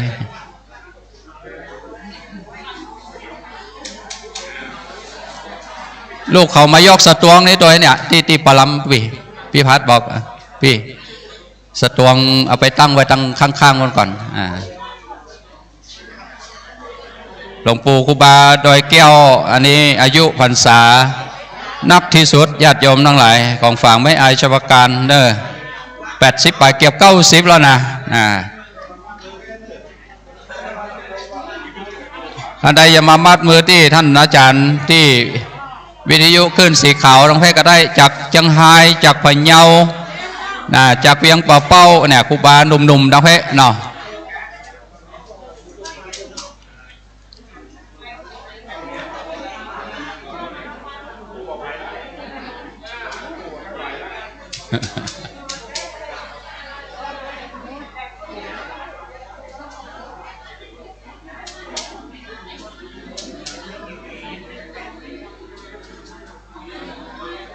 พรมน้ำมนต์พรมน้ำมนต์ก้อยทยอยเข้ามานะแมนเนอร์เดี๋ยวเป็นปีเป็นล้มกันนะ มาจากเชียงรายมาจากเวียงป่าเป้ามาจากลำพูนลำปางเนาะสายบุญคลื่นวิทยุสีขาวหลวงพ่อครูบาอาจารย์ได้นำมาถ้าท่านใดยังบ่เต็มอกเต็มใจทุกวันศุกร์ประมาณ4 ทุ่มเนอะเตรียมของไผ่มันหลวงพ่อถึงสวดมนต์เถอะ ทำน้ำพุทธมนต์ที่บ้านได้เลยนะ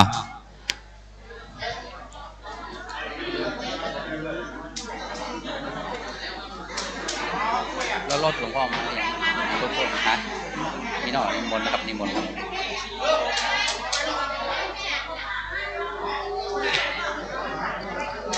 โชเฟอร์หลวงพ่อวัดดอยแก้วมารับเอาที่มาลบหลวงพ่อด้วยเนอร์จะได้ออกไปละเนาะญาติพระเจ้าเพชรครับหลวงพ่อเพชรครับเพชรครับเกือบหลวงพ่อไม่ไหนอ๋อครับไม่ให้จะง่ายครับหลวงพ่ออันนั้นมันญาติกันท่าน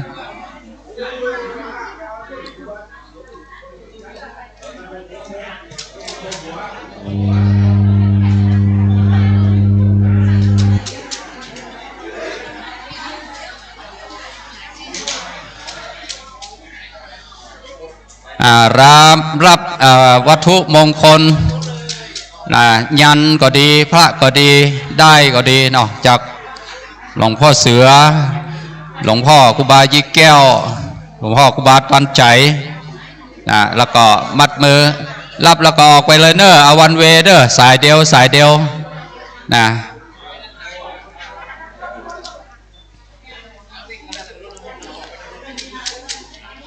รับเราออกไปเลย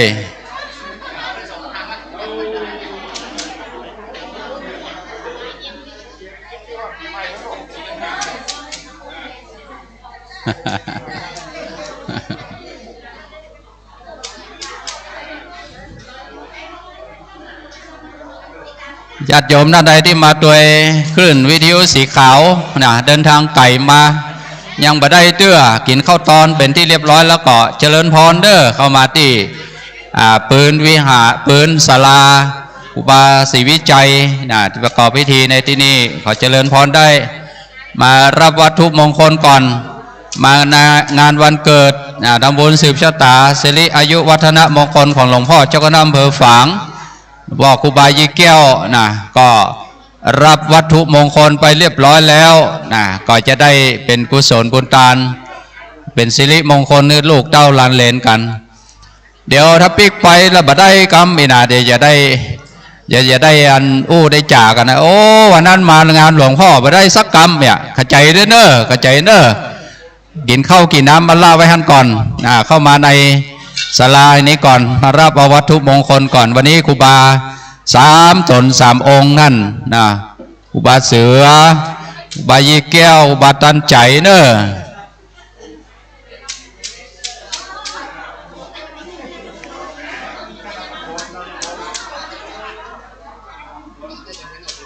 นะฮะอามนกับอย่างนะครับ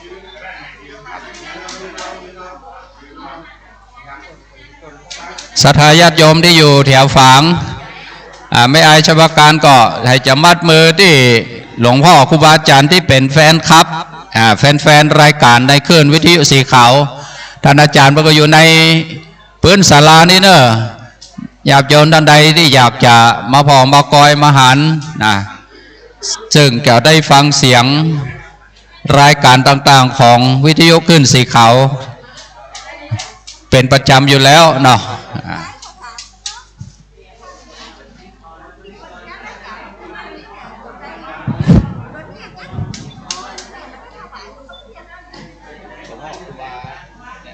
เจ้าหน้าเบอร์ในการ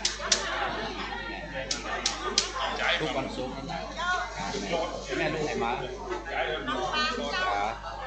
ถ้าผมได้ถ้าผมเป็นแฟนหลวงพ่อกับเขาเนี่ยที่แฟนหลวงพ่อก็เพื่อได้ว่ามันวังนี้มารับได้แฟนเขาหลวงพ่อเป็นอยู่วัดเนี่ยกับแฟนเนี่ยไปเลยนะเขาต่อเลยบ้านหลัง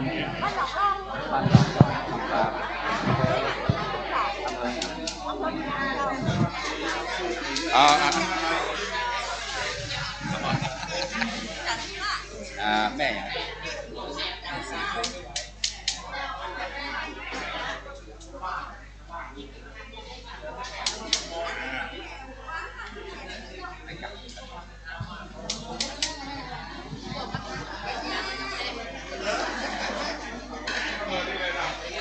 ญาติโยมที่มาจากลำปางเด้ออำเภอเมืองลำปางกับท่านอาจารย์มหา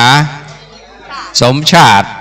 ท่านใดที่อยากจะมาร่วมบุญกับถวายกับหลวงพ่อที่เพิ่นจัดรายการขึ้นมาที่พื้นศาลาเด้อแม่อย่างกะแม่สีกุลเพิ่นก็จะได้ร่วมทำบุญด้วยหลวงพ่อเนาะเนี่ยมาเลยมองไม่คล่องละ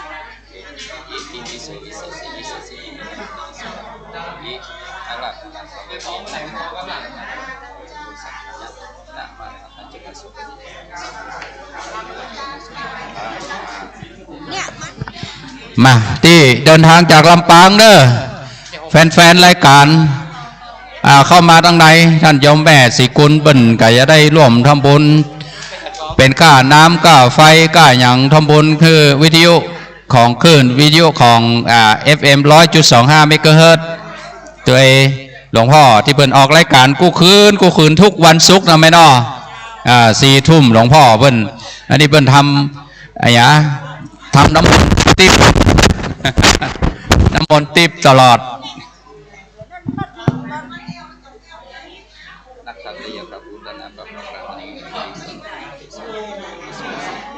อังกุตุนโกนอะองค์อะเดโทได้เบิร์น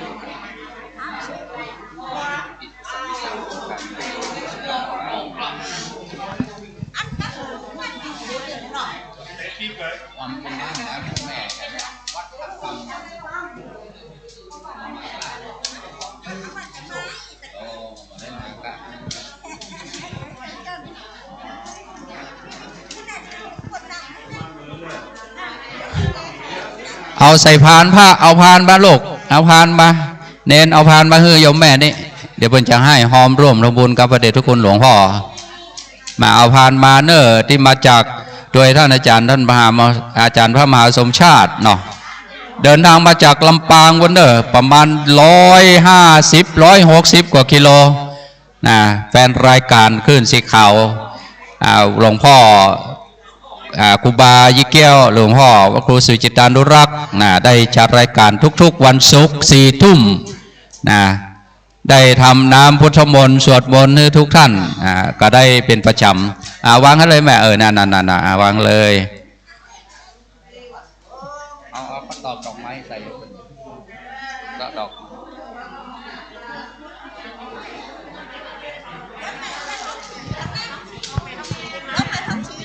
แม่ทองศรีด้วยเนอะแม่ทองศรีเข้ามาทางในวะแม่ทองศรี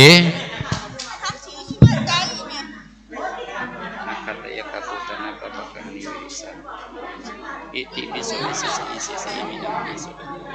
อาลักนันตโลเนจีกายุโกอายุวันโอสุขังพลัง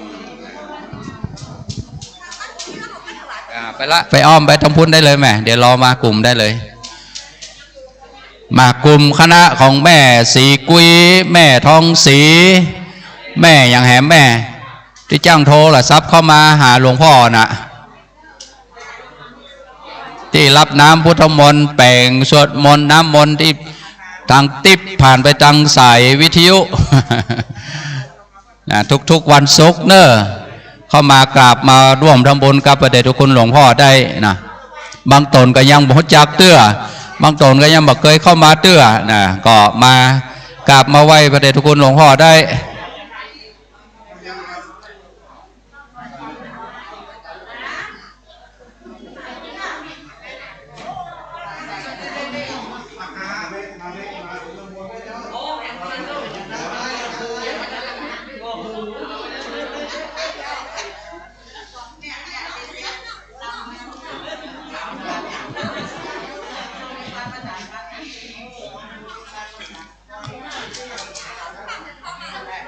เริ่มห่างๆละใครจะเข้ามาช่วงนี้นี่โอกาสเหมาะเวลาเนอะญาติโยมเนอะเพราะว่าตอนนี้นี่เริ่มห่างกันไปละสะดวกสบายละเนาะตะกี้นี่ก็ยังยัดกันอยู่นะอาจจะบ่สะดวกสบายเท่าใดตอนนี้โล่งแล้วเนอะศรัทธาพี่น้องจากลำปางเนอะเดี๋ยวจะได้ตานพร้อมกันแหมรอบหนึ่งตะกี้เอาไปตานต้นพระป่าครับหลวงปู่พระครูปฏิภาณธรรมทินเรียบร้อยไปชุดหนึ่งประเดี๋ยวนี้บางพ่องติดกระเป๋าอยู่นะ ไผ่ติดกระเป๋าอยู่เอาออกมาประเดี๋ยวนี้พี่น้องลำปางพี่น้องลำปางมา3-4 กันรถโตวันนี้หลวงปู่เพิ่นอยากจะหันหน้าหันตามาหาเพิ่นกำเนอะพี่น้องลำปางอีแม่นี่นับนี่แฮมพอละถ้ามีจื่อเขาออกมาทำใจเอาใส่หมดเลยเอาใส่หมดเอาใส่หมดแม่คำมาเนาะแม่คำมาสาธุเนอะพี่น้องลำปางเนอะเวียงปะเป้าจะตานโดยลำปางแหมก็ได้นะ เวียงปะเป้าอีแม่มาอีแม่แล้วอะไรยังมาเพ่แม่มาเพ่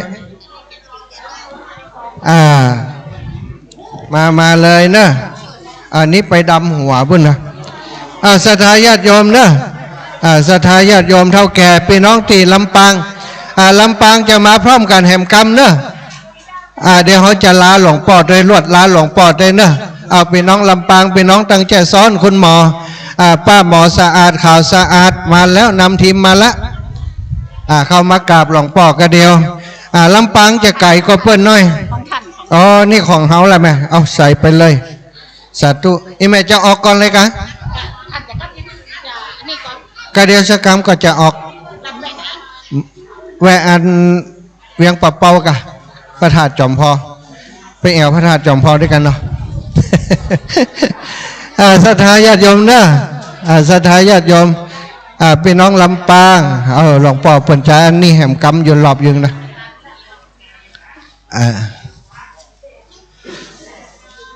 เนอะนี่ก็รอบพี่น้องลำปางเนาะ ลำปางที่มาด้วยกันมาหมดเนอะ3 กันรถตู้พอละเอา3 กันรถตู้จะหอมเพื่อพี่น้องลำปางอีเอามาหอมด้วยเพื่อนเลยเจ้าสาธุอนุโมทนาบุญวันนี้เป็นบุญของศรัทธาพี่น้องจากลำปางเนอะ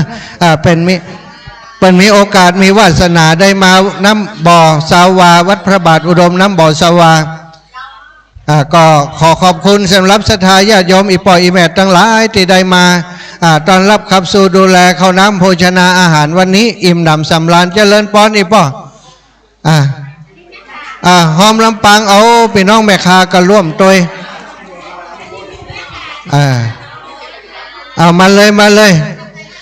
ยังฮับสมัครได้แหมอยู่ขยับขยายเข้ามาทั้งเพศขยับขยายเข้ามาเนอะอันนี้ตังใดอันนี้ไปในกระเป๋ากะเอาการน้ำกับไฟสาธุอนุโมทนาบุญกับอีแม่เนอะสาธุบุญรักษา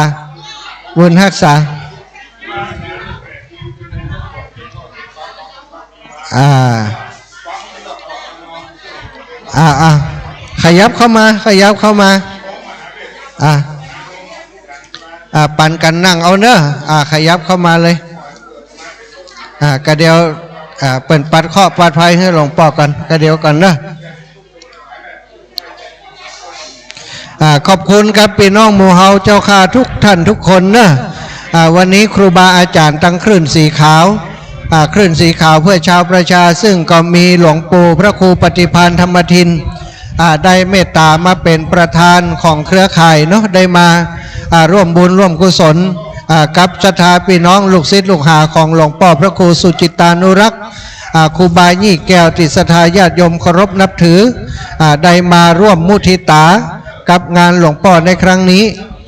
ก็ขอให้ศรัทธาญาติโยมทั้งหลายที่ได้มาร่วมกันวันนี้เนาะก่อนจะกลับบ้านกลับจองมากราบกล่าวว่าหลวงพ่อเพื่อเปิ่นได้หันหน้าหันตาพี่น้องลำปางที่เป็นแฟนคลับของเปิ่นจะได้หู้จักมักคุ้นไว้มีงานตังลำปางเปิ่นก็จะได้ไปหาต่อไปเนอะ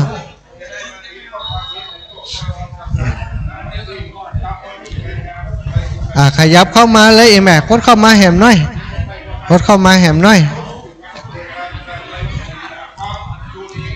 แม่อุ้ยสีนวลเข้ามาเลยเดินเลาะเข้ามาพี่เดินเลาะเข้ามาก็ได้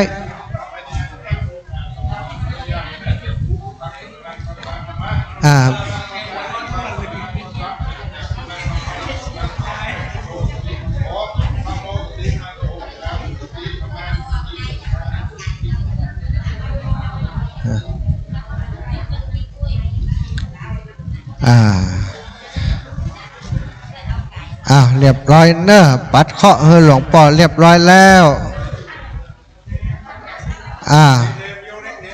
เน้นอันนี้อย่างหลวงพ่อแฮมซองมาเจ้า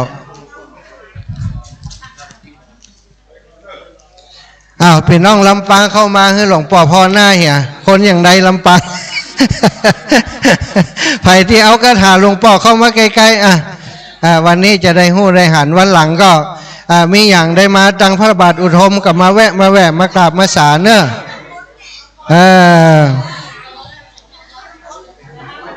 นกวัดอันนี้แม่สีกุลตันทุละแม่สีพูนเนาะลำปางมานักมาหนาเนี่ยลำปางเนาะปอนเนอร์พี่น้องลำปางมาตามสายธรรมเนอะ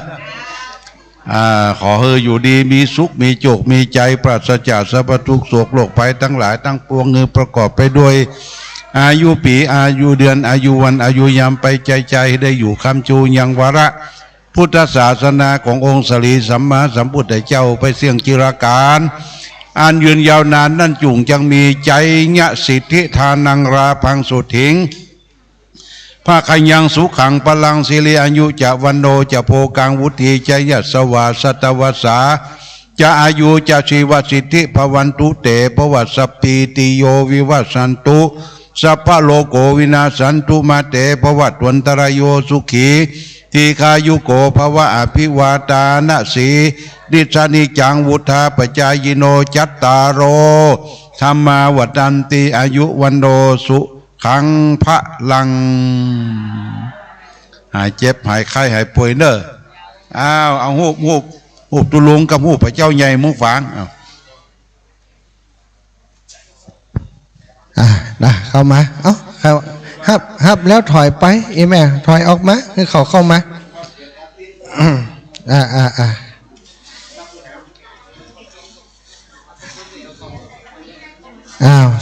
เอาสถานเนอเข้ามา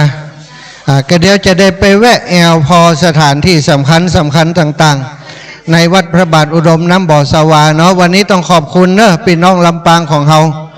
กูคนวันนี้เขาเดินทางมาไกลกว่าเพื่อนน้อยแต่กูเตื้อโยมแม่จงดีและพี่น้องคณะศรัทธาจากต่างเมืองฝางก็ไปแอลหาเฮาตลอดเนาะวันนี้เขาได้มาแอลหาเปิ้นเปลี่ยนกันไปเปลี่ยนกันมาศรัทธาญาติโยมเนอะหลวงปู่พระครูปฏิภาณธรรมทินอยู่ตั้งนอกบ่หูจะกลับแล้วยังตอนนี้นะศรัทธามาถามหาหลวงปู่อยู่ไหนตะกี้เนอะโอ้ยอีแม่สาธุ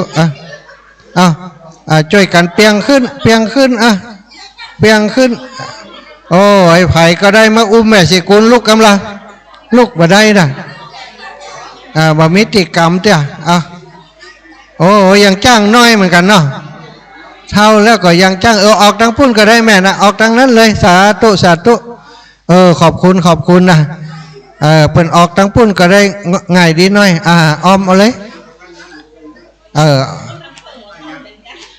สาธุแล้วเนาะก็ขอบคุณเนอะพี่น้องทางเมืองฝางวันที่9จะไปลืมเนอะสามเณรเอาลักอยู่ในศาลานี่เนอะสถานศาลาที่ประกอบพิธีทางศาสนานี่ท่านสามเณรเอาลักก็ได้มาช่วยงานวันนี้ทุกปีหนุ่มวัดฝ่ายหินท่านอาจารย์ทุกปีตะวันเนาะแล้วก็ทีมงานถ่ายทอดสดจากวัดฝ่ายหินวันนี้มาตั้งกองถ่ายทอดสดตึงสัญญาณภาพตึงสัญญาณเสียงไปให้ลูกศิษย์ลูกหาของหลวงปู่พระครูสุจิตานุรักษ์หลวงปู่เจ้าได้เผยแพร่ไปให้ศรัทธาญาติโยมลูกศิษย์ลูกหาของเปิ้นได้ดูทั่วประเทศทั่วโลกเนอะอยู่ที่ไหนก็พอได้โดยความอนุเคราะห์ของตังวัดฝ่ายหินท่านพระครูสมุวิสุวัตรวรกิจโจทีมถ่ายทอดสดจากวัดฝ่ายหินต้องขอบคุณทางวัดฝ่ายหินแล้วก็ที่สำคัญท่านอาจารย์จำเริญเนอะอาจารย์จำเริญก็อำนวยการดูแลทีมงานเป็นอย่างดีต้องขอบคุณท่านเจ้าเป็นอย่างสูงวันที่9จะไปลืมเนอะวันที่9นี้ครูบาอาจารย์คลื่นสีขาวจะไปรวมตัวฮือศรัทธาญาติโยมใดกะลาวะดำหัวติวัดเหล่ามนทาทิพย์หลวงพ่อใหญ่ของเฮาก็จะไปนะศรัทธาพี่น้องเมืองฝางพี่น้องลำปางพี่น้องเวียงป่าเปาพี่น้องตังเชียงรายเชียงใหม่ลำปูนวันนี้เปิ้นมาแอวหาเฮาวันหลังเนอะวันที่9เขาจะไปแอวหาเปิ้นศรัทธาญาติโยมพี่น้องเมืองฝางต้องไปนักโอ้โยมแม่สีนวลมาเพอีแม่มาตั้งหน้าเพโยมแม่โยมแม่สีนวลบ้านห้องกอกนะเรียบร้อยละเรียบร้อยแม่ฉลาดได้แล้วยังโยมแม่ฉลาดบ้านแจ่ซ้อนนะหลวงพ่อติจังโทรหาหลวงพ่อกุเตือนเนาะเอาละเนอะเรียบร้อยแล้วศรัทธาไปแอวไปถ่ายรูปกับสถานที่สำคัญในวัดพระบาทอุดมน้ำบ่อสวาได้เลยตอนนี้สถานที่สำคัญที่มีในตำนานมีในประวัติศาสตร์น้ำบ่อสวาอยู่ที่ไหนที่ใดเนาะก็ไปพอเนอะเอาศรัทธาญาติโยมก็เดี๋ยวจะออกไปหาเนอะศรัทธาญาติโยมที่อยู่ตั้งนอกเนอะเดี๋ยวจะได้ออกไปหาตอนนี้สัญญาณเสียงตัดสัญญาณเสียงได้เลยเนอะตั้งทีมงานถ่ายทอดสดจะได้เก็บเข้าของละก็ขอบคุณตั้งทีมงานท่านพระครูสมุวิสุวัตรวรกิจโจศรัทธาญาติโยมที่ติดตามตั้งรายการวิทยุก็ขอให้ท่านเจ้าทั้งหลายมีความสุขความเจริญในนามของหลวงปู่พระครูสุจิตานุรักษ์ต้องขอให้ศรัทธาญาติโยมที่อยู่ตั้งบ้านตั้งจองที่ฟังรายการอยู่มั่งมูลตุนเจ้าเป็นเจ้าเขาเจ้าของทรัพย์สินเนืองนองเงินทองไหลมาเทมาอยู่หิปันมาหาหือปันใดเนออายุ มันขวัญยืนร้อยสาวขอบเข้าวาสาเหมือนกันจุผู้จุคนจัตตาโรธรรมาวะทันติอายุวโนสุขังพระลัง